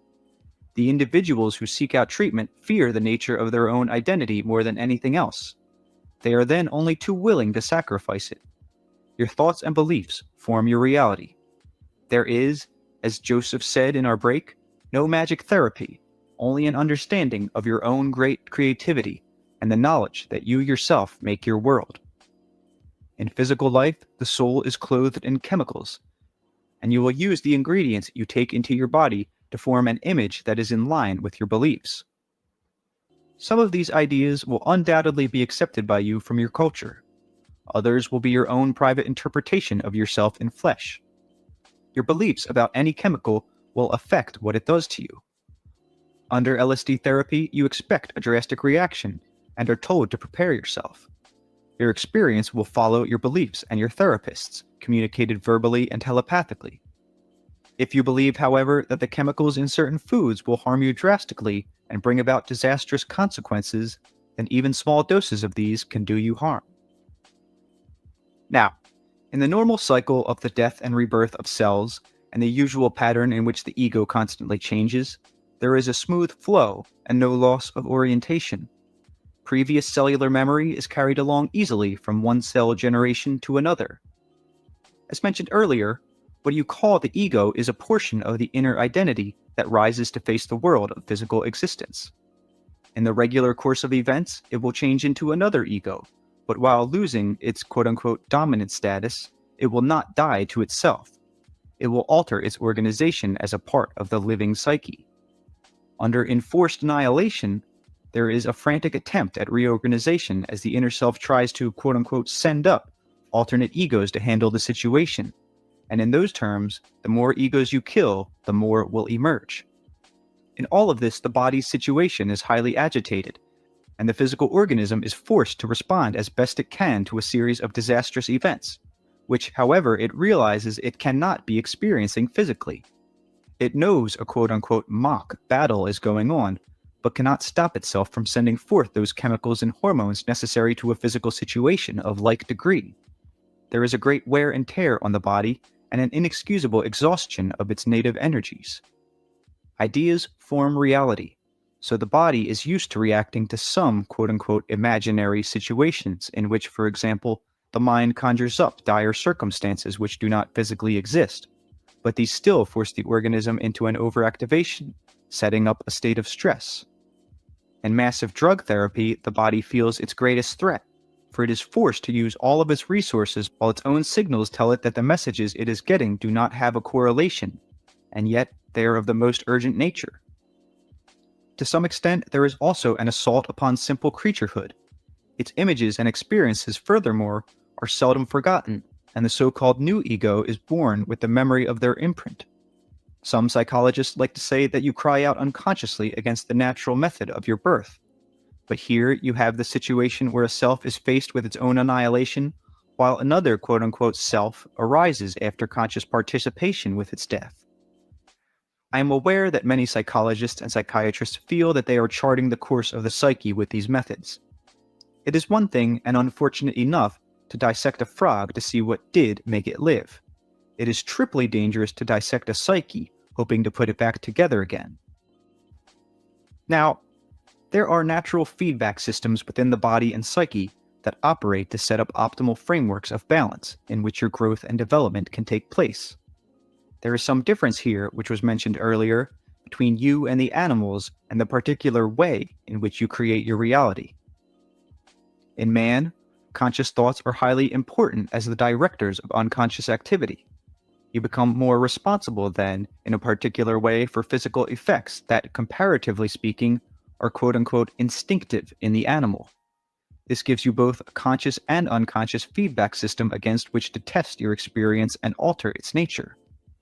Therapeutic systems are an important part of this inner relationship, and they operate constantly. In one way, a state of grace or illumination happens where there is the greatest poised balance of the conscious mind with other levels of the psyche and body, a biological and spiritual recognition of the individual's wholeness within himself and his relationship with the universe at large. Such states lead to a condition of mental, psychic, and physical health and efficiency. The aware mind's great leeway through the intellect and its connection with the senses makes it possible for any singly magnificent event to trigger such experience. Intense focus is a characteristic of the conscious mind, and you can call it narrow because it includes only the physical dimension. But within the scope of that corporeal field, it has great freedom to interpret the given dimension in any way it chooses. The conscious mind can, for instance, see a rose as a symbol of life or death, or joy or sadness, and under certain conditions, its interpretation of a simple flower can trigger deep experiences that call up power and strength from the inner resources of being. Since the attributes of egotistical consciousness have been so misinterpreted, you usually consider it only in its analytical breaking down functions. These are very important, as it separates larger fields of perception into smaller ones that can be physically understood. But the conscious mind is also a great synthesizer. It brings together diverse elements from your experience and unites them in new patterns. These organizations then serve as awakeners or stimulation to inner portions of the self, always providing it with fresh experience. The inner self responds through the richness of its own psychic fabric, sending up, so to speak, ever new particularized abilities to meet the exterior circumstances. When your body and mind are working together, then the relationship between the two goes smoothly, and their natural therapeutic systems place you in a state of health and grace. I told you earlier that your feelings follow the flow of your beliefs, and if this does not seem true to you, it is because you are not aware of the contents of your conscious mind. You can close your physical eyes. You can close the eyes of your conscious mind also, and pretend not to see what is there. It is because you do not trust your own basic therapeutic nature or really understand the conscious or unconscious mind that you run to so many therapies that originate from without the self. It seems that technologies and inventions have done a lot of harm, and so they have. On the other hand, the technology brings within your reach the great therapy of music. This activates the inner living cells of your body, stimulates the energy of the inner self, and helps to unite the conscious mind with the other portions of your being.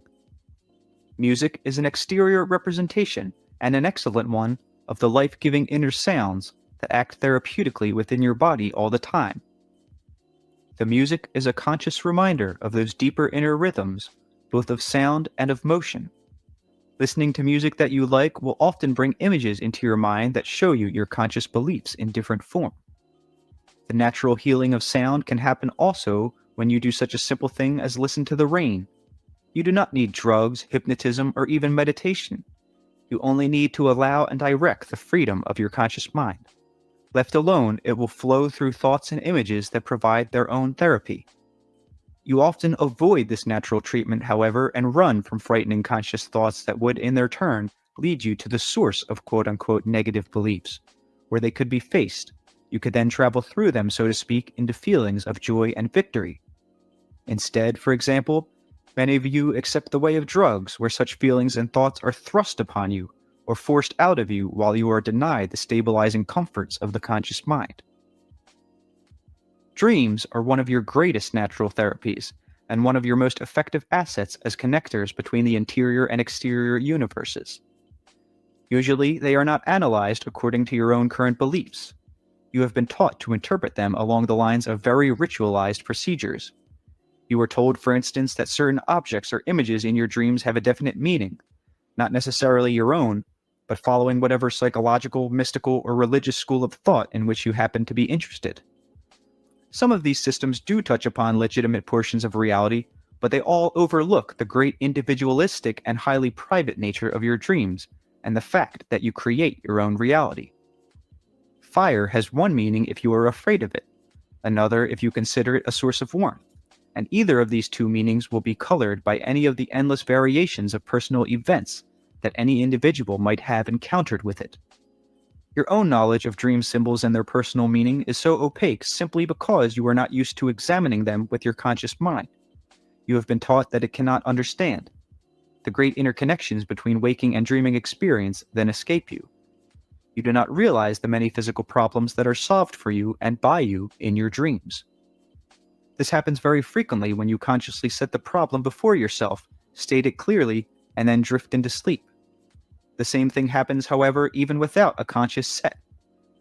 Dreams give you all kinds of information concerning the state of your body, the world at large, and the probable exterior conditions that your present beliefs will bring about. The dream state provides you with a trial framework in which you explore probable actions and decide upon the ones that you want to physically materialize. Not only nightmares, as mentioned earlier, but many other dreams follow rhythms of a therapeutic nature far more effectively than any that are drug-induced. sleeping pills can interfere with this activity. I'll have quite a bit to say in this book concerning the creative and healing nature of dreams, and the easy methods that can be used to help you utilize those conditions more effectively. Here, I merely want to point out some of the natural doorways to self-illumination and states of grace. These can be alternative courses to those who believe that there is no other way but to browbeat the ego, either through the use of chemicals or by other methods calculated to strip it of its powers, at least momentarily, rather than teaching it to use those great abilities of assimilation that it does possess. Your nature, besides possessing natural general healing abilities, has its own unique and particular private triggers arising from your experience. These can be learned, recognized, and utilized by you. In this area, certain events really matter. Singular circumstances, meaningless to others, can be used to open your own storehouse of energy and inner strength. These will include both waking and dreaming events. If you remember having certain dream experiences and waking refreshed, then before sleep, consciously think about those dreams and tell yourself they will return. If any activity, odd or silly as it might seem, brings you a sense of satisfaction, pursue it. Any of these natural healing methods can even lead beyond feelings of well-being and strength, physical health and vitality, to those sublime experiences of illumination and grace. Enjoyment of an art is also very therapeutic, and its creation springs from an exquisite wedding of the conscious and unconscious minds. I will try later to explain the deep interweaving that exists between dreams, creativity, and the nature of the reality of your experience. The most rejuvenating idea of all, and the greatest step to any true illumination, is the realization that your exterior life springs from the invisible world of your reality through your conscious thoughts and beliefs, for then you realize the power of your individuality and identity. You are immediately presented with choices. You can no longer see yourself as a victim of circumstances. Yet the conscious mind arose precisely to open up choices, to free you from a one-road experience, to let you use your creativity to form diversified, varied comprehensions. Let us make a clear distinction here. Your conscious beliefs direct the flow of unconscious processes which bring your ideas into physical reality. So while your thoughts cause your experience, you are not consciously aware of how this takes place. You cannot, as an instance, tell yourself vehemently, "I want to receive illumination," and expect it to happen if all of your beliefs actually go in the other direction. You may feel unworthy or believe such a state impossible for you to achieve, in which case you are sending contradictory messages. Nor can you become concerned with the ways in which your conscious purposes will be unconsciously produced, for the inner workings are not aware phenomena. The framework of sex is another natural therapeutic system if you have not already hampered its effectiveness by contrary beliefs. Natural quote-unquote mystical experience, unclothed in dogma, is the original religious therapy that is so often distorted in ecclesiastical organizations, but it represents man's innate recognition of his oneness with the source of his own being and of his own experience. The soul is not only dressed in chemical clothes, but wears the apparel woven from all of the elements of the earth. As physical creatures, you will be partially changed by any chemical or element or food or drug that becomes part of your living system, but those effects will follow the nature of your beliefs. Your dreams and the physical events of your lives constantly alter the chemical balances within your body. The dream may be purposely experienced to provide an outlet of a kind that is missing in your daily life. It will mobilize your resources and fill your body with a rush of needed hormones, creating a dream state of stress that will bring the organism's healing abilities into combat and result in an end to particular physical symptoms. Another dream might provide a quote-unquote dreaming, peaceful interlude in which all stress is minimized, with the overactive output of certain hormones and chemicals quieted as a result. Such dreams will be greatly effective, but only for a short period of time unless the conscious mind faces the beliefs that have been causing the imbalance.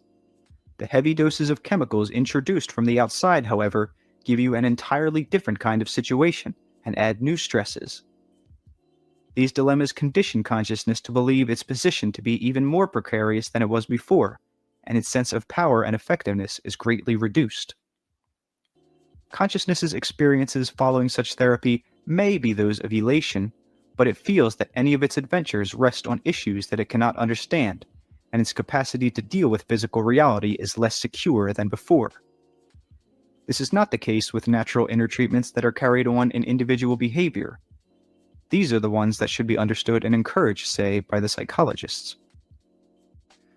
Now, your body is your own living sculpture, not only the shape, structure, and nature of its form, but the miraculous sense knowledge of its being and the unique effect it has upon others.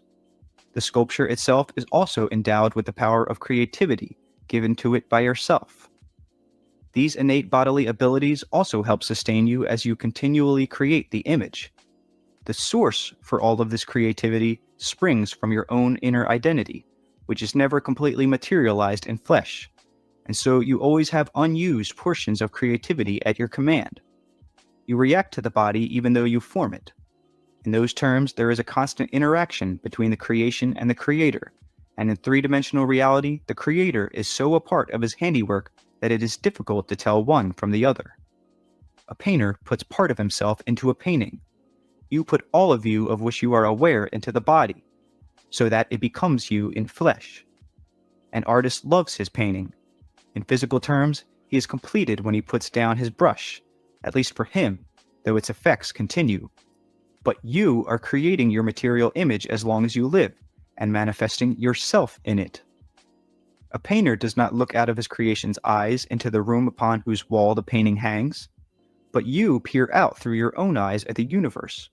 You create not only the body then, but its entire experience, the context in which it takes place.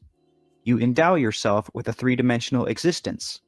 It is the framework in which you have your experience, created by you as the artist gives his paintings their dimension.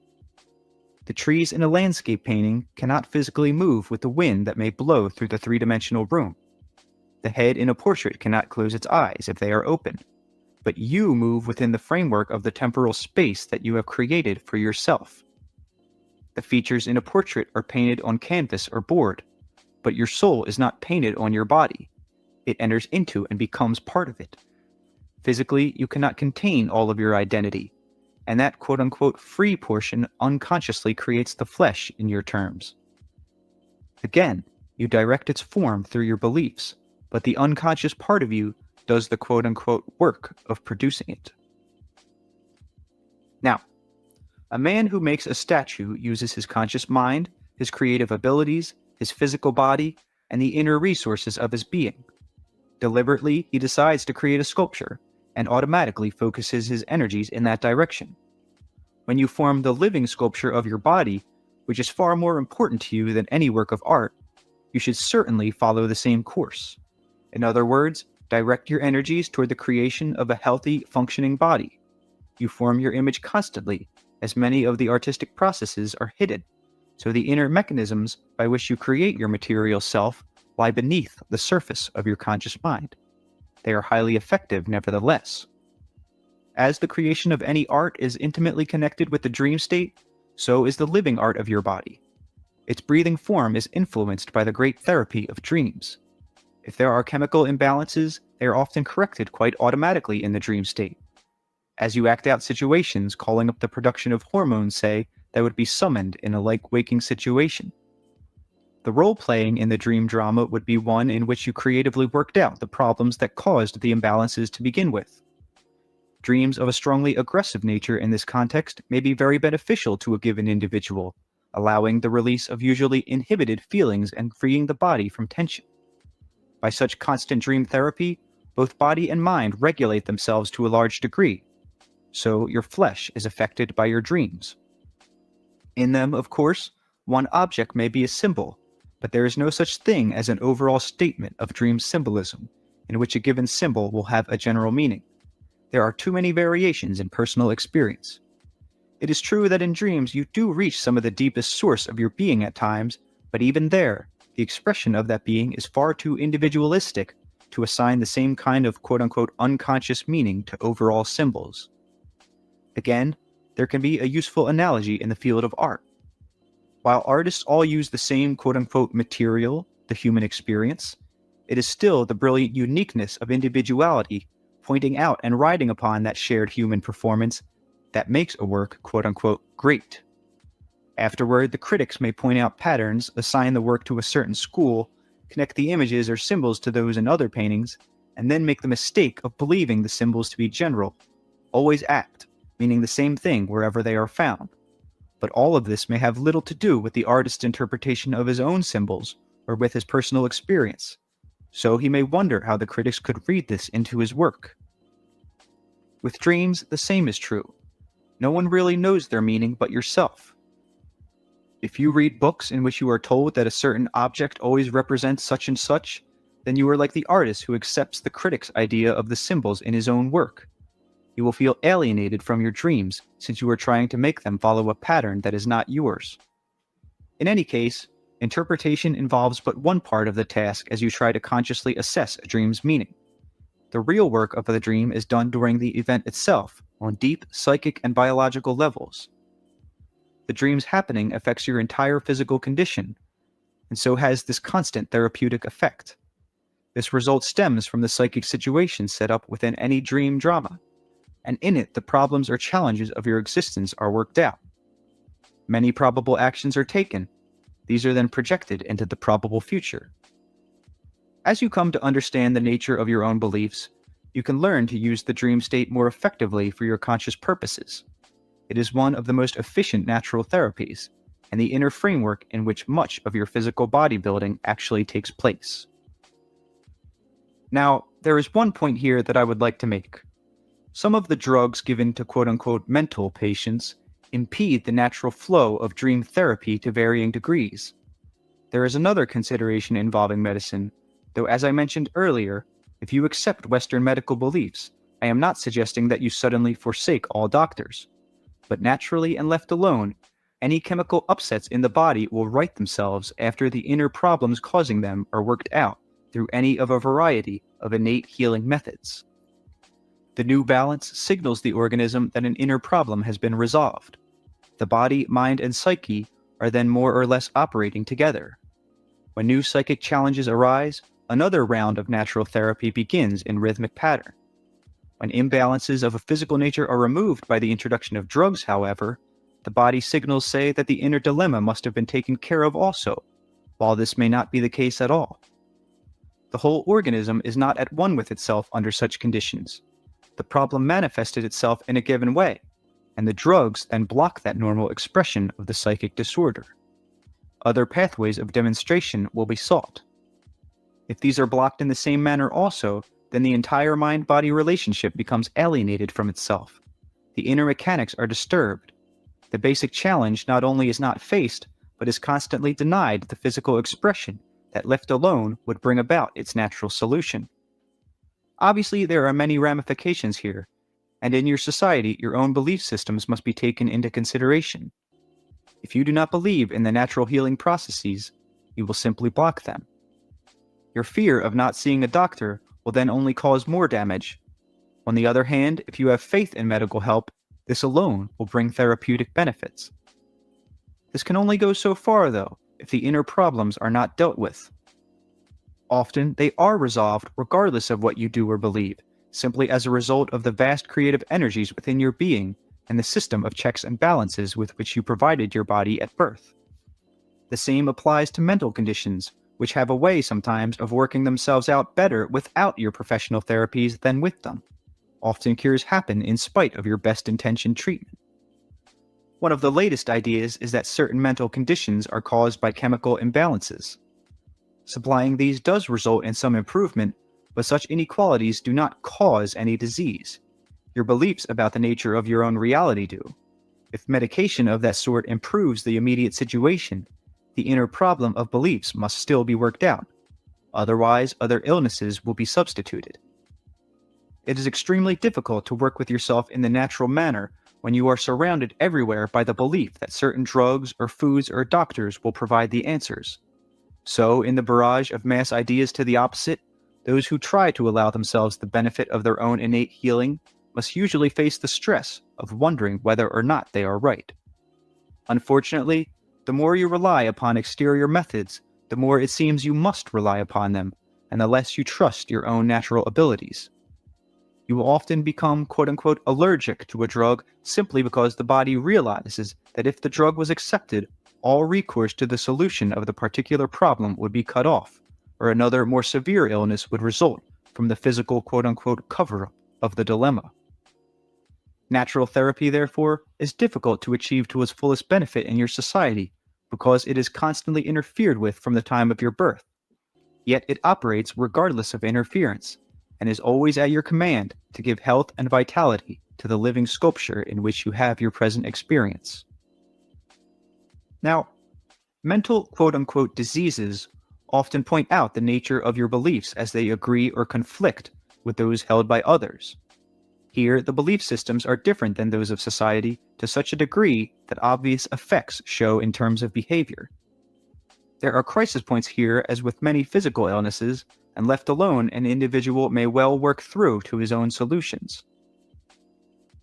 Even with so-called mental disorders, however, orientation with the body is very important, as are the individual's beliefs about his own form and its relationship with others and with time and space. There will often be chemical imbalances in such a situation, unconsciously produced by the individual, sometimes in order to allow him to work out a series of quote-unquote hallucinatory events. Such sustained quote-unquote objectified dreaming necessitates a change chemically from the normal state of waking consciousness. It is important to note that regardless of the mental or physical illness adopted, it is chosen for a reason, and is a natural method that the individual himself knows he is physically and mentally equipped to handle. Personality differences then obviously have a great deal to do with the kind of illness adopted, or the quote-unquote mars you may inflict upon your own living sculpture. Now, the inner problems that you encounter are always constructive, challenges leading you toward greater fulfillment. A problem caused by guilt, for example, physically materialized as a malady, is meant to lead you to face and conquer the idea of guilt, the belief in it that you hold in your conscious mind. The body itself is always in a state of becoming. You think of it as reaching a certain peak and then deteriorating or becoming less. That is because you do not understand it as the expression of your being in flesh. It reflects the seasons of the earth and of the flesh. In what you think of as you, it mirrors one condition with great faithfulness and abandon. In old age, it does the same thing. It shows you in flesh, both as you come into it and leave it, and here you see great variation. Many cease creating their bodies and die at a young age, for a great variety of reasons, of course, but some die because they believe that old age is shameful and that only a young body can be beautiful. Your beliefs about age, therefore, will affect your body and all of its capacities. As mentioned earlier in this book, you may become hard of hearing because you firmly believe that this must come with age. You will alter the chemical composition of your body according to your beliefs about its activity through the various portions of your life. Elements, chemicals, cells, atoms, and molecules. These partially compose your living sculpture, but you are the one who directs their activity through your conscious beliefs, which then initiate all of those great creative powers that give your body its life and ensure its constant reflection of the self that you believe you are. The natural therapies of the body can be called upon with great effectiveness, as you will see in the next chapter. We will discuss the ways in which this can be encouraged, as well as the role of the conscious mind as the director of the quote-unquote soul in chemical clothes. Chapter 11. The conscious mind as the carrier of beliefs. Your beliefs in relation to health and satisfaction. The nature of your personal beliefs in a large measure directs the kinds of emotions you will have at any given time. You will feel aggressive, happy, despairing, or determined according to events that happen to you, your beliefs about yourself in relation to them, and your ideas of who and what you are. You will not understand your emotions unless you know your beliefs. It will seem to you that you feel aggressive or upset without reason, or that your feelings sweep down upon you without cause, if you do not learn to listen to the beliefs within your own conscious mind, for they generate their own emotions. One of the strongest general causes of depression, for example, is the belief that your conscious mind is powerless, either in the face of exterior circumstances thrust upon you from without, or before strong emotional events that seem to be overwhelming from within. Psychology, religion, science, in one way or another, all of these have added to the confusion by stripping the conscious mind of its directing qualities and viewing it as a stepchild of the self. The schools of quote-unquote positive thinking try to remedy the situation, but often do more harm than good because they attempt to force beliefs upon you that you would like to hold but do not hold in your present state of confusion. Many such philosophies make you cower at the idea of entertaining quote-unquote negative thoughts or emotions. In all cases, the clues to your emotional experience and behavior lie in your systems of belief, some more evident to you than others, but all available to you consciously. If you believe that you are of little merit, inferior, and filled with guilt, then you may react in several ways according to your personal background and the framework in which you accepted those beliefs. You may be terrified of aggressive feelings because it seems others so much more powerful than you could retaliate. If you believe that all such thoughts are wrong, you will inhibit them and feel all the more guilty, which will generate aggressiveness against yourself and further deepen your sense of unworthiness. Now, if you read a book in your situation that instructs you to contemplate goodness, to turn your thoughts immediately to love and light when you feel irritated, you are in for trouble. Such practices will only serve to make you more frightened of your natural emotions. You will not understand why you have them any better than you did before. You may only hide them more cleverly, and perhaps become ill if given the situation you are not already. The harder you try to be quote-unquote good in such a case, the more inferior you will become in your own mind. What do you think of yourself, your daily life, your body, your relationship with others? Ask yourself these questions. Write down the answers or speak them into a recorder, but in one way or another, objectify them. When you feel the rise of unpleasant emotions, take a moment and make an effort to identify their source. The answers are far more available than you may have previously believed. Accept such feelings as your own in the moment. Do not shove them underneath, ignore them, or try to substitute what you think of as good thoughts. First, be aware of the reality of your feelings. As you become more aware of your beliefs over a period of time, you will see how they bring forth certain feelings automatically. A man who is sure of himself is not angry at every slight done him, nor does he carry grudges. A man who fears for his own worth, however, is furious under such conditions. The free flow of your emotions will always lead you back to your conscious beliefs if you do not impede them. Your feelings always change the chemical balance of your body and alter its hormonal output, but the danger comes only when you refuse to face the contents of your conscious mind. Even the intent to know yourself, to face the reality of your experience, can be of great benefit, generating emotions that will provide an energy and impetus to begin. No one can do this for you. You may believe that good mental health means being always cheerful, resolute, and kind, and never crying or showing disappointment. That belief alone can lead you to deny quite natural dimensions of human experience and to impede the flow of emotions that could otherwise cleanse your body and your mind. If you are convinced that feelings are dangerous, then again that belief itself will generate a fear of all of them, and you may become almost panic-stricken if you display anything but the most quote-unquote reasonable, calm behavior. Your emotions then may strike you as highly unpredictable, extremely powerful, and to be kept down at all costs.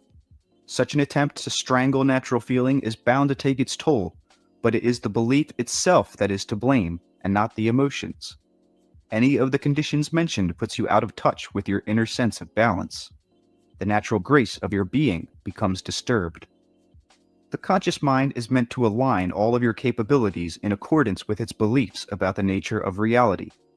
Those resources are considerable, for they include the deepest aspects of your creativity and powers far beneath consciousness of which you are only dimly aware. You cannot will yourself to be happy while believing that you have no right to happiness or that you are unworthy of it. You cannot tell yourself to release aggressive thoughts if you think it is wrong to free them.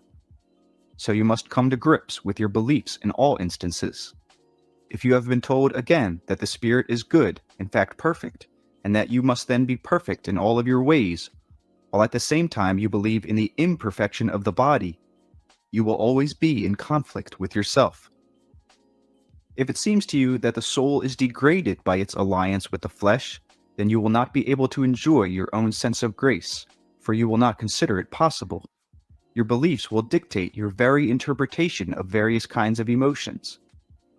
Many people, for example, are convinced that anger is always negative. It can be the most arousing and therapeutic emotion under certain circumstances. You can then realize that you have cowered before contradictory beliefs for years, rise up in anger against them, and quite literally begin a new life of freedom.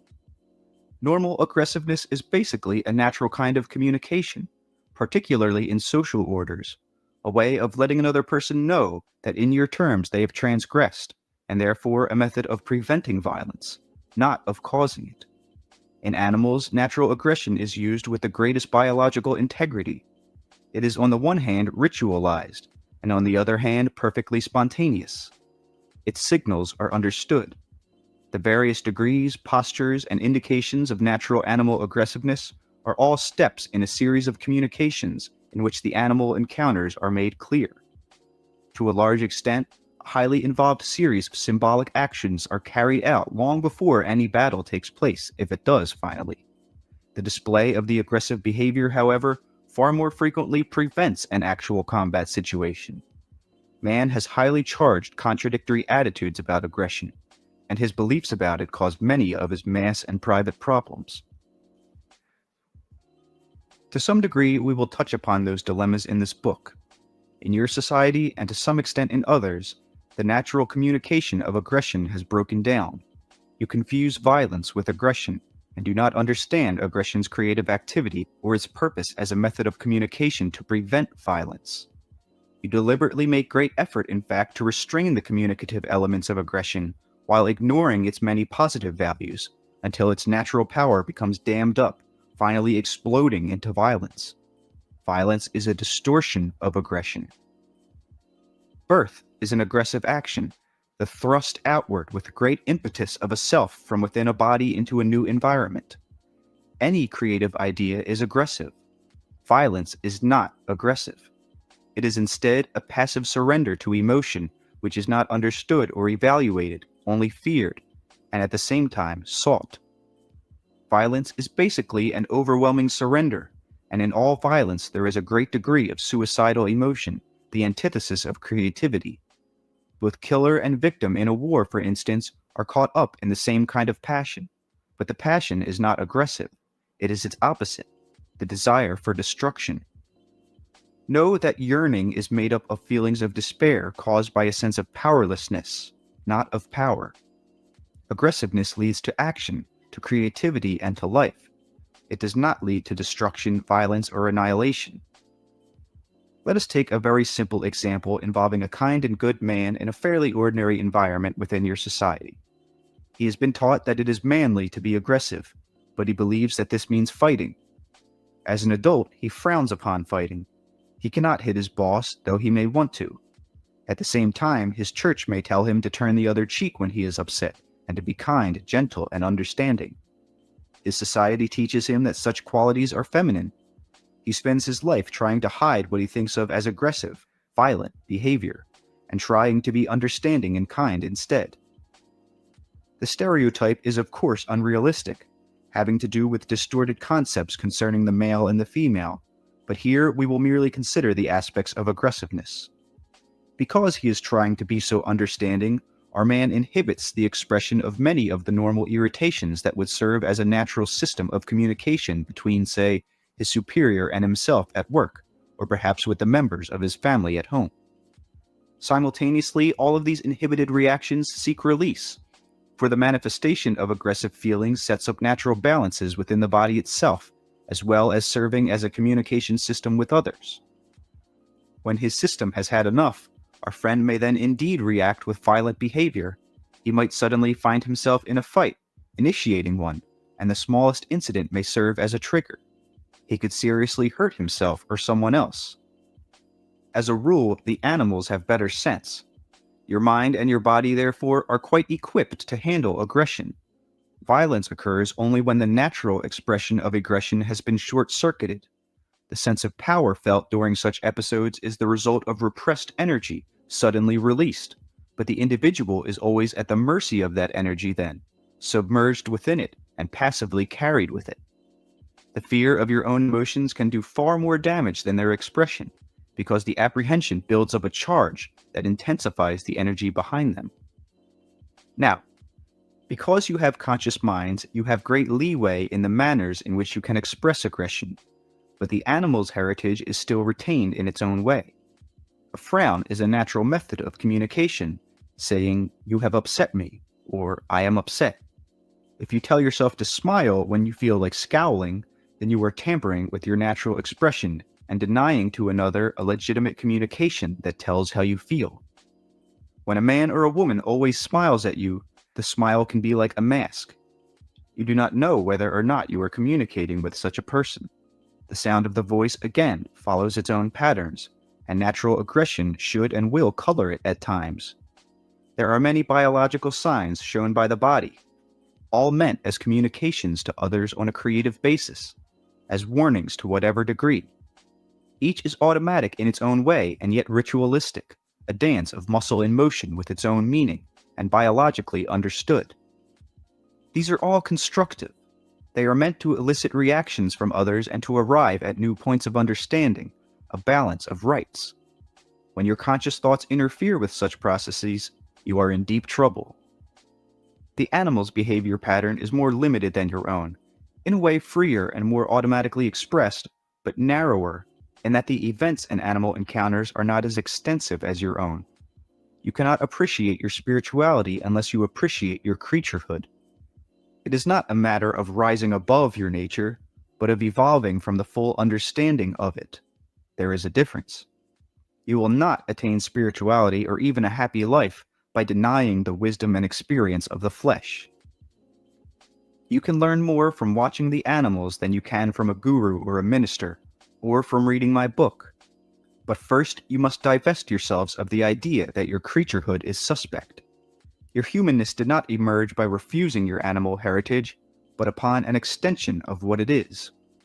When you try to be spiritual by cutting off your creaturehood, you become less than joyful, fulfilled, satisfied natural creatures, and fall far short of understanding true spirituality. Many who say that they believe in the power of thought are so afraid of it that they inhibit it in themselves, avoiding any that appears negative or harmful. The slightest quote-unquote aggressive expression is blocked. Thoughts can kill, these people think, as if the individual against whom such an impulse was directed had no protective life-giving energies of his or her own, and no natural defense. Here, often and for various reasons, you find a hidden and distorted sense of power that says, "I am so powerful that I could kill you with my thought, and yet I refuse to do so." No one, and no one thought, is that powerful. If thoughts alone could kill, you would not have the overpopulation problem. Each person has his own built-in energy and protection.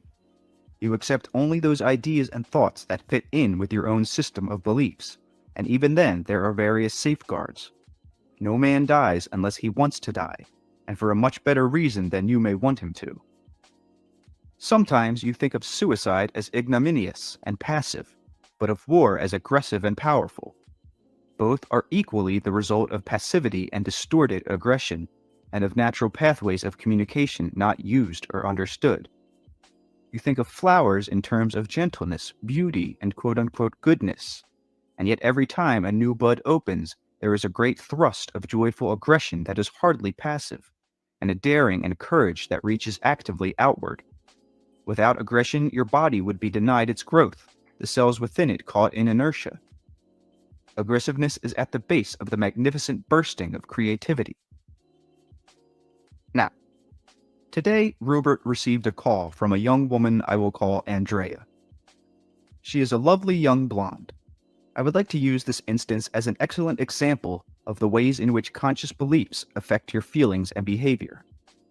Andrea is in her early 30s, divorced, with 3 children.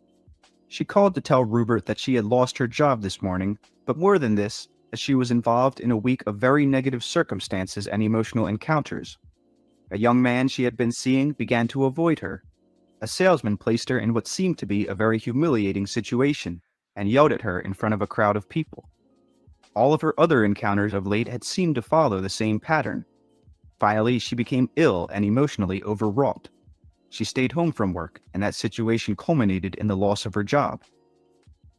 She told Rupert that she felt herself to be an inferior person, unable to cope, an individual who was not able to hold her own with her coworkers or the world at large. She had carried those beliefs, of course, throughout that period of time, and they were expressed unconsciously through her body, through gestures, expressions, tones of voice. The whole physical self expected rebuffs. The events of those days, whatever they were, would be interpreted in the light of that mental set.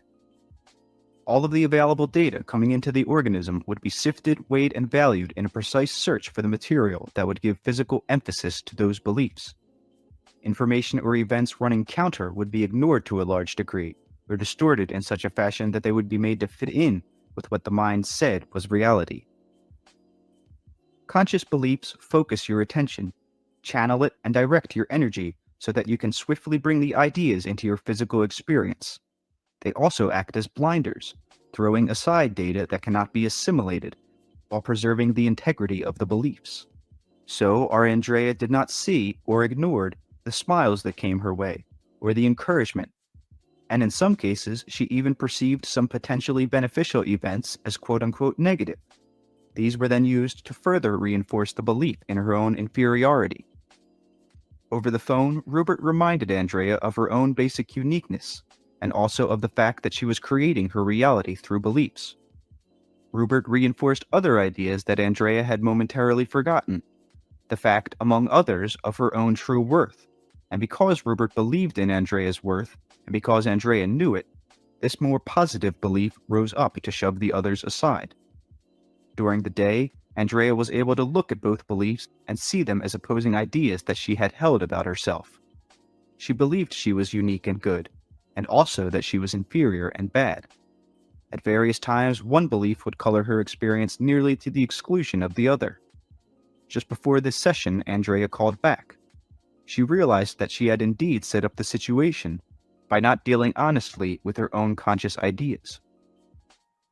She had wanted to leave the job for another one, but was afraid of taking the step, so she created circumstances in which the decision was seemingly taken out of her hands. It would appear as if she were the victim of unfeeling coworkers, jealous and misunderstanding, and a boss who would not stand up for her. Now she understood that she was not a victim, but the originator of those conditions. During the time involved, her feelings faithfully mirrored her conscious beliefs. She was lost in self-pity and self-condemnation. These brought about the weakened body state. In speaking to her the second time, Rupert gave Andrea excellent advice, explaining the way in which such feelings can be handled to advantage.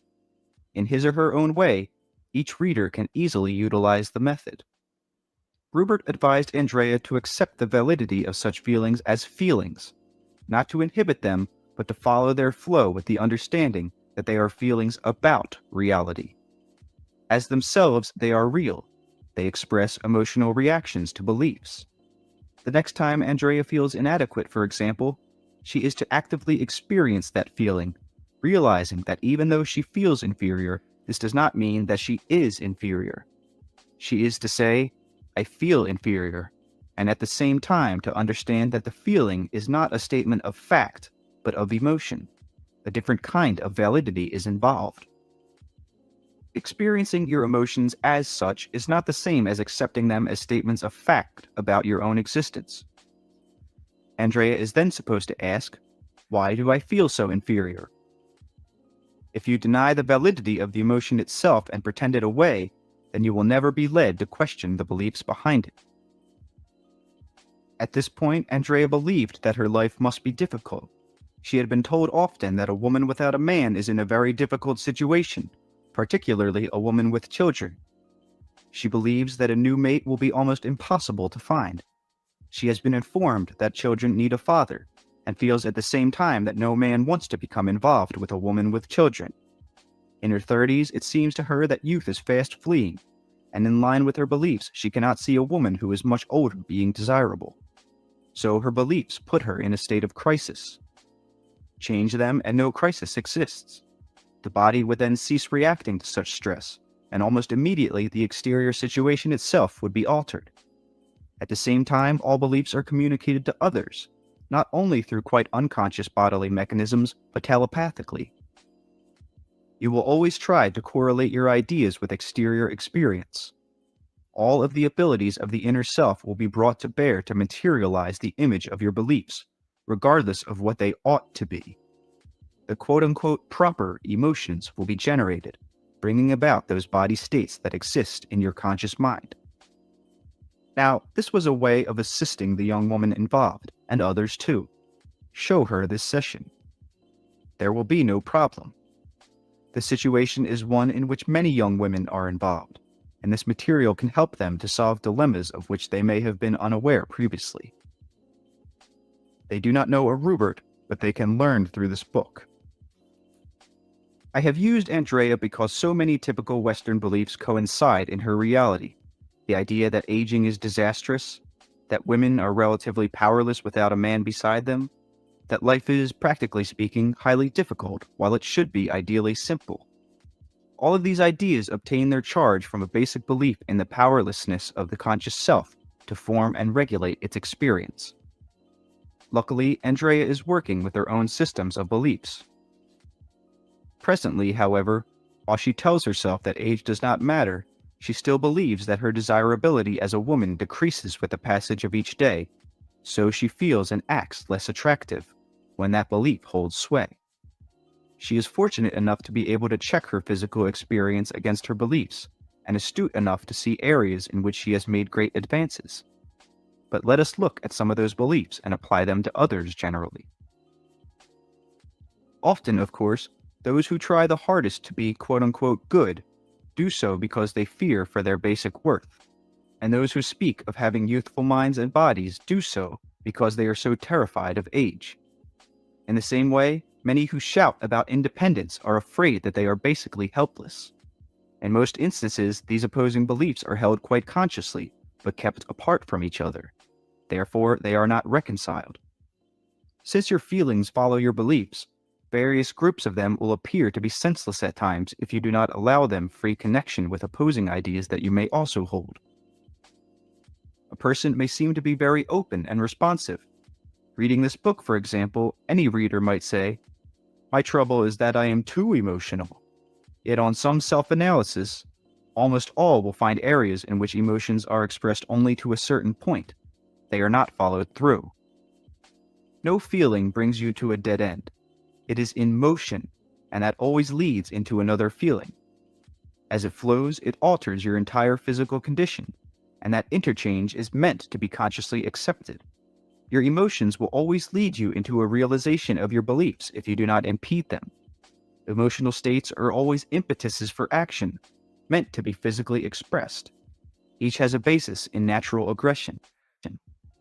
The connections between creativity and aggression have never been understood in your society. A misunderstanding of true aggression can lead into a fear of all emotions and cause you to cut yourself off from one of nature's best therapies. Natural aggression provides the charge for all creativity. Now, reading this, many readers will be taken back, for they believe that love is the impetus, and that love is opposed to aggression. There is no such artificial division. Natural aggression is the creative loving thrust forward, the way in which love is activated, the fuel through whose agency love propels itself.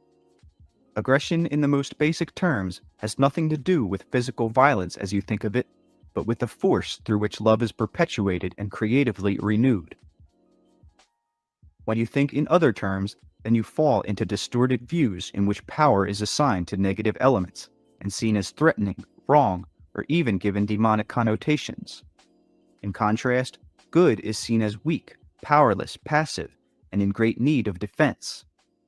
You will be afraid of any powerful emotion, therefore, frightened of the dimensions of your own actuality, and to a large extent be led to run away from an acceptance of the power and energy of your own being. You will be forced to dilute your own experience. Such beliefs have a strong depressing characteristic that can lead you to shut down powerful feelings by immediately considering them negative.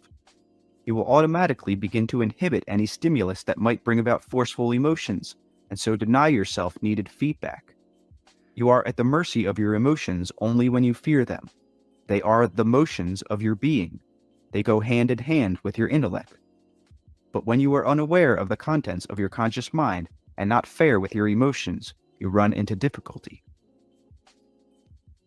I have often stated that the mind-body relationship is one system. The thoughts are as necessary to the whole system as the body's cells are.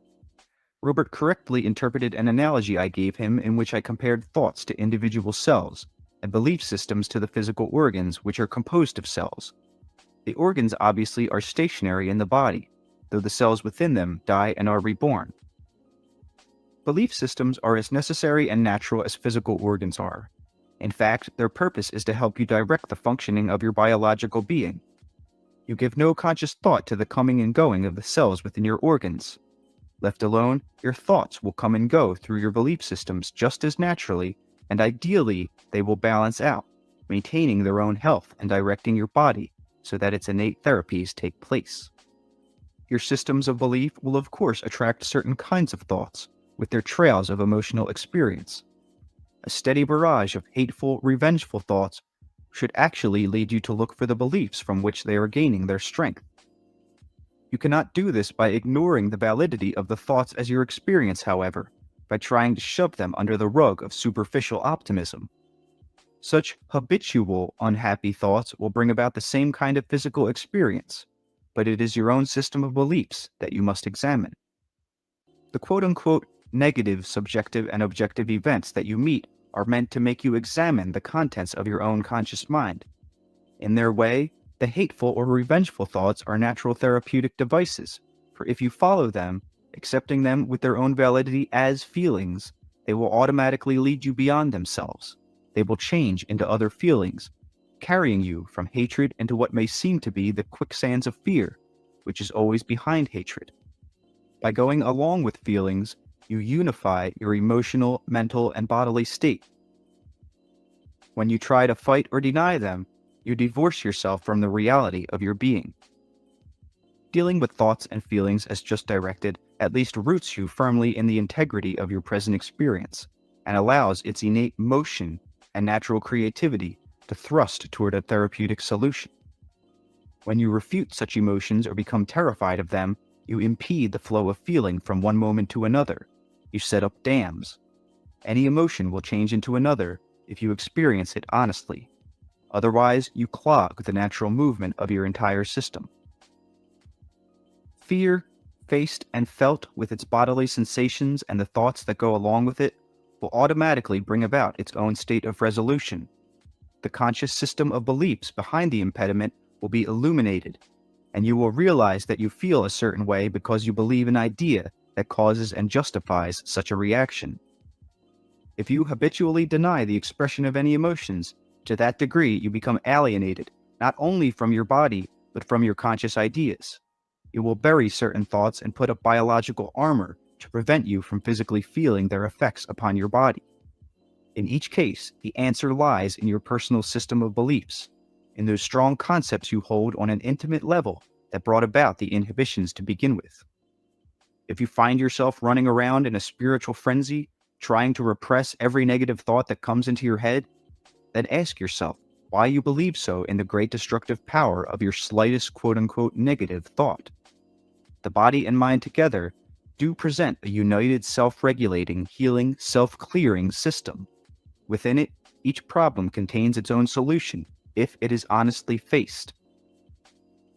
Each symptom, mental or physical, is a clue to the resolution of the conflict behind it, and contains within it the seeds of its own healing. Now, it is true that habitual thoughts of love, optimism, and self-acceptance are better for you than their opposites.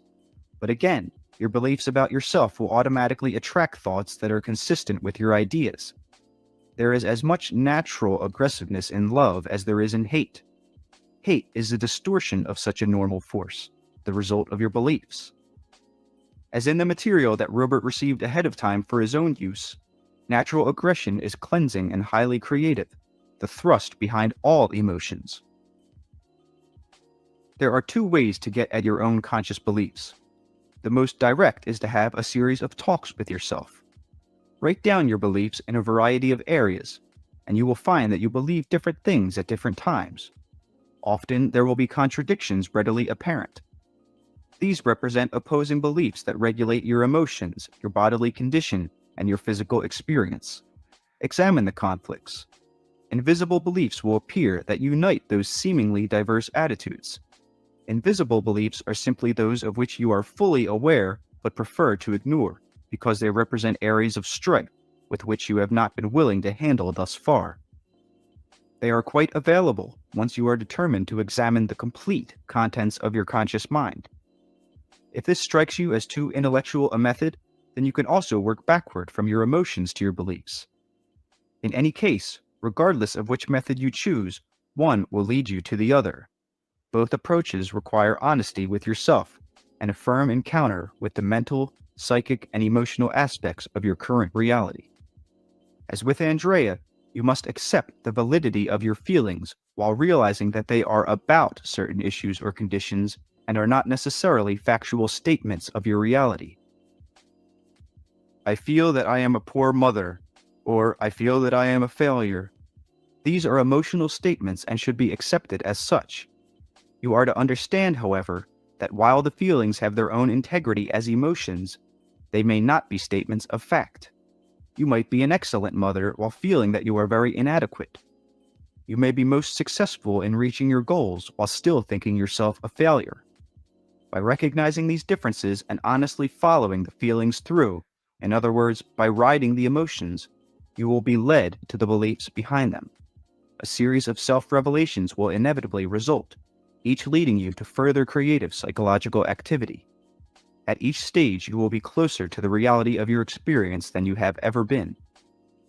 The conscious mind will benefit greatly as it becomes more and more aware of its directing influence upon events. It will no longer fear the emotions or the body as threatening or unpredictable, but sense the greater unity in which it is involved. The emotions will not feel like stepchildren, with only the best dressed being admitted. They will not need to cry out for expression, for they will be fully admitted as members of the family of the self. Now again, some of you will say that your trouble is that you are too emotional, too sensitive. You may believe that you are too easily swayed. In such cases, you are afraid of your emotions. You think their power so strong that all reason can be drowned within them. No matter how open it may seem that you will nevertheless accept certain emotions that you think of as safe and ignore others or stop them at particular points because you are afraid of following them further. This behavior will follow your beliefs, of course. If you are over 40, for instance, you may tell yourself that age is meaningless, that you enjoy much younger people, that you think young thoughts. You will accept only those emotions that appear to be in keeping with your ideas of youth. You become concerned with the problems of the young. You accept what you think of as optimistic, health-giving thoughts. You consider yourself quite emotional, perhaps. Underneath, however, you are very much aware, as indeed you should be, of your reality in creaturehood. Yet you firmly ignore any changes in your appearance from the time you were, say, 30, and in so doing, lose sight of your validity as a creature in space and time. You will inhibit any thoughts of death or dying or of old age, and so close out quite natural feelings that are meant to lead you beyond your earlier years. You are denying the body's corporeal existence and its focus in the time of the seasons, and cheating yourself of those natural biological, psychic, and mental motions that are meant to take you past themselves. Now, in this particular context, one of the problems arises out of the connotations given to the words older or old. In your culture, you believe that to be young is to be flexible, alert, and aware. To be old or older is considered a disgrace, generally speaking, rigid, out of style, and passé. If you desperately try to remain young, it is usually to hide your own beliefs about age and to negate all of those emotions connected with it. Whenever you refuse to accept the reality of your creaturehood, you also reject aspects of your spirit. The body exists in the world of space and time. The experiences you may encounter in your 60s are as necessary as those in your 20s. Your changing image is supposed to tell you something. When you pretend alterations do not occur, you block both biological and spiritual messages. In old age, the organism is, in certain terms, preparing for a new birth. The combined events of spirit, mind, and body involve not only the passing of one season, but preparation for the beginning of another. The situation includes all of those supports necessary to carry you through, not only with acceptance, but with the great aggressive drive toward new experience.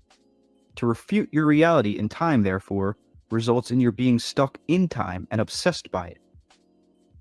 Accepting your integrity in time allows the body to function until its natural end, in good condition, free from those distorted, invisible concepts about age. If you believe that youth is the ideal and struggle for it, while simultaneously believing that old age must involve infirmities, then you cause an unnecessary dilemma and hasten aging according to the negative aspects of your mind. Each individual must examine his or her individual beliefs, or begin with feelings that will inevitably lead to them. In this area, as in all others, those of you who are proficient verbally might use the method of writing. Either write down your beliefs as they come to you, or make lists of your intellectual and emotional assumptions. You may find that they are quite different. If you have a physical symptom, do not run away from it. Feel its reality in your body. Let the emotions follow freely. They will lead you, if you allow them to flow, to the beliefs that cause the difficulty. They will take you through many aspects of your own reality that you must face and explore. These methods release your withheld natural aggressiveness. You may feel that you are swamped by emotion, but trust it. Again, it is the motion of your being, and it arouses your own creativity. Followed, it will seek the answers to your problems. Rupert, in his dialogues, has an excellent example in the way in which he allowed his feelings to rise, though he was initially frightened of them. Everyone cannot write poetry, but each person is creative in his or her own way, and can follow the emotions as Rupert did, whether or not a poem results. You must realize that your conscious mind is competent, its ideas pertinent, and that your own beliefs affect and form your body and your experience. As you examine the contents of your conscious mind, it may seem to you that you hold so many different beliefs at different times that you cannot correlate them. They will, however, form into clear patterns. You will find a grouping of core beliefs about which the others gather. If you think of these as planets, then your other ideas orbit about them. There may be some quote-unquote invisible beliefs, and there may be one or two invisible core beliefs. These, following the analogy, would be hidden behind the other brighter, more obvious quote-unquote planets, and yet would show their presence through their effects upon your relationships with all of the other visible core beliefs in your quote-unquote planetary system. Questions you cannot seem to answer as you study your own ideas, for example, may lead you to suspect the existence of such invisible core beliefs. Let me emphasize that they are consciously available. You can find them through the approaches mentioned earlier, working from your feelings or by beginning with the beliefs that become most readily available. This subject leads to what I will call bridge beliefs, and again, Rupert received some information on this topic ahead of time for his own benefit. As you examine your ideas, you will discover that even some apparently contradictory ones have similarities, and these resemblances may be used to bridge the gaps between beliefs, even those that seem to be the most diverse. Because you are the individual who holds the beliefs, you will stamp them, so to speak, with certain characteristics that you will recognize. These aspects will themselves emerge as bridge beliefs. They contain great motion and energy.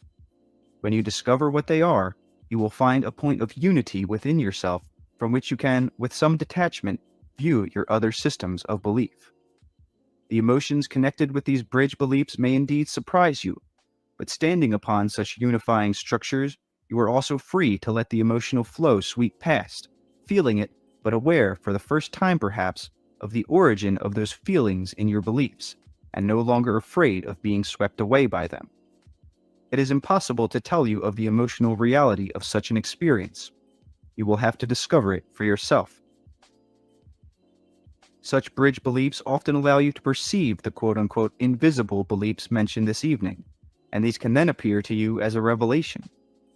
On second thought, however, you will realize that another belief blocked that one from your view, but that you were always aware of it, and that in a strange way, it was also invisible because you took it for granted. You did not consider it a belief about reality, but as reality itself, and never questioned it. Andrea never doubted the quote-unquote fact that life was more difficult for a woman than for a man. When she examined her beliefs, this escaped her. The invisible belief, however, affected her behavior and experience. Now she understands it and can deal with it as belief, and not as a condition of reality over which she has no control. Breach beliefs may become available to you in the dream state. If so, the conscious knowledge may appear suddenly in the middle of your waking day. A reconciliation will be felt within the self following such a conscious understanding, though the dream itself may not be consciously remembered. In the dream, various symbols may be used. Each person will vary in this regard. When such dreams are remembered, however, individual symbols, such as crossing a river safely or an ocean, or bridging a gap or an abyss, are often involved. At such times, there can also be strong emotional content, as of finally triumphing over psychological chaos, or even of rising from the dead. You can suggest to yourself the emergence of such bridge beliefs. The conscious idea itself represents a statement of intent. Various core beliefs, not well assimilated, will give you conflicting self-images. Now, there is a difference between freely experimenting with and enjoying various styles of dress, attitudes, and behavior, and finding yourself quote-unquote lost in a compulsion to change your appearance, attitude, and behavior. The latter usually involves contrary core beliefs that are alternately pulling you one way and then the other. Usually, exaggerated opposing emotions will also be apparent. Once you understand this, it is not difficult to look at your beliefs to identify these, and to find a bridge to unite the seeming contradictions. Since this book was begun, Rupert has been working with his beliefs, and using methods in his own way, as every reader must. When we began, he found it difficult to believe that so many answers were available in the conscious mind, and was astonished as he proceeded to discover that this was the case. I will use him here as an example to some extent, to show how a bridge belief appeared to assimilate what seemed to be diametrically opposed ideas. The same procedures will operate regardless of the particular beliefs held. Rupert is determined, persistent, stubborn, with great energy, creative, intuitive, and endowed with excellent flexibility of consciousness. He built his life around the core belief in himself as a writer. Through his belief, he viewed all of his experience, correlating it. He encouraged those impulses that furthered it, and impeded those that did not. Now, because of this particular temperament, he put all of his eggs in one basket, so to speak. Those of you who do the same thing will see yourselves in one particular way, whatever it is. You will primarily organize your experience along definite lines. It may be your sex role or your professional role. You may see yourself as a mother or a father first of all, as a teacher, an editor, or as a man's man. You will, however, emphasize one certain quality above all others, your athletic nature, your spiritual bent, whatever it may be.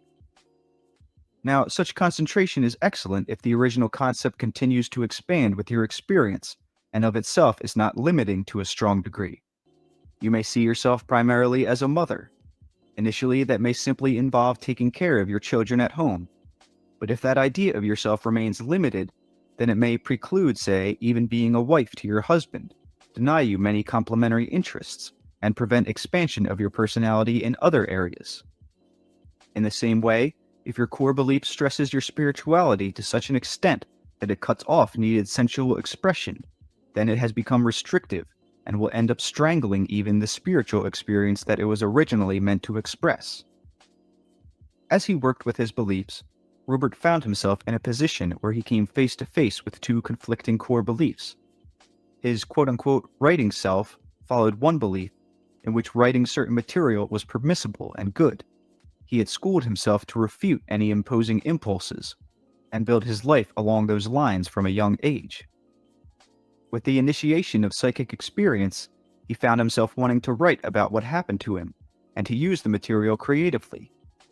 The previous beliefs in himself as a writer, however, clashed with these new urges because he did not consider anything but fiction as the work of a writer, except for poetry. He proceeded to make two divisions in his life, one quote-unquote psychic, and the other quote-unquote the writing self. The writing self looked askance at any creative material that did not come from the kinds of inspiration with which it was previously familiar. It insisted that other creative material come outside of Rupert's 5-hour writing day. These beliefs generated their own emotions, of course, so that Rupert would become angry when thought of as a quote-unquote psychic by others. The same kind of dilemma can arise in any reader's experience whenever two strongly conflicting core beliefs meet. Rupert also believed in psychic work, you see, and was fully committed to it. He developed some physical symptoms, and following through with his beliefs, he is working them out on his own. He saw for himself how they perfectly mirrored his inner image of himself.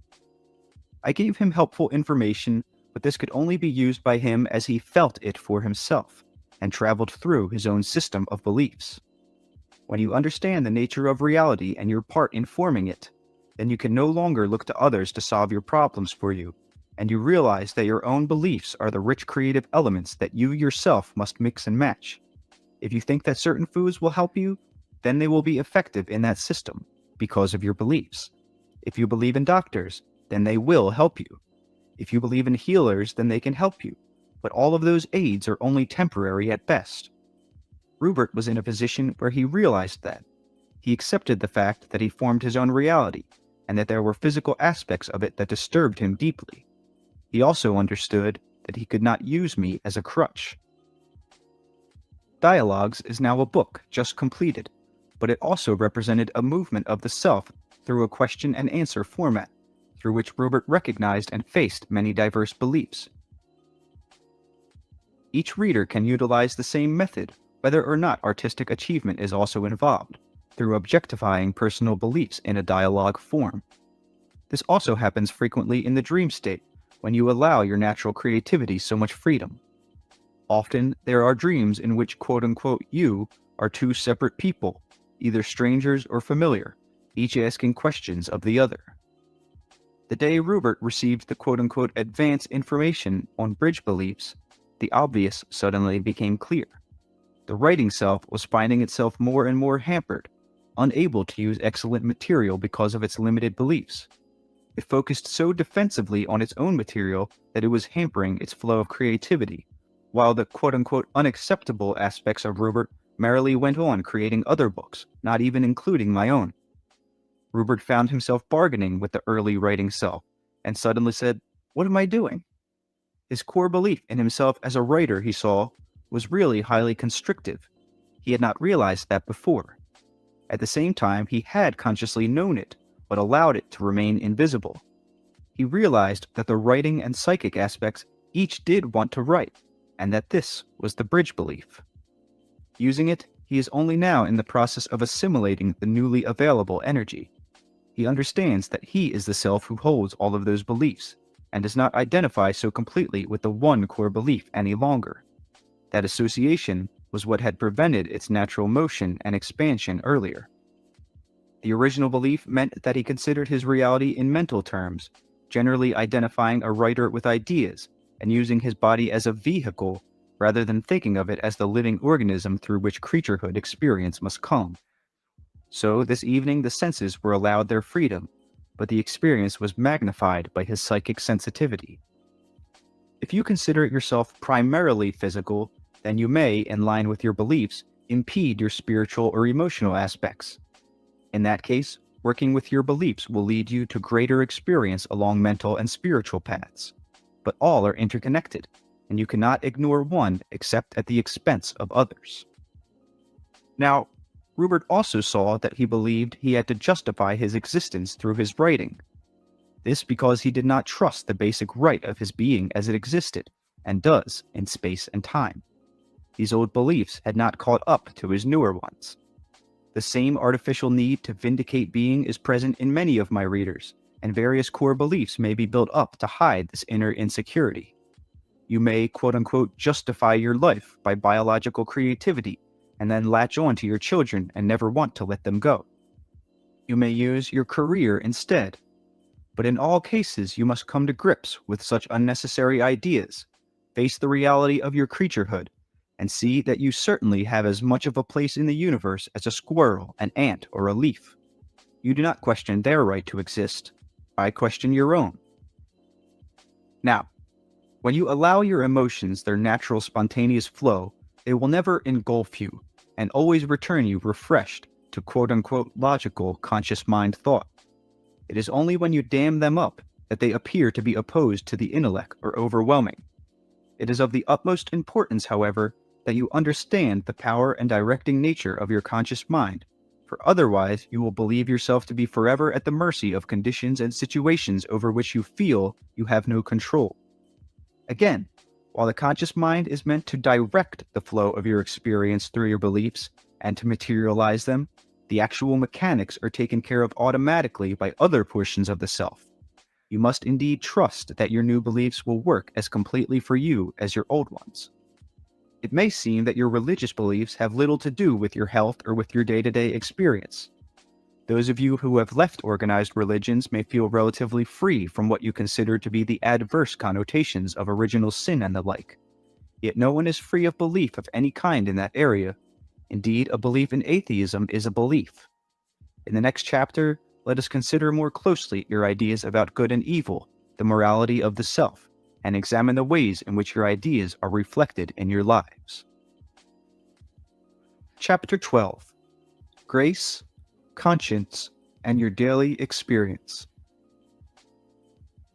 Thus far, I have rather frequently mentioned the state of grace, because while it has many dimensions, it is, practically speaking, the cause of your sense of well-being and accomplishment. It is a condition of your existence. Each of you may put the following in your own terms, but often it may seem as if your conscience tells you that you have quote-unquote fallen out of grace, and that some inner, mysterious, joyous sense of support no longer sustains you.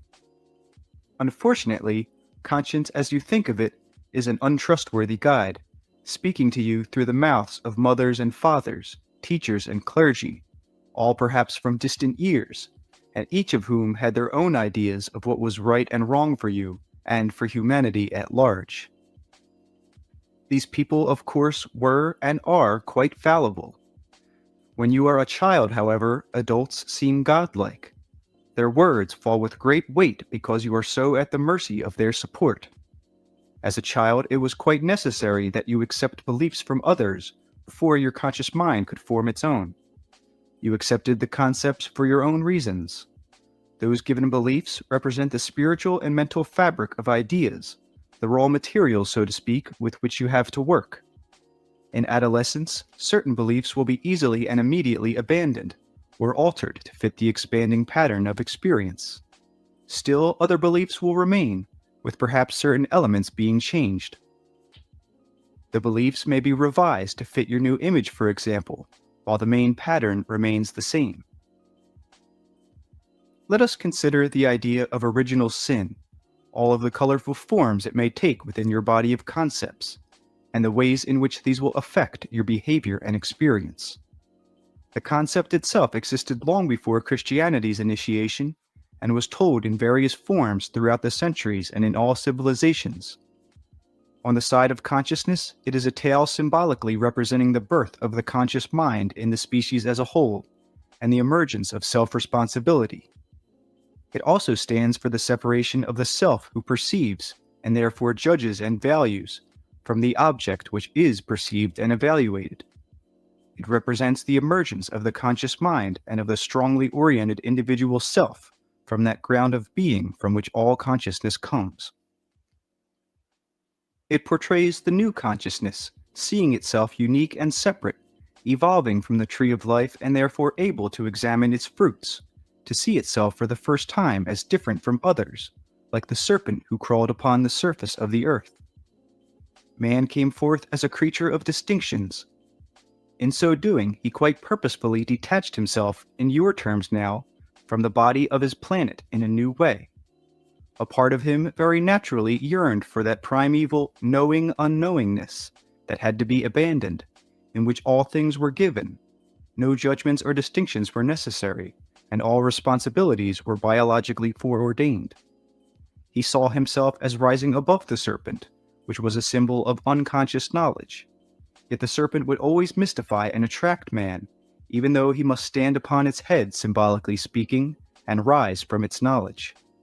With the birth of this consciousness came conscious responsibility for the fruits of the planet. Man became the caretaker. The serpent is the symbol of the deepest knowledge within creaturehood. It also contains the impetus to rise above or beyond itself in certain respects.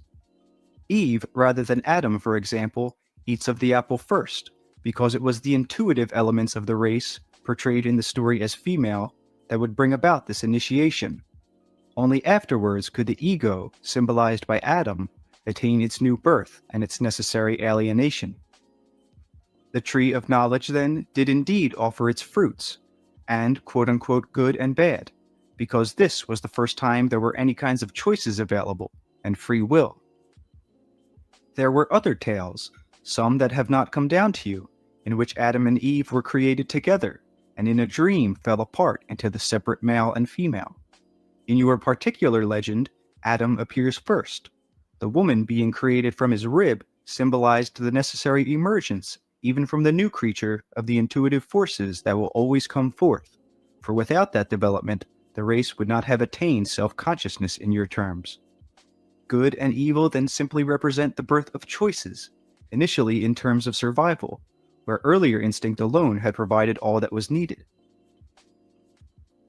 In deeper terms, there is still another meaning that mirrors all of those apparent divisions that occur as all that is seemingly separates portions of itself from itself, scattering its omnipotence into new patterns of being that in your terms remember their source and look back to it longingly, while still glorying in the unique individuality that is their own. The story of the fall, the rebellious angels, and the leader Satan who becomes the devil, all of this refers to the same phenomena on a different level. Satan represents, in the terms of the story, the part of all that is, or God, who stepped outside of himself, so to speak, and became earthbound with his creatures, offering them the free will and choice that quote-unquote previously had not been available. Hence you have the majestic elements given to Satan, and the power. The earthly characteristics often appear as he is depicted in animal form, for he was also, of course, connected with the intuitive terrestrial attributes from which the new human consciousness would spring. In terms of simple biological function, you now had a species no longer completely dependent upon instinct, yet still with all the natural built-in desires for survival, and the appearance within it of a mind able to make decisions and distinctions. Now, this new kind of consciousness brought with it the open mirror of memory, in which past joy and pain could be recalled, and so the realization of mortal death became more immediate than it was with the animals.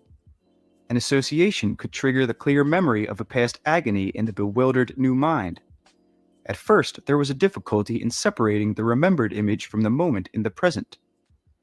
Man's mind then struggled to contain many images, past, present, and future imagined ones, and was forced to correlate these in any given moment of time. A vast acceleration took place. It was only natural that certain experiences would seem better than others, but the species' new abilities made it necessary that sharp distinctions be made. Good and evil, the desirable and the less so, were invaluable aids then in helping form the basis for such separations. The birth of imagination initiated the largest possibilities, and at the same time put great strain upon the biological creature, whose entire corporeal structure would now react not only to present objective situations, but imaginative ones. At the same time, members of the species had to cope with the natural environment as did any other animal. Imagination helped because an individual could anticipate the behavior of other creatures. In another way, animals also possess an quote-unquote unconscious anticipation, but they do not have to come to terms with it on an aware basis as the new consciousness did.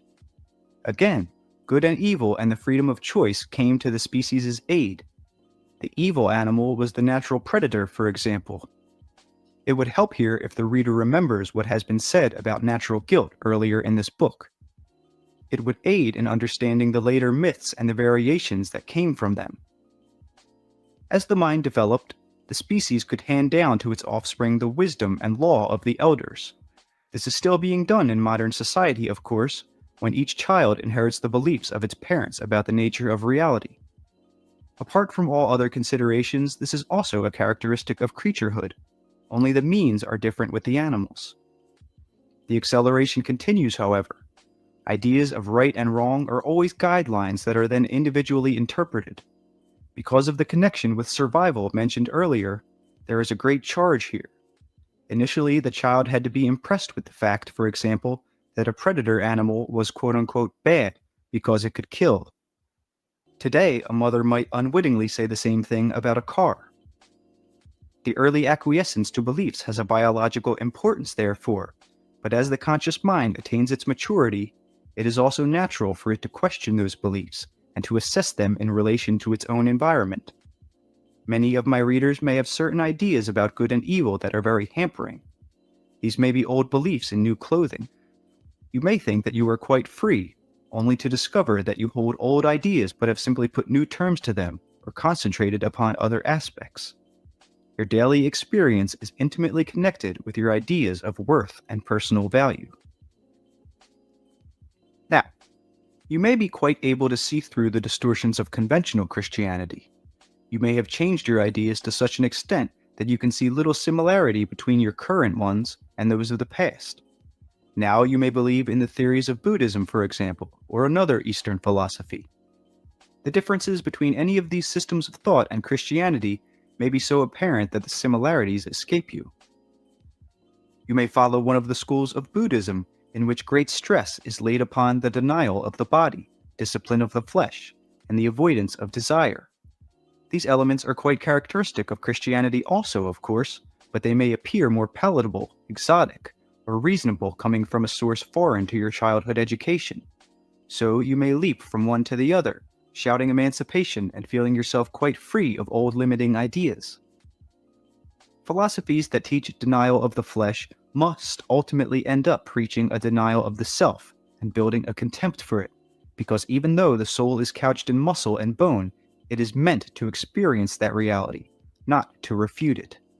All such dogmas use artificial guilt, and natural guilt is distorted to serve those ends. In whatever terms, the devotee is told that there is something wrong with earthly experience. You are therefore considered evil as a self in flesh by virtue of your very existence. This alone will cause adverse experience, making you reject the very basis of your own framework of experience.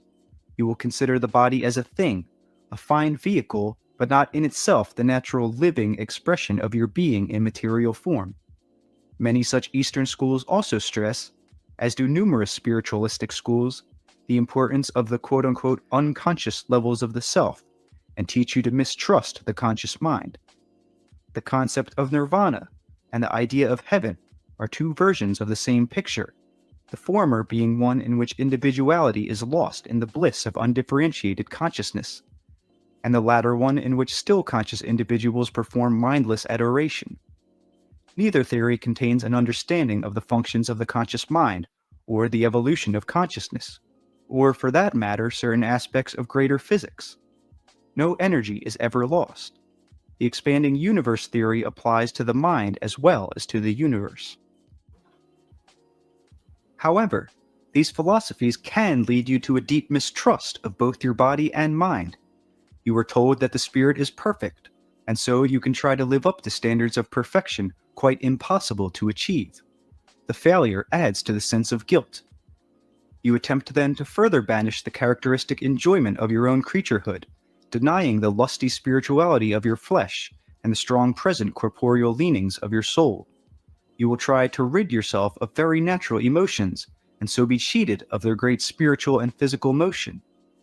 On the other hand, some leaders may give little consideration to such issues, but still be deeply convinced of the misery of the human condition, focusing upon all the quote-unquote darker elements, seeing the world's destruction ever closer at hand without really examining the beliefs that arouse such constant feelings. They may find it easier to cluck their tongues at obvious fanatics who cry out for God's vengeance, and speak about the world's end in brimstone and ashes. They may be as equally convinced, however, of man's basic unworthiness, and so of course of their own.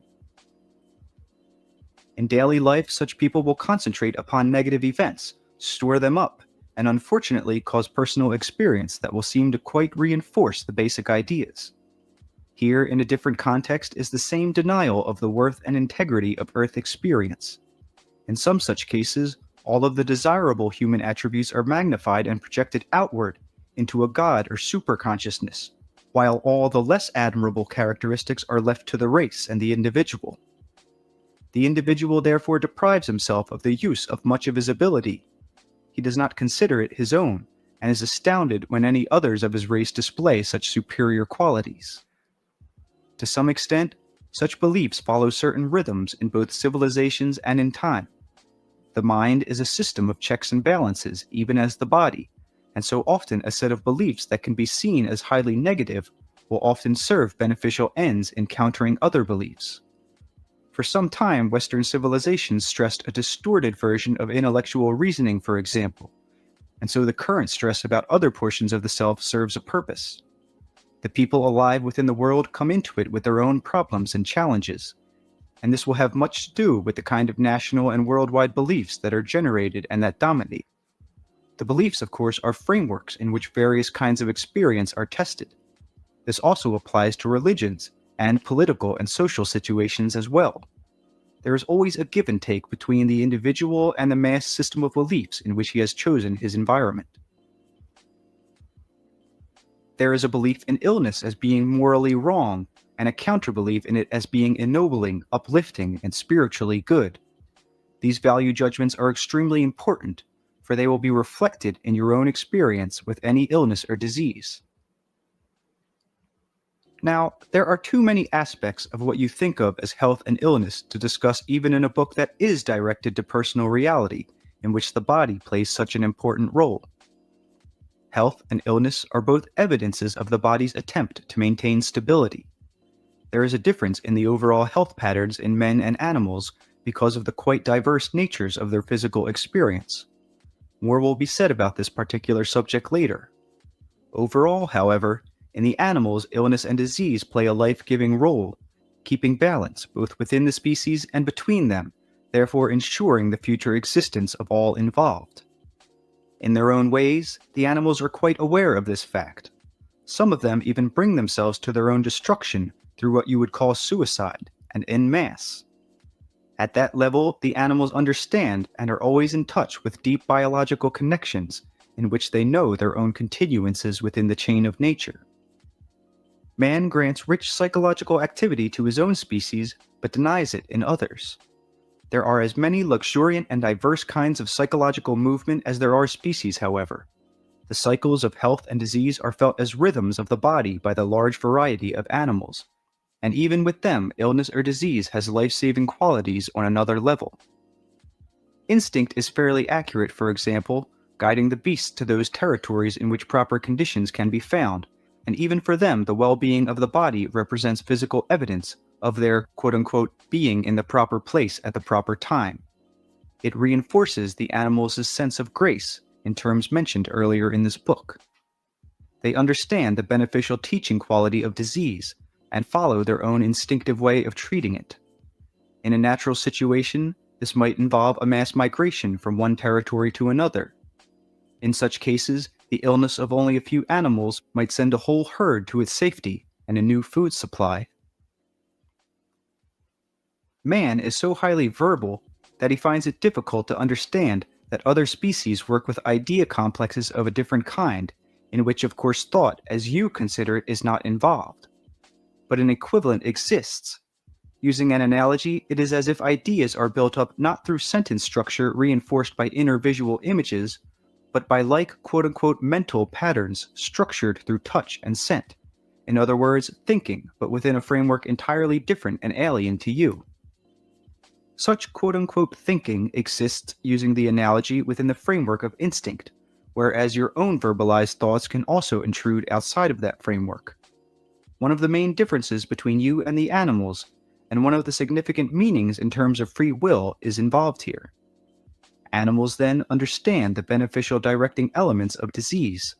They also comprehend the nature of stress as a necessary stimulant to physical activity.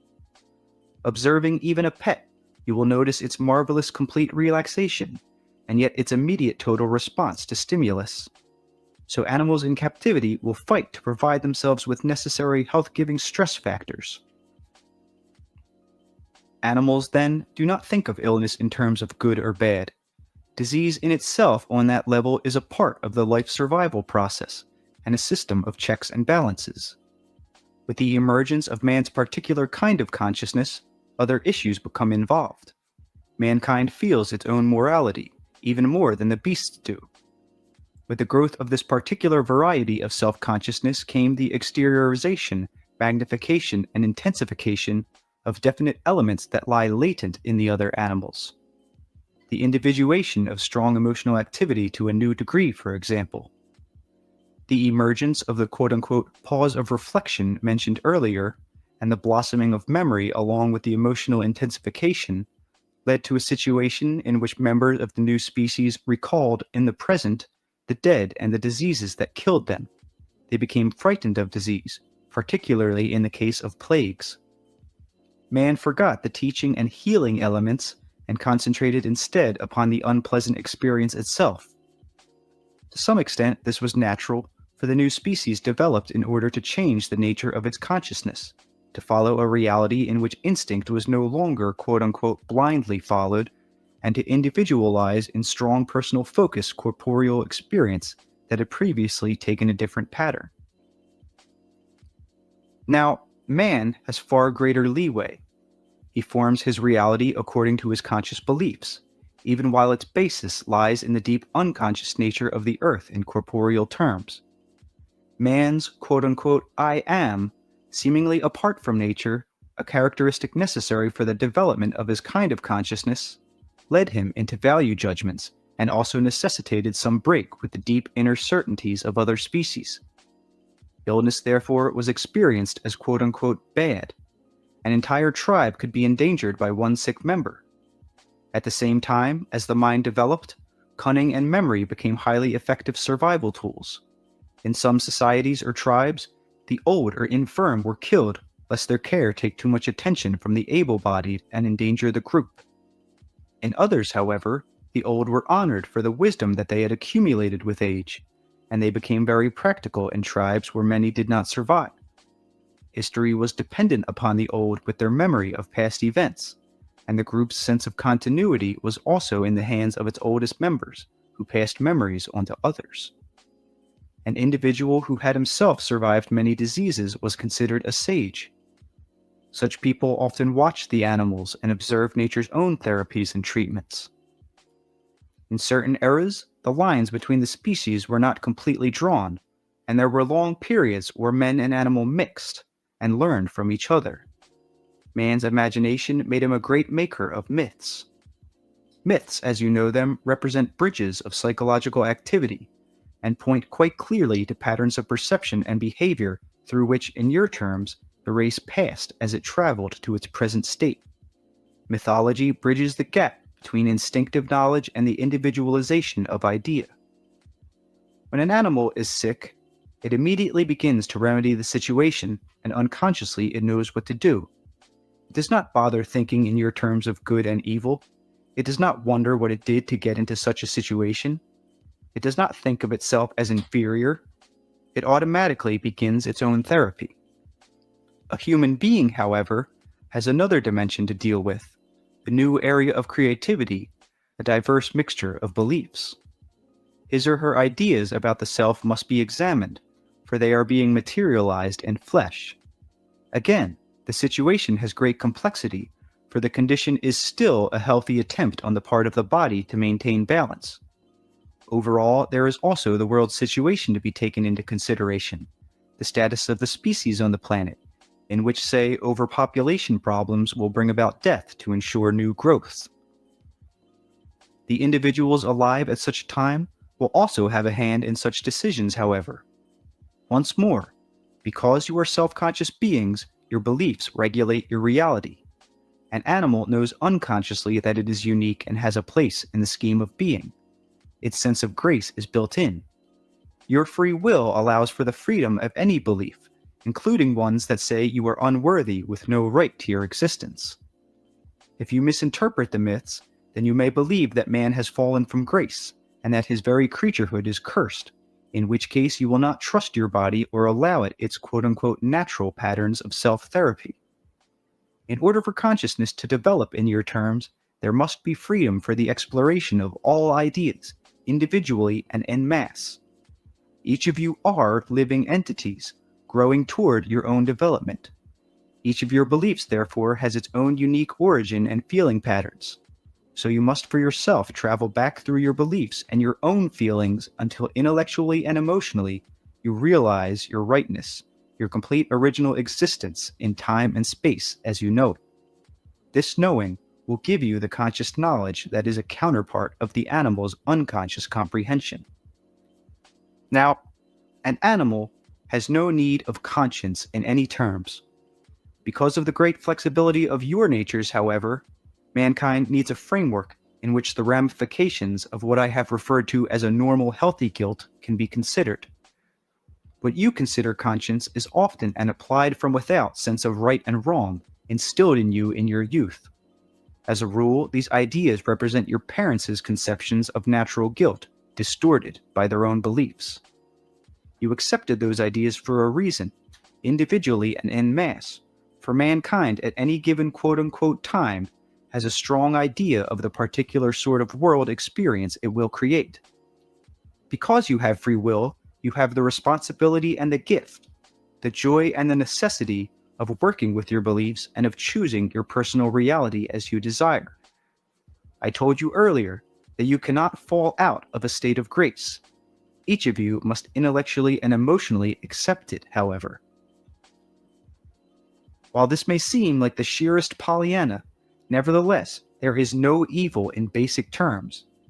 This does not mean that you do not meet with effects that appear evil, but as you each move individually through the dimensions of your own consciousness, you will understand that all seeming opposites are other faces of the one supreme drive toward creativity. At any given time, there will be various climates of belief pervading the world. Some will be clustered in certain areas, for example, like low-pressure systems. Some will generally be local, and others will sweep across the continents like great periodic storms. Remember that ideas are as natural as the weather. They follow patterns then, and obey certain laws even as more strictly physical phenomena do. Unfortunately, no one examines the nature of mental reality from such a viewpoint. You will be born in the midst of certain mass beliefs, and they may vary according to the country of your nativity. As you come into your body with all of its physical surroundings, so at birth you emerge into a rich natural psychological environment in which beliefs and ideas are every bit as real. As you become more proficient at using your conscious mind, then of course you examine the beliefs that surround you, even as you question and often move out of your native environment. You may migrate to a climate in which the prevailing ideas suit you better, as well as the weather. Regardless, there are certain tendencies, mental stances, that you will take about yourself, your body, and your life to one degree or another. Many of these will be directly or indirectly connected with old myths and beliefs of your forefathers. Your ideas of good and evil as applied to health and illness are highly important, for instance. Few can escape putting value judgments in such areas. If you consider illness as a kind of moral stigma, then you will simply add an unneeded quality to any condition of ill health. Such judgments are very simplistic and ignore the great range of human motivation and experience. If you are bound and determined that quote-unquote God, in capitals and quotes, creates only quote-unquote good, then any physical deficiency, illness, or deformity becomes an affront to your belief, threatens it, and makes you angry and resentful. If you become ill, you can hate yourself for not being what you think you should be, a perfect physical image made in the likeness of a perfect God. If, on the other hand, you carry the idea too far, that illness can also be a learning process, then you can fall into the other extreme, glorifying sickness or disease as a necessary ennobling experience in which the body is purged so that the soul can be saved. Following such a belief, you will continue suffering with saintliness, desolation with purity, and the denial of the body as spirituality and a badge of holiness. Under such conditions, you can even seek out illness to prove to yourself the strength of your own spirituality and to impress it upon others. The same kind of moral value judgment can be placed in almost any area of human activity, and will of course have social repercussions. Those reactions will add to the prevailing beliefs and in turn affect the individual. You may believe that wealth is a result of a moral virtue and comes from quote-unquote God's direct benevolence. As a result, poverty becomes evidence of a lack of morality.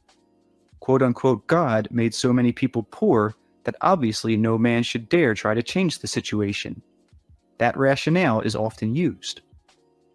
The poor then, following these beliefs, are looked down upon, as are the diseased. What sin did the poor person or the sick person commit? That question, often asked unconsciously, if not consciously, brings you back to beliefs in punishment that have nothing to do with the concept of natural guilt, but with those distortions placed upon it. There is also a connection with misinterpretations of the Bible. Christ, as you think of him, was simply saying that you form your own reality. He tried to rise above the idea systems of those times, yet even he had to use them, and so the connotations of sin and punishment distorted the message given. Some of you will have a contradictory belief that poverty is virtuous, and that wealth is a vice and represents evidence of a spiritual lack. This belief in your society also harks back to the Bible and Christ's association with the poor rather than the rich. In all such cases, however, blanket moral judgments are being applied that involve feelings of guilt in which individual experience is forgotten. Now, such critical evaluations are placed upon colors as well. Often, white is considered pure and black impure, white good and black evil. This, of course, involves considerations of race, and you must realize that your present race is the one into which you were born in your terms in this place and time. Each of you have been members of different races, and so each of you have shared in both the advantages and ignominies attached in historical terms to such conditions of birth. This is not the place for me to go into a long discussion concerning the significance of races, yet each one is highly meaningful and represents a different aspect of humanity as a whole. Therefore, each race has a symbolic meaning to mankind's psyche. The outside experience and structure of any given race's experience may change, but the inner symbolism still remain and be creatively grappled with. Your daily experience will be affected by your race, your beliefs about it, your beliefs about other races, and the climate of opinion in general. On a quite simple basis, if you consider God in human terms, you will project him as belonging to your own race. If you belong to a minority or if you are black, then you may be caught in a conflict of beliefs. It is impossible to separate your daily experience in any of its aspects from your beliefs and those judgments that you place upon them. The beliefs boil down to your ideas of right and wrong, and they involve all of your attitudes concerning illness and health, wealth and poverty, the relationships of the races, religious conflicts, and more important, your intimate day-by-day psychological reality. Let us pursue this subject further, as it involves you personally at those levels in which you live your lives and intermix with others. Chapter 13. Good and Evil, Personal and Mass Beliefs, and Their Effect upon Your Private and Social Experience. In this chapter, we will deal with some current beliefs involving your most intimate behavior and social connotations. Now, a state of grace. Health, wealth, white, Christian. Out of grace. Disease, poverty, black, not Christian. This is not a chapter heading, it is a diagram. Now, another one of the same kind. A state of grace. Indian or Oriental. Proud poverty. Brown skin. Great mystic understanding. Cosmic understanding. Out of grace. American. Embarrassing riches. White skin. Callousness. Spiritual poverty and disintegration. Another category. A state of grace. Youth. Intuitive understanding. Knowledge, beauty, intellectual capacity, physical vigor, an unfolding future. Out of grace. Age, rigidity, mental and spiritual ignorance, ignorance. ugliness, disintegration of mental capacity, loss of vigor, the closing of all doors to activity. Now, I outlined some opposing ideas held by many people, all involving concepts of good or evil being applied in areas in which they do not belong. The designations will make certain contrasts clear visually. The simple diagrams merely represent some general belief systems from the standpoint of quote-unquote moral values. Your ideas of good and evil affect not only your behavior upon others, but your activity in a community and in the world at large. Many believe, using the first diagram, that it is quote-unquote good and morally superior to be Christian, white, wealthy, and in excellent health. Now, though this does not appear in the diagram, the word quote-unquote male can also be added to the list of preferred attributes. Reality, then, is viewed through this system of beliefs. If you hold them, you will feel that those characteristics are given by God. According to the fervor with which you cherish these ideas, you will find that they enclose you, for in a very limited manner, they will define your concept of good. People entertaining such beliefs are often very religious in conventional terms. Countries emphasizing like beliefs send missionaries to quote-unquote convert those who are pagan and therefore inferior. Individuals feeling this way will be very uncomfortable when they mingle with others of a different race, creed, or color, and despite themselves may be revengefully conservative in dealing, for example, with problems of a community nature. They will consider poverty as a sign of God's displeasure, and be so inclined to leave the entire matter in His quote-unquote hands. They may speak with seeming compassion about the plight of others, and yet all the while consider that difficulty the simple result of inferiority or inequality. These people may be of any age. They may come from any economic development. Now, if you happen to be Protestant, white, male, American, rich, and healthy, at least within the framework of your beliefs, you can look at yourself with quote-unquote clear eyes. Your foundation is shaky indeed, but at least you fit within it for the moment. You will notice that I added quote-unquote Protestant to our value system, as well as quote-unquote American. If, however, you hold this group of beliefs and you fall short, that is, if in some way you do not fit in, then even within that system, you are in trouble. Some of the components are more charged than others. A Catholic or a Jew possessing these beliefs is obviously out of step to some extent, and will feel guilty as he measures himself against them. A black man who accepts the same system is indeed in difficulty. If he happens to be a poor black man, he is in double jeopardy. In that chart of belief, disease, poverty, femininity to some extent, non-Christian concepts, and a non-Caucasian racial heritage are all considered wrong to one degree or another. Now, any intrusion of other beliefs here will be considered threatening. Both racial problems and religious dissension will be rationalized from the standpoint of these beliefs. Some of my readers may consider themselves quite enlightened, believing, for example, in reincarnation as a series of consecutive lives.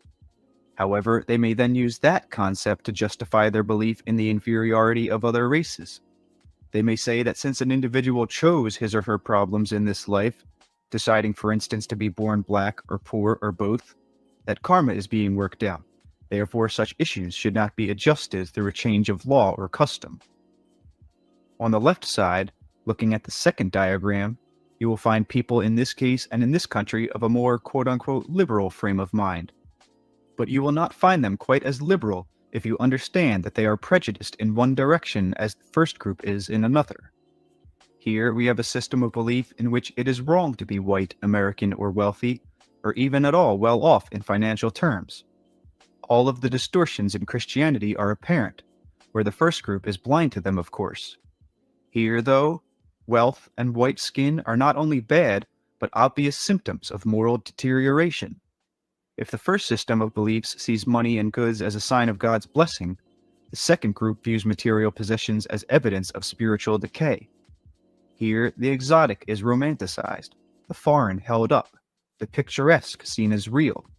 Black skin or brown skin becomes the criteria of spiritual perfection, and poverty a badge of honor to be worn not only proudly, but often to be used as an aggressive tool. The people who follow these belief systems think that they are right. Their living style, community affiliations, and political leanings will be in direct opposition to the quote-unquote white wealthy ethic. Now, if you happen to be black or brown, poor, and believe in this system, you will at least feel secure within it. If you are instead white and wealthy and hold such beliefs, you will think yourself quite inferior indeed, and do everything in your power to show how picturesque and liberal and open-minded and black or brown you can be, while still being white, fairly well off, and perhaps secretly addicted to your Christianity. You will doubtlessly have Buddhas tastefully displayed and Indian beads. Now, the third diagram can cut across the other systems of belief, of course. In the first two groups, there are many leeways. You may have 1, 2, or 3 preferred characteristics that correlate with your ideas, for example, but your concepts about age leave you no such freedom. For at one time or another, all of you, quote-unquote, if you are lucky in your terms, will approach old age.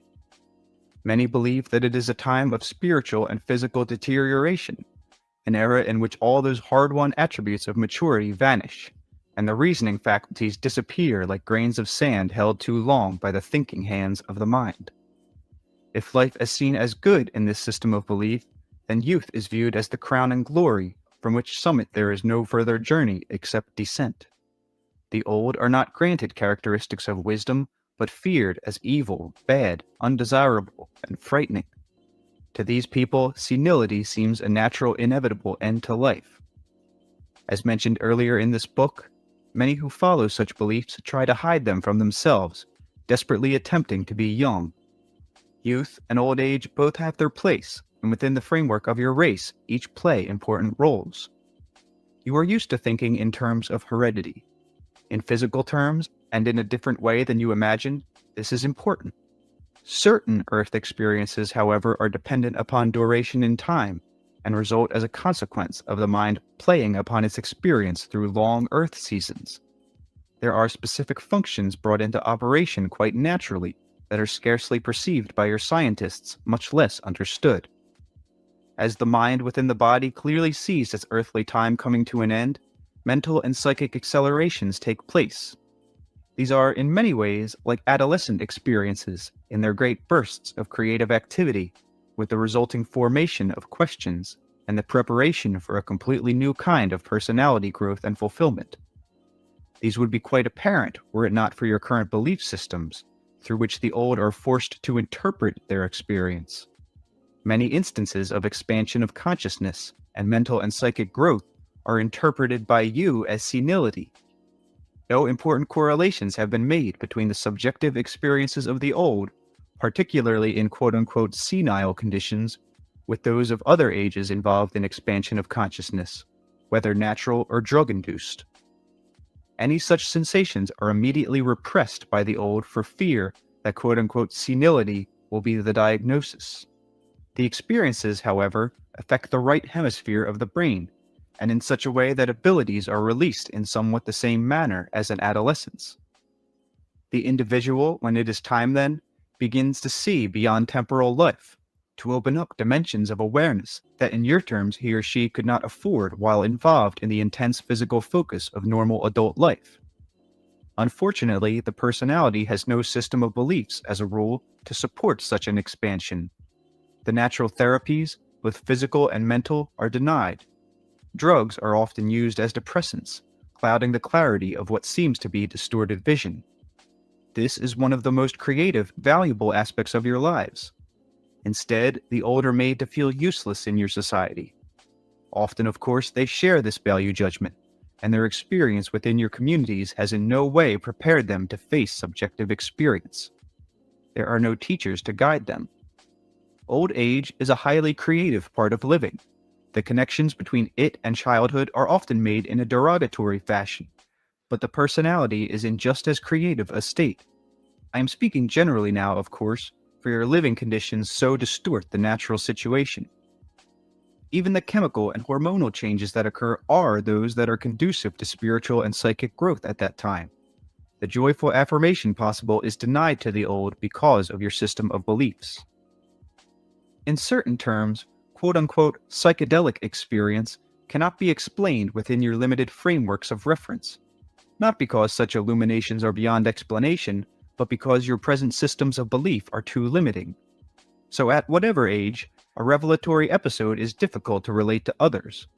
In older age, however, no one is interested, and yet it is here, as in adolescence, that the greatest creativity may emerge but go unrecognized. This era could be more advantageous to the individual and to the race than any other period, were it recognized for what it is and understood. The peculiar chemical changes that occur are often precisely those that lead to greater conceptions and experience, but these are free from what you think of as practical application. There is a trigger set off then, an impetus in which the personality tries to free itself from time-space orientation, released from the usual necessity to participate in quote-unquote adult terms. The personality, again, looks at the nature of experience in its purest terms. In some previous civilizations, this was done within a natural framework, in which the old were cared for physically, while their words were listened to most carefully. Ideas of the quote-unquote wise old man and similar legends apply here, as do the mystical concepts of the powerful old woman. In their natural progression and left alone, the old understand their own quote-unquote visions quite well. Body and mind operate beautifully together. Your beliefs about age, like everything else, will form your experience, and your mass beliefs will affect your civilization. With the current concepts held by your society, men and women fear old age from the time of youth. If young adulthood is considered the epitome of life, blessedness, and success, then old age is viewed as the opposite, a time of failure and decay. Some of this has to do with distorted ideas of both the conscious and unconscious minds, using your terms now. Generally speaking, in a Western society, the conscious mind is seen as coming into its own in early adulthood, as the self rises from the bed of childhood unconsciousness into a critical awareness and differentiation. The appreciation of distinctions and differences is considered one of the greatest characteristics of consciousness, and so those aspects of it are valued. On the other hand, the equally significant assimilating, combining, correlating characteristics of consciousness are overlooked.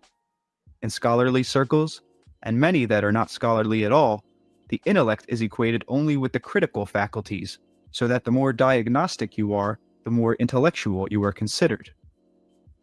During Western years of adulthood, consciousness is focused most intently in one specific area of activity and physical manipulation. From childhood, the mind is trained to use its argumentative separating qualities above all others. Creativity is allowed to flow only through certain highly limited accepted channels. When an individual becomes older and retired, for example, the focus for that particular kind of concentration is no longer so immediately available. The mind actually becomes more itself, freer to use more of its abilities, allowed to stray from restricted areas, to assimilate, acknowledge, and create. Precisely at this time, however, the individual is told to beware of any such straying and to consider that kind of behavior a symptom of mental deterioration. Those following mass beliefs will find that their own image of themselves has changed. They fear that their very age or existence in time has betrayed them. They see themselves as leftovers, dim vestiges of better selves, and in their own system of value judgment, they condemn themselves through the very fact of their continued existence in time. If they ever did, they no longer trust the integrity of their bodies. They begin to act out the drama in a script written by others, to which, however, they have acquiesced. It may not seem that there is any connection between that situation and your beliefs involving color, and yet the two are intimately associated. Now, you equate the color white with brilliant consciousness, good, and youth, and the color black with the unconscious, old age, and death. In this value system, the black races are feared, as basically the aged are feared. The blacks are considered the primitives. To them are assigned creative musical abilities, for example, but for a long time these were quote-unquote underground activities. They gave birth to acceptable musical productions, but were not admitted themselves into the concert halls of the respectable nation. In your society, therefore, the black race has represented what you think of as the chaotic, primitive, spontaneous, savage, unconscious portions of the self, the underside of the quote-unquote proper American citizen. The blacks were to be oppressed then on the one hand, and yet treated indulgently as children on the other. There was always a great fear that the blacks as a race would escape their bounds. Given an inch, they would take a yard, simply because the whites so greatly feared the nature of the inner self and recognized the power that they tried so desperately to strangle within themselves. Nations, like individuals, can have split personalities at times. So there was a give and take involved in which the blacks expressed certain tendencies for the country as a whole, while the whites expressed other characteristics. Both groups acquiesced to their roles. In larger terms, of course, each has belonged to other races in other times and places, or to be more accurate, in simultaneous existences one plays out the other's role. Applied to old age, the color black denotes a returning to those unconscious forces. Now, all of this so far is from the standpoint of the American and Western belief. It is simply the reality in which many of my readers are involved. In other quote-unquote underground systems of belief, however, black is seen as a symbol of great knowledge, power, and strength. When this is carried to an extreme, you wind up with devil cults, in which the poorly understood powers of creativity and exuberance rush out in distorted form. The undersides of consciousness are then glorified at the expense of the other white, quote-unquote, conscious and objective values. Yet in both of these systems, the old are denied their unique power, strength, and wisdom, and hence the civilization is robbed as well as the individuals within it. All of this is also connected with your beliefs about the waking and dreaming states, white being acquainted with the day, and black with the dreaming condition. Here again, it is the old connection between the God of light and the Prince of Darkness, or Satan. All distinctions made at various levels of development, and having to do with the nature of the origin of the present consciousness. Through the ages again, underground philosophies have tried to combine the two concepts, usually going from one extreme to the other in combating the current ideas in historical terms. In some of these philosophies, the daylight is seen as pallid, for example, in comparison with the true brilliance of knowledge that illuminates the dream state, and black is the symbol then of secret knowledge that cannot be found with normal consciousness, or be scrutinized in the light of day. Here you find stories of black magicians, and once more, age enters in so that the legends of the wise old man or woman rise into folklore. Death is viewed in terms of value judgments of good and evil and black and white, the annihilation of consciousness being perceived as black, and its resurrection as white. The light of illumination is experienced as white, yet it often appears to delineate the darkness of the soul, or to shine in the black of night. So, in your terms of reference, the two are dependent one upon the other, changing their connotations according to your beliefs. In many ancient civilizations, the night with its blackness was revered, and the secrets of nighttime consciousness explored. Correlations were made in which such knowledge was used consciously in the daytime. The two seemingly separate aspects of consciousness merged, and there were flowerings of art and civilization that are, in your terms now, almost impossible to conceive. And in such civilizations, all races were accorded their place, joyfully, and those of all ages were respected for their particular contributions.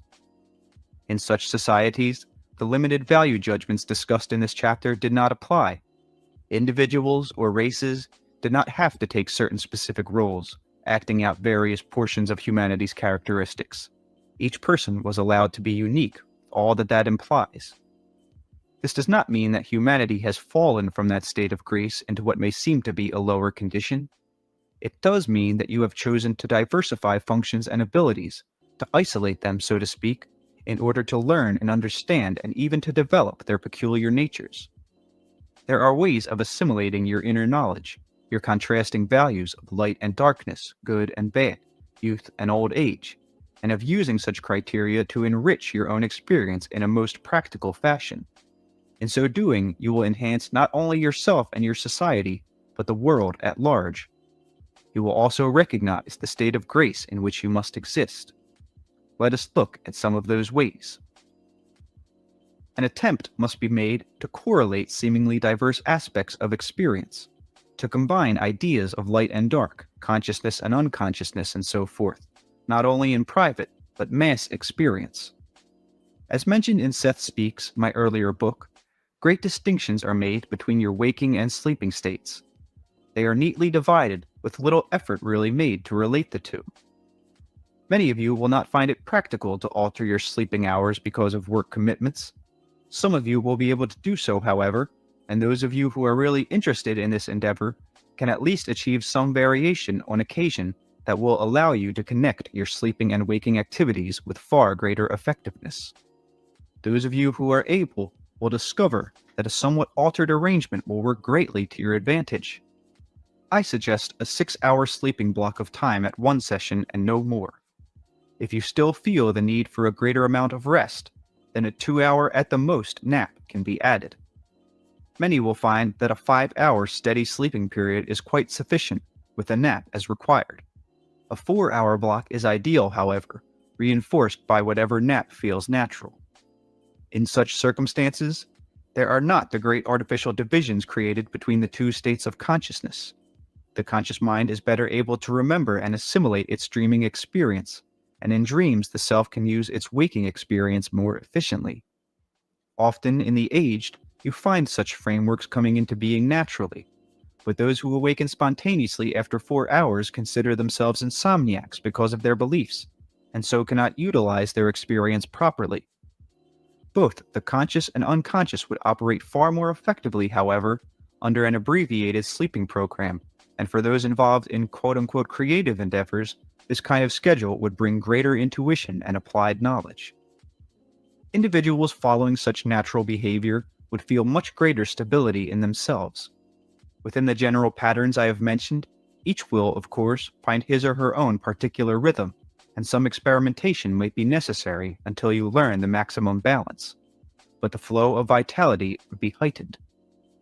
It is true that the patterns will have their own flow at certain points in your life. Following your own rhythm, longer or shorter periods will naturally ensue. Your consciousness as you think of it will be expanded through such practices.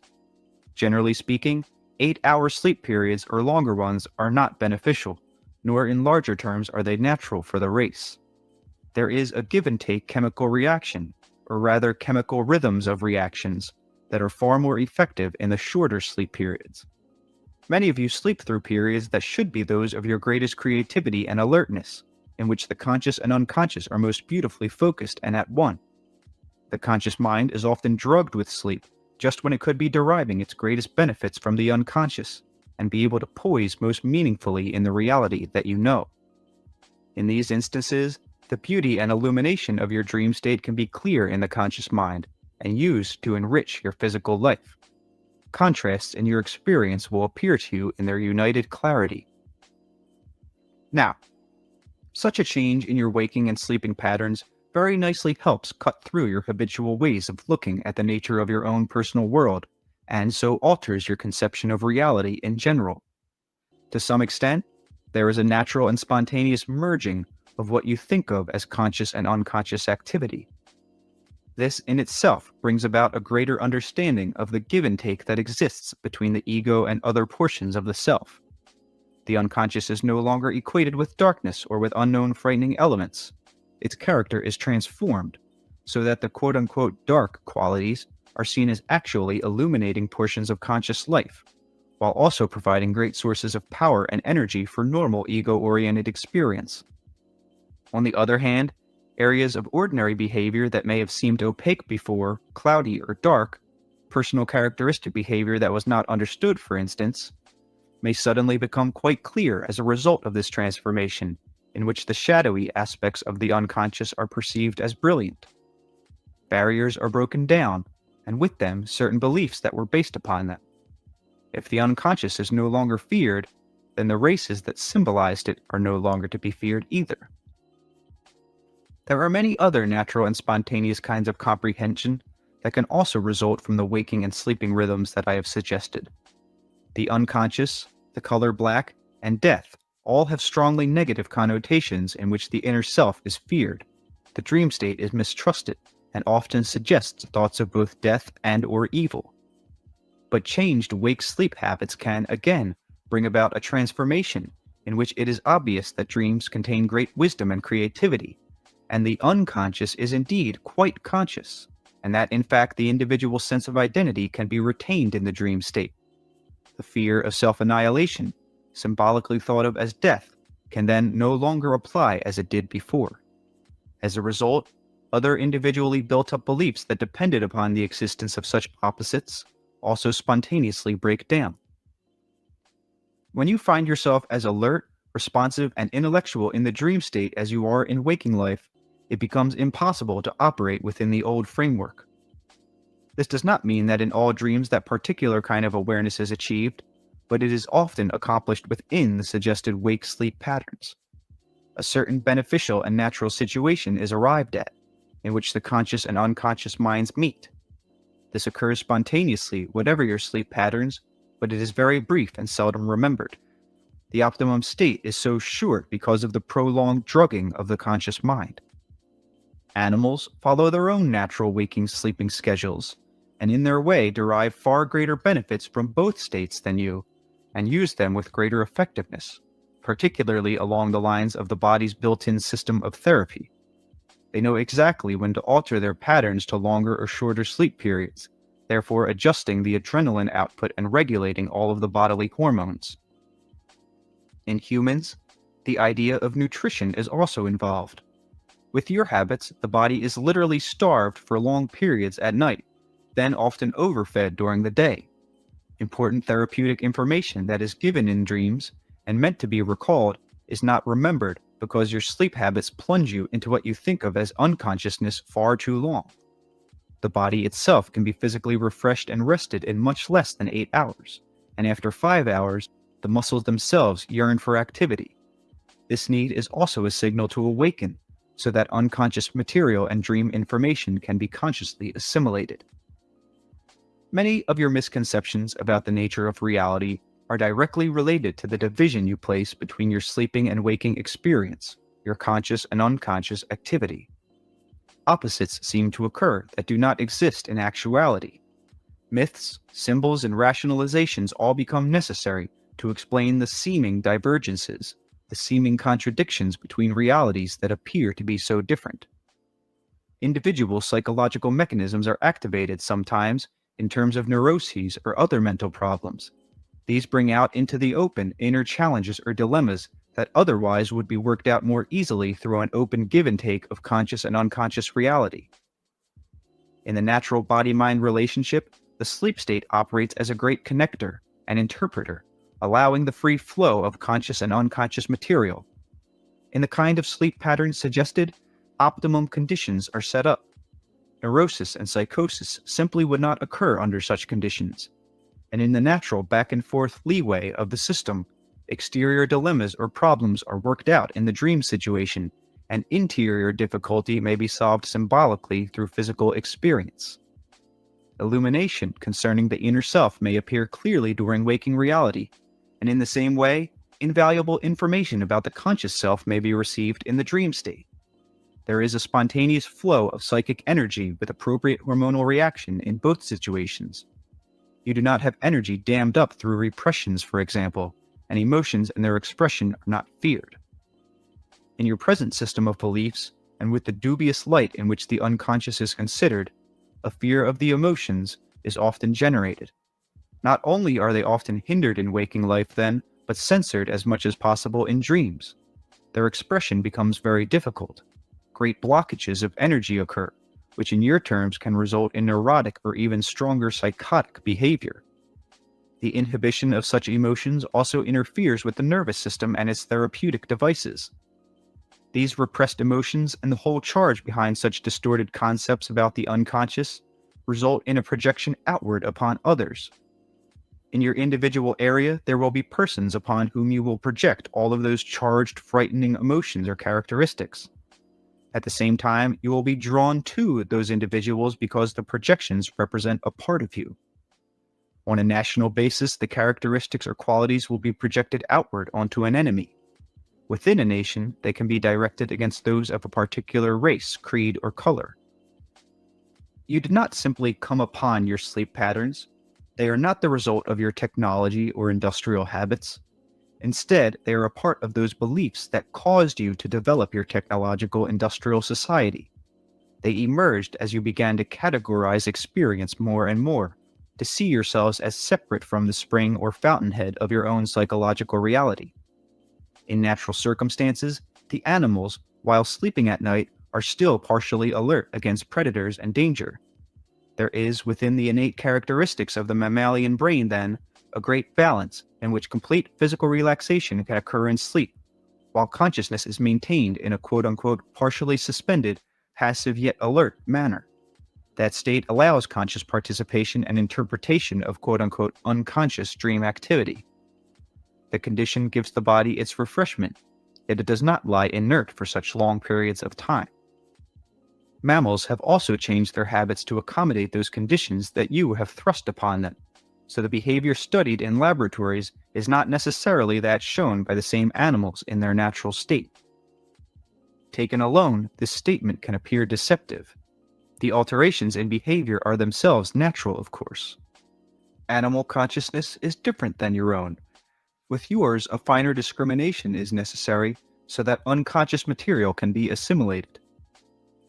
All of mankind's developments, however, are latent in the animal brain, and many attributes of which you are unaware are latent in your own. The biological pathways for them already exist. In your current beliefs, again, consciousness is equated in very limited terms with your conception of intellectual behavior. You consider this to be a peak of mental achievement, growing from the quote-unquote undifferentiated perceptions of childhood and returning ignominiously to them again in old age. Such wake-sleep patterns, as I have suggested, would acquaint you with the great creative and energetic portions of psychological behavior that are not undifferentiated at all, but simply distinct from your usual concepts of consciousness, and these operate throughout your life. The natural experiences of what you think of as time distortion, for example, occurring in childhood and old age alike, represent quite normal experiences of your basic quote-unquote time environment, much more so than the clock time with which you are so familiar. The patterns I have suggested, therefore, will bring you far closer to an understanding of the reality of your being and help you break down beliefs that cause personal and social division. Now, the long period of continuous waking conscious activity is to some extent at variance with your natural inclinations. It cuts you off from the spontaneous give and take of conscious and unconscious material mentioned earlier, and of itself, you see, necessitates certain changes that then make your prolonged sleep period necessary. The body is denied the frequent rests it requires. Conscious stimuli is overapplied, making assimilation difficult and placing a strain upon the mind-body relationship. The division between the two aspects of experience begins to take on the characteristics of completely diverse behavior. The unconscious becomes more and more unfamiliar to consciousness. Those beliefs build up about it, and the symbolisms involved are exaggerated. The unknown seems to be threatening and degenerate. The color black assumes stronger tendencies in its connection with evil, something to be avoided. Self-annihilation seems to be a threat ever present in the dream or sleep state. At the same time, all of those flamboyant, creative, spontaneous, emotional surges that emerge normally from the unconscious become feared and projected outward then upon enemies, other races, and creeds. Sexual behavior obviously will be considered depraved by those most afraid of their own sensual natures. They will ascribe it to primitive or evil or unconscious sources, and even attempt to censor their dreams in that regard. They will then project the greatest sexual license upon those groups they choose to represent their own repressed behavior. If sex is equated with evil, the other group will of course be considered evil. If the members of such a rigid group believe that youth is innocent, then they will deny sexual experience as having any place in childhood, and alter their own memories to fit their beliefs. If a young adult believes that sex is good but old age is bad, then he or she will find it impossible to consider exuberant sexuality as a portion of an older person's experience. In the dream state, the child and the old man or woman can exist simultaneously, and the individual is made quite aware of the full range of creaturehood. The wisdom of the child and the aged are both available. Lessons from quote-unquote future experience are also at hand. There are quite natural physical mechanisms in the body that provide for such interaction. You deny yourself many of these advantages, however, through the artificial alienation that you have set up by your present wake-sleep patterns, to which, again, your ideas of good and evil are intimately connected. Those of you who cannot practically make any alterations in sleeping habits can still obtain some benefits by changing your beliefs in the areas discussed, learning to recall your dreams, and resting briefly when you can, and immediately afterward recording those impressions that you retain. You must give up any ideas that you have as to the unsavory nature of unconscious activity. You must learn to believe in the goodness of your being. Otherwise, you will not explore these other states of your own reality. When you trust yourself, then you will trust your own dream interpretations, and these will lead you to greater self-understanding. Your beliefs of good and evil will become much more clear to you, and you will no longer need to project repressed tendencies out upon others in exaggerated fashion. Your attitudes towards sleep, dreams, or any alterations of consciousness are all colored to some extent then by beliefs concerning good and evil in your Western society. These emerge from the old Puritan work ethic. Quote unquote, the devil finds evil work for idle hands. This kind of thinking by itself brings about an overall attitude in which rest is frowned upon and dreams are considered suspect. Daydreaming and even mild alterations of consciousness take on moral connotations. Such ideas are mirrored in your society in innumerable fashions, and in areas in which values of good and evil are not apparent. Active sports are considered good, however, but often contrasted to passive intuitive activities which are often then seen as bad. You insist upon a material product of some physically demonstrated kind. In that context, dreams or daydreams are not viewed as constructive or productive. Young people are urged to tackle life aggressively, but in the usage of the term, this means competitively. It also implies, and of course promotes, the direction of individual consciousness in an exterior fashion only. Not only is consciousness to be focused to the external reality, but within those limits it is still further harnessed towards certain specific goals. Other inclinations are frowned upon. Such individuals are trained to consider any alterations of consciousness, any seemingly quote-unquote passive endeavor, as dangerous to one degree or another. An artist will be tolerated only if his work sells well, for example, in which case it will be thought that the artist is simply trickier than most in discovering a way to make money. The writer is put up with if books result in either fame or fortune. The poet is scarcely tolerated, for usually his or her gifts bring neither.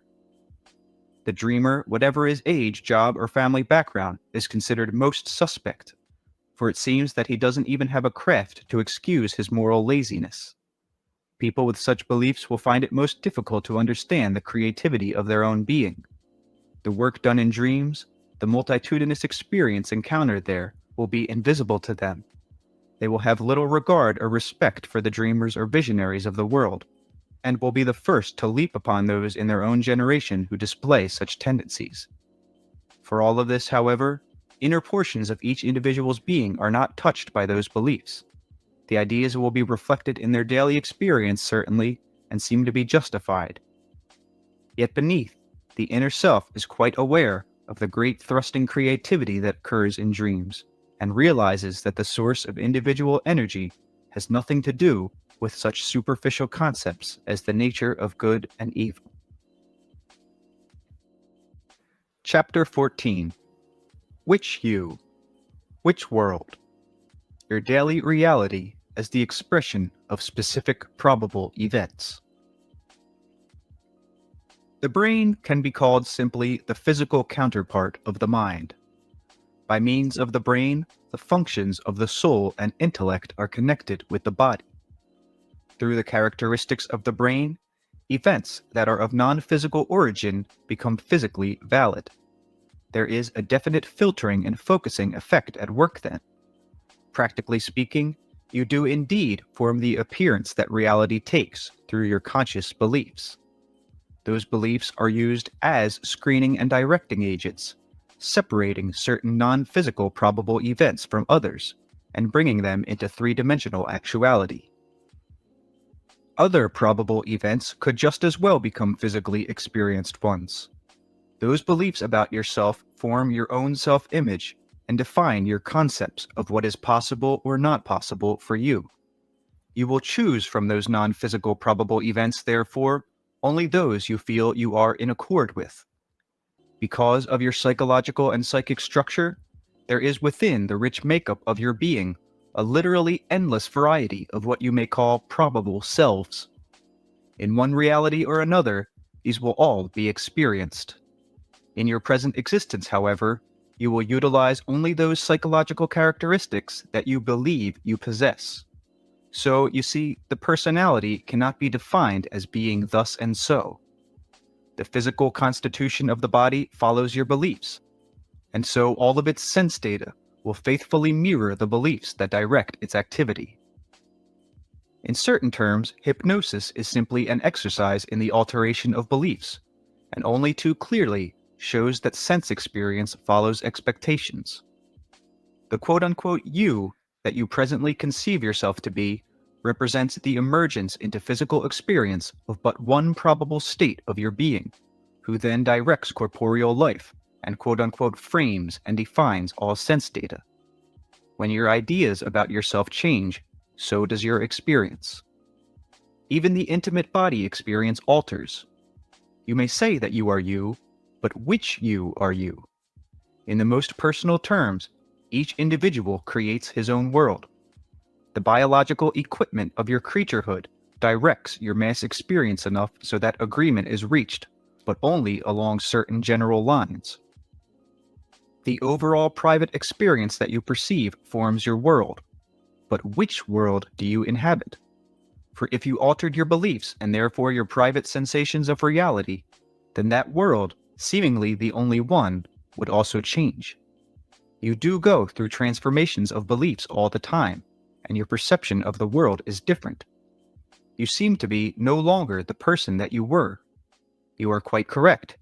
You are not the person that you were, and your world has changed, and not just symbolically. Often you fall into lapses in which you actually pull in your consciousness, so to speak, and experience life in a lesser fashion. In such a state, you do not seem to experience yourself directly, and indeed, in the midst of what you think of as the waking state, you act in the most mechanical of fashions, following habit and being less aware of sensual stimuli. On such occasions, your beliefs usually lose their edge, the directions you give to your body are not clear, and the world seems fuzzy. This is often a time of deep unconscious activity, when new latent probable characteristics are biding their time, so to speak, waiting for emergence. In your terms, probable events are brought into actuality by utilizing the body's nerve structure through certain intensities of will or conscious belief. These beliefs obviously have another reality beside the one with which you are familiar. They attract and bring into being certain events instead of others.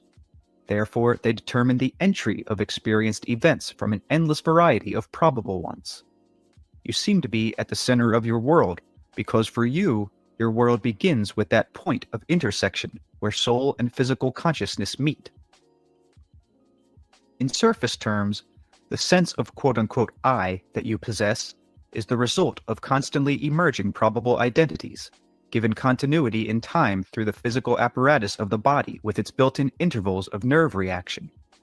You only remember the portion of your identity that is physically realized, those portions that are drawn into corporeal pattern. This is the result of the focusing and yet limiting behavior of the physical brain, for effective survival behavior in your reality depends upon time reactions.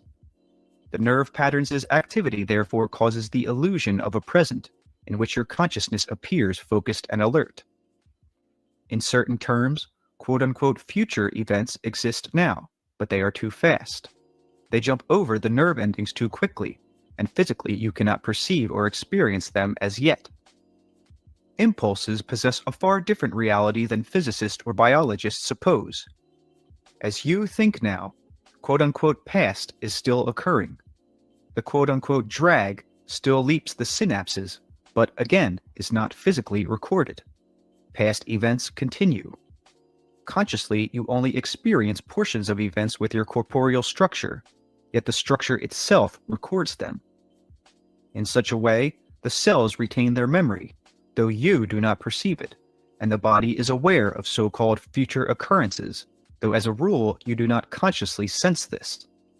At other levels of psychic activity, however, such knowledge is also available to you, but only when you disconnect your experience from the time-activated neuronal structure, and this you can do through various alterations of consciousness, often quite spontaneously adopted.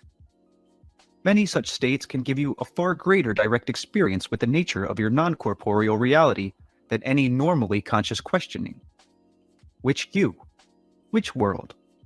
You can to some extent discover for yourself the other probable yous that are a portion of your being.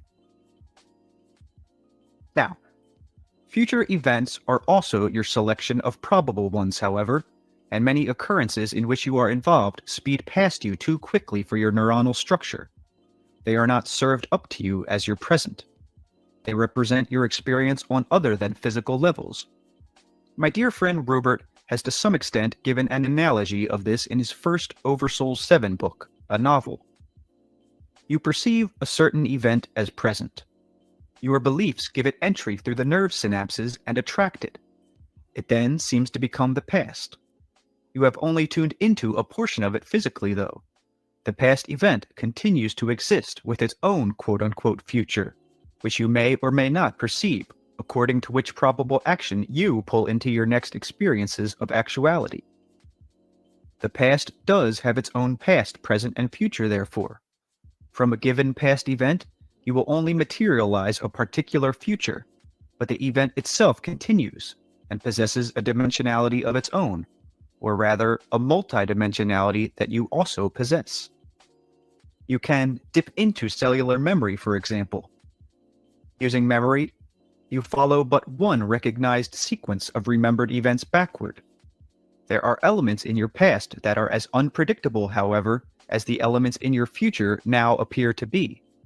There is creativity in your past waiting for you, even as there is in your future. But to utilize such experiences, you must learn to alter your beliefs, and to some degree escape from that particular kind of limited conscious focus that you habitually use. The physical structure itself contains within it the necessary prerequisites for what you would call evolutions of consciousness, and even for, within certain limits, the organization of experience in ways that might seem quite alien to you now. Sense data can be organized in different fashions. Mechanisms and pathways exist, making it quite possible for you to see sound or hear color, although that is not your primary habit at this time. In certain terms, time intervals are jumped, as when a quote-unquote past smell or sight is suddenly perceived with present vividness, though you would say it has already occurred in the past. Under particular conditions, a memory may suddenly become more real than the event of the present moment, and so rush again into your current experience as validly as when it was first lived, and even seem to blot out the occurrences of the moment. This could not happen if your physical structure did not have built-in mechanisms allowing it to, and if under certain conditions, the normal intervals between the synapses of the nerve cells could not be leaked in a different fashion. In the same way, a future experience may also be physically perceived in your present. Now, beneath your usual consciousness, your physical organism can react to future events without your knowledge, as it can to past ones. In such cases, the intensity of the initially non-physical event is enough to break through normal neuronal patterns. If you are aware of such a future episode, you will be forced to react to it as a conscious being. In any case, your temporal structure will respond, whether or not you are aware of the reasons for such behavior. The future incident may then occur in its time sequence, and you recognize it through memory, in which case your reactions in that future present will be altered because of the seemingly past memory. In your terms, the event may never come to pass, however, because it may be arising from a probable past that was once your present, but from which you have diverged. This is one of the reasons why psychics' predictions often do not seem to bear out, for at every point you do indeed have the free will, through your beliefs, to alter your experience. Your beliefs form the pivot of your present experience. Now, in your terms, practically speaking, probable events seem to make more sense when you think of them as latent future ones. The fact remains that there are probable past events that, quote-unquote, can still happen within your personal previous experience. A new event can literally be born in the past, quote-unquote, now. On a grand scale, this rarely occurs in such a way that you perceive it. A new belief in the present, however, can cause changes in the past on a neuronal level. You must understand that basically time is simultaneous. Present beliefs can indeed alter the past. The spontaneous disappearance of cancer, for instance, or of any other disease, certain alterations are made that affect cellular memory, genetic codes, or neuronal patterns in the past. In such instances, there is, as easily as I can explain it, a reaching into deep biological structures as they existed at one time. At that point, the probabilities are altered and the condition erased in your present, but also in your past. A sudden or intense belief in health can indeed, quote-unquote, reverse a disease, but in a very practical way, it is a reversal in terms of time. New memories are inserted in place of the old ones, as far as the cells are concerned under such conditions. This kind of therapy happens quite frequently on a spontaneous basis, when people rid themselves of diseases they do not even know they possess. Learning is not simply passed on from living tissue to living tissue. This, your biologists have discovered. But it is also passed on through the body's present corporeal reality, sometimes entirely changing the messages to past cells that in your terms no longer exist. In somewhat the same way, a strong belief in a particular ability generated in the present will reach into the past and affect whatever changes would have had to occur there in order to now make the ability apparent. This is the reason for the results of some experiments being conducted abroad, in which accelerated learning takes place, when under hypnosis or otherwise, a present individual is convinced that he or she is, for example, a great painter or a linguist. The present belief activates quote-unquote latent abilities within each person. The biological structure, as it existed in the past, is therefore affected. Experience is built into the organism that it did not have before in your terms. It is a sort of reprogramming. It is impossible, of course, for you to examine cellular structure now as it exists in the present and simultaneously as it existed in the past. Scientifically, you can only probe those effects that appear within your present. When you alter your beliefs today, you also reprogram your past. As far as you are concerned, the present is your point of action, focus, and power, and from that point of volition, you form both your future and past. Realizing this, you will understand that you are not at the mercy of a past over which you have no control. While your present conscious beliefs dictate your current experience, and while your physical body wears its solidity only in present time to your senses, beneath this, both the ever-changing elements of your body and your consciousness are relatively free in time. They exist in a multidimensionality with which rational consciousness is not yet equipped to deal. This is not meant to dilute the function or natural abilities of reasoning awareness, for its powers allow you to focus experience in a highly specific manner, and to direct energy with great purposeful attention. In your terms, this action is in the process of automatically changing the nature of rational consciousness, which is, as you think of it, in a state of evolution. Your consciousness is not a thing that you possess. Your individuality is not a thing with limits. If you ask, what is my individuality in all of this? Or, which I am I? Then you are automatically thinking of yourself as a psychological entity with definite boundaries that must be protected at all costs. You may say, I was born in a house on a certain street in a certain town, and no present belief to the contrary will change that fact. If, in the present, one past event can be altered within your neuronal structure, however, then basically, no event is safe from such change. In your practical experience, tables remain tables, although physicists well know that physical appearance is in some ways a mirage. At your level of experience, many effects are accepted and used quite practically, as are your solid tables. You do not perceive the atoms or molecules that compose them. So in the same way, but in a different manner of speaking, events seem quote-unquote solid as tables do. Yet at other levels, this seeming solidity of events also breaks down. Which you? Which world? A sudden contemporary belief in illness will actually reach back into the past, affecting the organism at that level, and inserting into the past experience of the cells the initiation of those biological events that will then seem to give birth to a present disease. In the current pivoting of its experience, therefore, your conscious mind directs not only the present, but future and past experience of deep neurological events. Cellular memory can be changed at any point. Present beliefs can insert into the past new memory, both psychologically and physically. The future is in no way predetermined on basic levels. This does not mean that the future cannot be predicted sometimes, for in practical terms, you will often continue with certain lines of probability which can be seen quote-unquote ahead of time. Such predictions can affect the probabilities, of course, and reinforce a present line of belief. Physicians often wonder whether they should tell terminal patients of their impending deaths. There is great controversy. In some cases, such a prediction can make death a fact, while its opposite can regenerate the patient's belief in his or her own ability to live.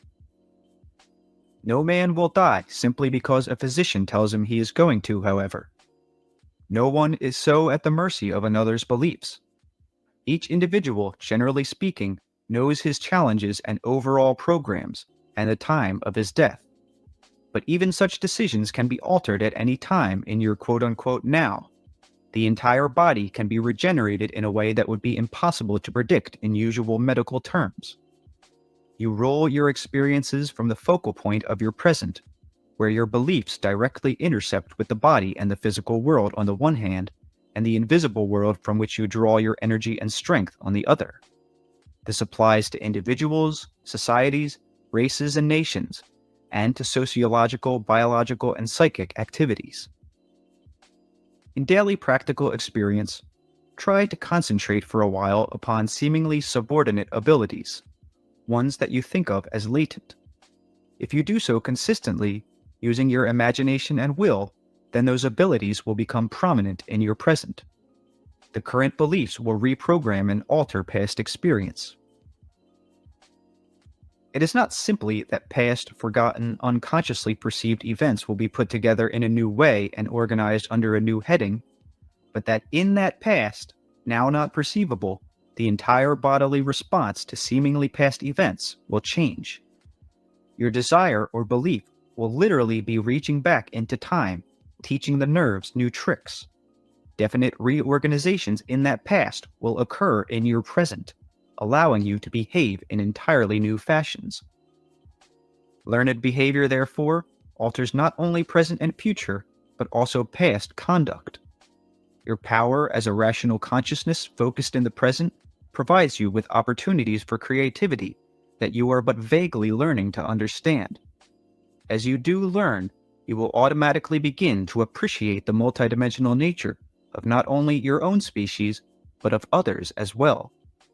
The moment, as you think of it then, is the creative framework through which you, the non-physical self, constantly form corporeal reality, and through that window into earthly existence, you form both its future and its past. Now, in purely physical terms, what you think of as consciousness of the self arises from a certain peak of intensity reached by the Gestalt consciousness of the atoms and molecules and cells and organs that compose the body. The peculiarly physically oriented self that you know has its reality in that context, but even in physical terms, its reality is more than any analysis of its entirety would show. It then directs the activity of the body, and is to that extent dependent upon neurological activity. The psychic structure of consciousness that organizes that bodily gestalt is, however, not dependent upon it, and so the you that you experience is only a portion of this greater identity. During certain stages in sleep states, You short-circuit the neurological structures and perceive experiences of a multidimensional nature that you then attempt to translate as best you can into stimuli that can be physically assimilated. Hence, you often convert these into symbolic images that can be understood and to some extent reacted to by your bodily structure. Many times, such constructions are used as inner visual patterns, for example. Visually, they often bear a similarity to the inner architecture of the cells and the planets. Your dream images are biologically structured then. The experiences behind them bring you in contact with the deepest portions of your non-physical reality, and it is the unconscious who translates these for you into recognizable images and forms. In the same way, your unconscious also transforms for you from an otherwise undifferentiated maze of reality, fields of activation into recognizable objects and events in your daily life. You are now rooted in your creaturehood, graced to perceive through your body a unique living experience. So when I mention techniques that will allow you to perceive other fields of reality beside your own, I want you to realize that these should be used to enhance your enjoyment of that creaturehood and to enrich your sensual as well as spiritual expression. In the brilliance of your physical being, both are entwined. The neuronal activity structures your conscious experience then. The overall rhythms of your creaturehood automatically bring you into periods of rest and intense focus. The night and day constitute a framework within which your experience is couched, providing the conscious mind with needed stimuli and relaxation, and allowing for proper assimilation of events. As mentioned, even then, the body construction has built-in mechanisms to alter such an arrangement when further data can be handled. As a rule, you have enough difficulty dealing with the day's occurrences, much less next week's, and so in the sequence of events, the reality of probable actions is usually hidden from your view. This more complex reality is an ever-existing property of your personal creaturehood. Beside this, in your terms, you exist as a creature more than once. In each of your quote-unquote reincarnational existences, you are faced with the same relationship with probabilities. In each case also, the nature of the conscious mind sets up its own territory of identity that it regards as its own.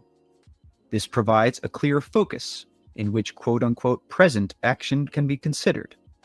These incarnations are all simultaneous. A death is but one night to the soul. The vaster entity of which you are part follows your progress as easily as you follow your own through the days. As a rule, most of you wake up in the same bed in the same house or town, but certainly you wake up as the same person in the same century. In those terms, the entity wakes up as a different person each day in a different century, each life seeming like a day in its level of experience. It carries the memory and simultaneous experience of each of those selves. A form is basically non-physical. What you see of form is only that part that can be effectively active or materialized within your system of reality. So the entity, in its own way, possesses what you think of as future neuronal structures. Within that vast form is your own, which is briefer yet is not lost, not limited and not predetermined. You form your corner of the universe, which is itself a part of another one. Within this, the actions and beliefs of one affect all.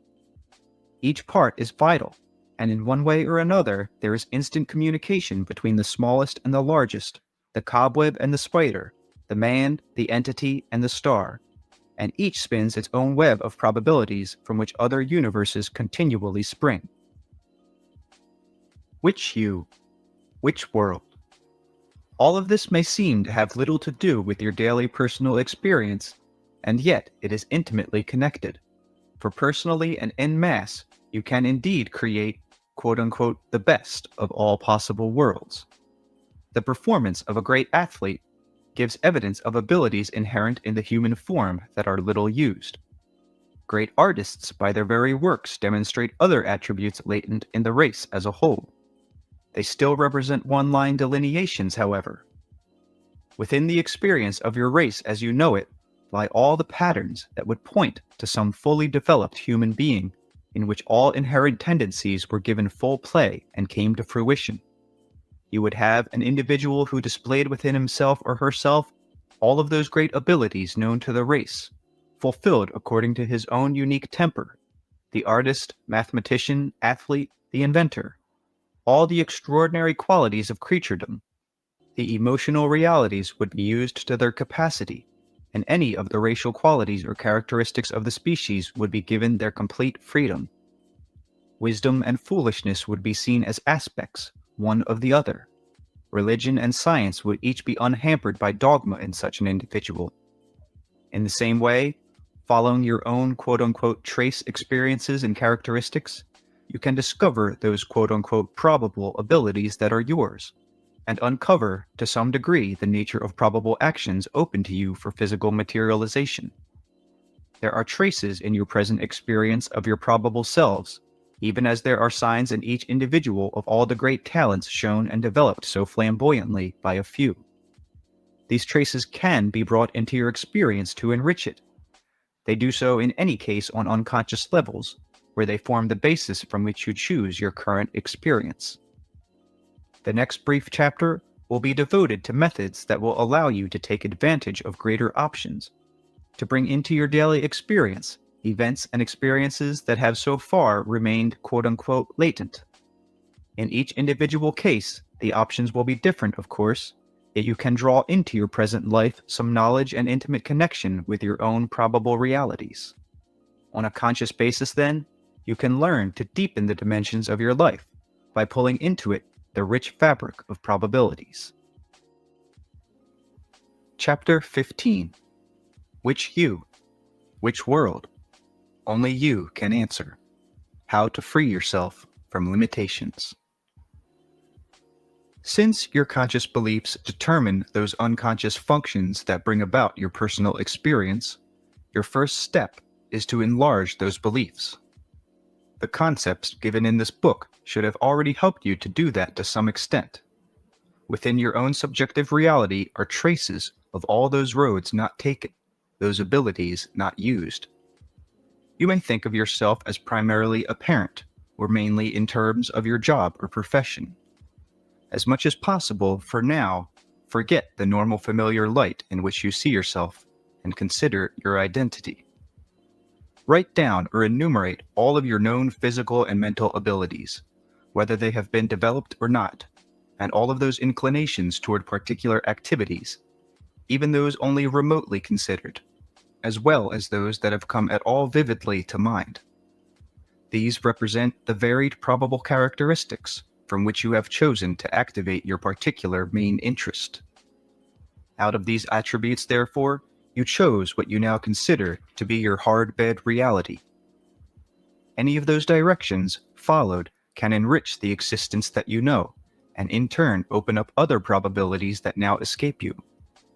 The main image that you have of yourself has, to a large extent, also closed your mind to these other probable interests and identifications. If you think in terms of a multidimensional self, then you will realize that you have many more avenues open to expression and fulfillment than you have been using. These probable achievements will lie latent unless you consciously decide to bring them into being. Whatever talents you sense you have can be developed only if you determine to do so. The simple act of decision will then activate the unconscious mechanisms. You, as a personality, regardless of your health, wealth, or circumstances, have a rich variety of probable experience from which to choose.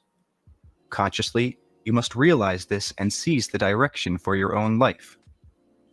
Even if you say, "I will go along with all life offers," you are making a conscious decision.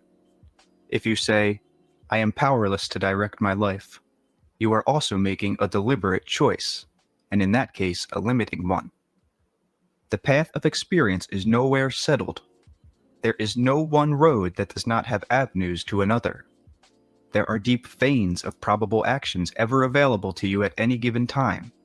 Your imagination can be of great value, allowing you to open yourself to such courses. You can then use it to help you bring these into being. If you are poor, you chose that reality from many probable ones that did not involve poverty, and that are still open. If you chose illness, again, there is a probable reality ready for initiation in which you choose health. If you are lonely, there are probable friends you refused to meet in the past who are readily available. In your mind, therefore, see those probable abilities or events taking place. As you do, the intensity of your desire brings them into your experience. There are no boundaries again set about the self. There are literally many other probable yous. You can draw upon their abilities, as in their own way they can call upon your own, for you are all intimately connected. You must realize that you are indeed a probable you. Your experience is the result of beliefs. Your neuronal structure necessitates a certain focus so that other experiences counter to your conscious assumptions remain probable or latent. Alter the beliefs, and any probable self can, within certain limitations, be actualized. What you must understand is this. Each of the events in each of your lives was quote-unquote once probable. From a given field of action, then, you choose those happenings that will be physically materialized. This operates in individual and mass terms. Suppose that today your home was robbed. Yesterday, the theft was one of innumerable probable events. I chose such an example because more than one person would have to be involved, the victim and the robber. Why was your home ransacked and not your neighbor's? In one way or another, through your conscious thought, you attracted such an event and drew it from probability into actuality. The occurrence would be an accumulation of energy turned into action and be brought about by corollary beliefs. You may be convinced that human nature is evil, or that no one is safe from another's aggression, or that people are motivated mainly by greed. Such beliefs attract their own reality. If you have anything worth losing, you are then automatically convinced that someone else will take it from you, or try their hardest to do so. In your own way, you send out messages to just such a person. On basic levels, your convictions will be quite similar, but one will see himself as the victim and one as the aggressor. That is, each of you will react differently to the same set of beliefs. However, the two of you are necessary if a crime of that nature is or is to be committed. The beliefs of both of you find justification in physical life and only reinforce themselves. The fear of robbers attracts robbers. If you think that men are evil, however, you are often not able to examine that as a belief, but take it as a condition of reality. All of your present experience was drawn from probable reality. During your life, any event must come through your creaturehood with the built-in time recognition that is so largely a part of your neurological structure, so usually there is a lag, a lapse in time, during which your beliefs cause material actualization. When you try to change your convictions in order to change your experience, you also have to first stop the momentum that you have already built up, so to speak. You are changing the messages while the body is used to reacting smoothly, unquestioningly to a certain set of beliefs. There is a steady, even flow in which conscious activity through the neurological structure brings about events, and a familiar pattern of reaction is established. When you alter these conscious beliefs through effort, then a period of time is necessary while the structure learns to adjust to a new preferred situation. If beliefs are changed overnight, comparatively less time is required. In a manner of speaking, each belief can be seen as a powerful station, pulling to it from fields of probabilities only those signals to which it is attuned, and blocking out all others. When you set up a new station, there may be some static or bleed-through from an old one for a while. Any ability you have then can be, quote-unquote, brought in more clearly, amplified, and become practical rather than probable. But in such a case, you must concentrate upon the attribute, not, for example, upon the fact that you have not used it well thus far. Now, an artist produces a body of work in his lifetime. Each painting is but one materialization, one focused presentation of an endless variety of probable paintings. The actual work involved in the selection of data is still made according to the beliefs in the artist's conscious mind as to who he is, how good an artist he is, what kind of artist he is, what quote-unquote school of artistic beliefs he subscribes to, his ideas of society and his place in it, and aesthetic and economical values, to name but a few. The same sort of thing operates in the actualization of any event in which you are involved. You create your life then. Inner images are of great importance to the artist. He tries to project them upon his canvas or board. Again, you are each your own artist, and your inner visualizations become models for other situations and events. The artist utilizes training and mixes his colors in order to give artistic flesh to his painting. The images in your mind draw to themselves all the proper emotional energy and power needed to fill them out as physical events. You can change the picture of your life at any time if only you realize that it is simply the one portrait of yourself that you have created from an unlimited amount of probable ones. The peculiar aspect of your own probable portraits will still be characteristic of you and no other. The abilities, strengths, and variants that you may want to actualize are already latent in your terms and at your disposal. Suppose that you are unhealthy and desire health. If you understand the nature of probabilities, you will not need to pretend to ignore your present situation. You will recognize it instead as a probable reality that you have physically materialized. Taking that for granted, you will then begin the process necessary to bring a different probability into physical experience. You will do this by concentrating upon what you want, but feeling no conflict between that and what you have, because one will not contradict the other. Each will be seen as a reflection of belief in daily life. As it took some time to build up your present image with its unhealthy aspects, so it may take time to change that picture, but concentration upon the present unhealthy situation will only prolong it. Each condition is as real or unreal as the other. Which you? Which world? You have your choice, broadly within certain frameworks that you have chosen as a part of your creaturehood. The past as you think of it, and the subconscious, again as you think of it, have little to do with your present experience outside of your beliefs about them. The past contains for each of you some moments of joy, strength, creativity, and splendor, as well as episodes of unhappiness, despair perhaps, turmoil, and cruelty. Your present convictions will act like a magnet, activating all such past issues, happy or sad.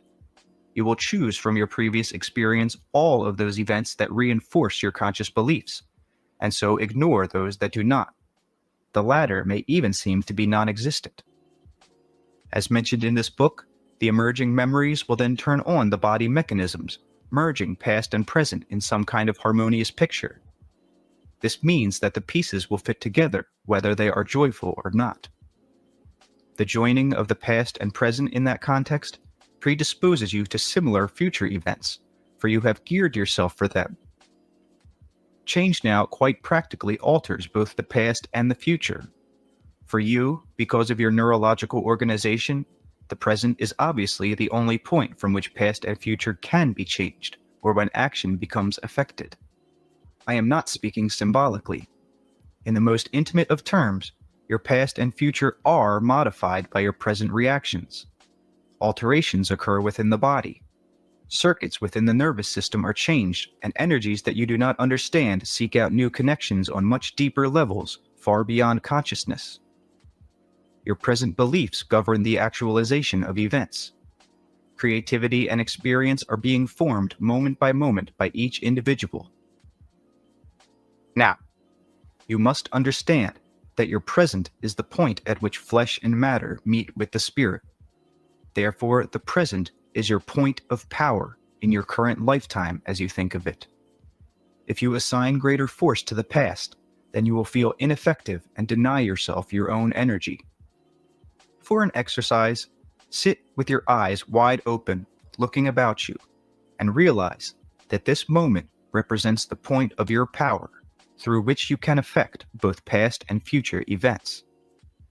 The present seen before you, with its intimate physical experience, is the result of action in other such presents. Do not be intimidated, therefore, by the past or the future. There is no need at all for undesirable aspects of your contemporary reality to be projected into the future unless you use the power of the present to do so. If you learn to get hold of this feeling of power now, you can use it most effectively to alter your life situation in whatever way you choose. Again, within those limitations set by your creaturehood. If you were born without a limb, for example, your power in the present cannot automatically regenerate it in this life, although in other systems of reality you do possess that limb. Exterior conditions can always be changed if you understand the principles of which I am speaking. Diseases can be eliminated, even those that seem fatal, but only if the beliefs behind them are erased or altered enough so that their specific focusing effect upon the body is sufficiently released. The present, as you think of it, and in practical working terms, is that point at which you select your physical experience from all those events that could be materialized. Your physical circumstances change automatically as your beliefs do. As your knowledge grows, so your experience becomes more fulfilling. This does not necessarily mean that it evens out in any way or that there are not peaks and valleys. Each aspiration presupposes the admission of a lack. Each challenge presupposes a barrier to be overcome. The more adventurous will often choose greater challenges, and so in their minds the contrast between what they want to achieve and their present status can seem to be impossible. In each case, however, the point of power is the present, and from that moment you choose which you and which world. The experience of a country is the cumulative result of the choice of each individual in it. So as you choose your own circumstances, you affect each other person within your country and your world. In many quote-unquote native cultures, an individual is not considered in terms of his age at all, and the numbering of years is regarded as insignificant. In fact, a man may not know his age as you think of it. It would do you all good, young, middle, and old alike, to forget the number of your years, because in your culture so many beliefs are limiting in those ways. Youth is denied its wisdom, and old age is denied its joy. To pretend to ignore your age, to act young because you fear your age, is no answer. In your terms, your point of reality and power is, once more, in your current experience. A realization of this would allow you at any age to draw upon qualities and knowledge that quote-unquote existed in your past or quote-unquote will exist in your future. Your ages are probable, simultaneous. Although time does not basically exist as you quote-unquote know it, you are neurologically forced to perceive your life as a series of passing moments. As creatures, you are born young and grow older. Yet the animals, as creatures, are not as limited in their experience in that regard. They have no beliefs in old age that automatically shut down their abilities. So left alone, while they do physically die as all creatures must in those terms, they do not deteriorate in the same way. You do not understand the communications between yourselves and pets, for example, where in their own way they interpret and react to your beliefs. They mirror your ideas then, and so become vulnerable as they would not be in their natural circumstances. In greater terms, their relationship with you is natural, of course, but their innate realization that the creature's point of power is in the present is to some degree undermined by their own receptivity and translation of your beliefs. A young kitten is treated differently than an older one. The cat responds to such conditioning. In the same way, your own conclusions about age become fact in your experience. In line with them, if you could convince yourself that you were 10 years younger or 10 years older, then it would be faithfully reflected in your personal environment. If you were 20, you would be able to draw upon the wisdom you imagined you would have at 30. If you were 60, you would be able to use the physical strength you imagined was denied you now, but available then. All of this would be physically and biologically expressed within your body as well. Which you? Which world? If you are lonely, it is because you believe in your loneliness in the present point that you acknowledge as time. From what seems to be the past, you draw only those memories that reinforce your condition, and you project those into the future. Physically, you are overwhelming your body as a response to a state of loneliness through chemical and hormonal reactions. You are also denying your own point of action within the present. Vitamins, better food, medical attention may temporarily rejuvenate the body, But unless you change your beliefs, it will quickly become swamped again by your feelings of depression.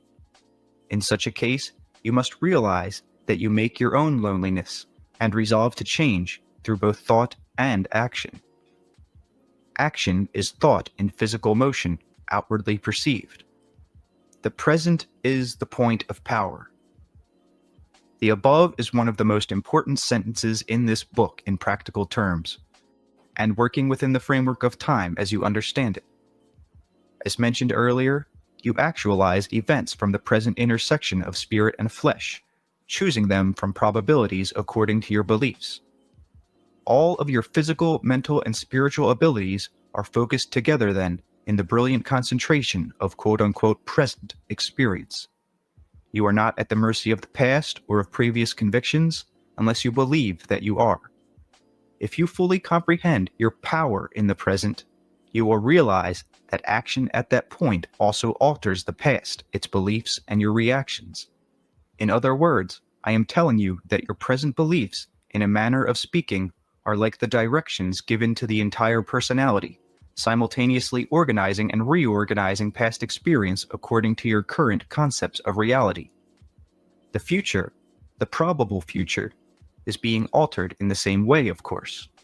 To look backward for the source of current problems can lead you into the habit of seeking only negative episodes from your past and prevent you from experiencing it as a source of pleasure, accomplishment, or success. You are structuring your earlier life through the dissatisfactions of the present and therefore reinforcing your problems. It is as if you were reading a history book that was devoted only to the failures, cruelties, and errors of the race, ignoring all of its accomplishments.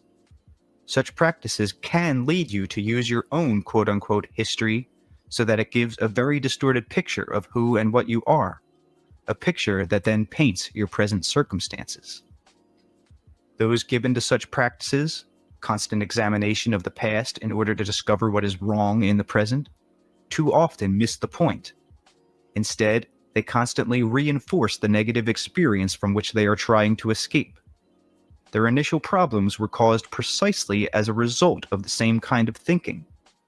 A great many unsatisfactory conditions result because individuals become frightened at various periods in their lives, doubt themselves, and begin to concentrate upon quote-unquote negative aspects. The situation may be quite different in some ways. Large areas of life may not be touched by certain attitudes while others are. One person may be completely free physically and in excellent health, and yet, because of certain experiences, begin to doubt his ability to get along with others. So he may begin to look into his past with that belief in mind that he cannot relate, and then find within previous conduct all kinds of reasons to support the idea. If he journeyed through his memories trying to find a different kind of proof instead, then in the same past he would discover instances when he did relate well with others. Your present beliefs structure the memories which will parade before you now, and what you remember will then seem to justify the beliefs. When you are trying to alter your beliefs, look through your past with the new conceptions in mind. If you are ill, remember when you were not. Search your life for proofs of your health. Your very life itself is hard evidence that health is within you. In almost all cases of present limitation, there is one main theme in that particular area. The individual has schooled himself or herself to stress quote-unquote negative aspects for whatever reasons. I have frequently said that beliefs cause reality, and that no symptom will simply fade away unless the quote-unquote reason is ascertained. But such reasons go far beneath your current ideas of cause and effect. They involve intimate philosophical value judgments on the part of each individual. Beneath them, the apparent causes of limitations in personal life, there are other far-reaching beliefs, and each individual will use those elements in his private experience to back these up.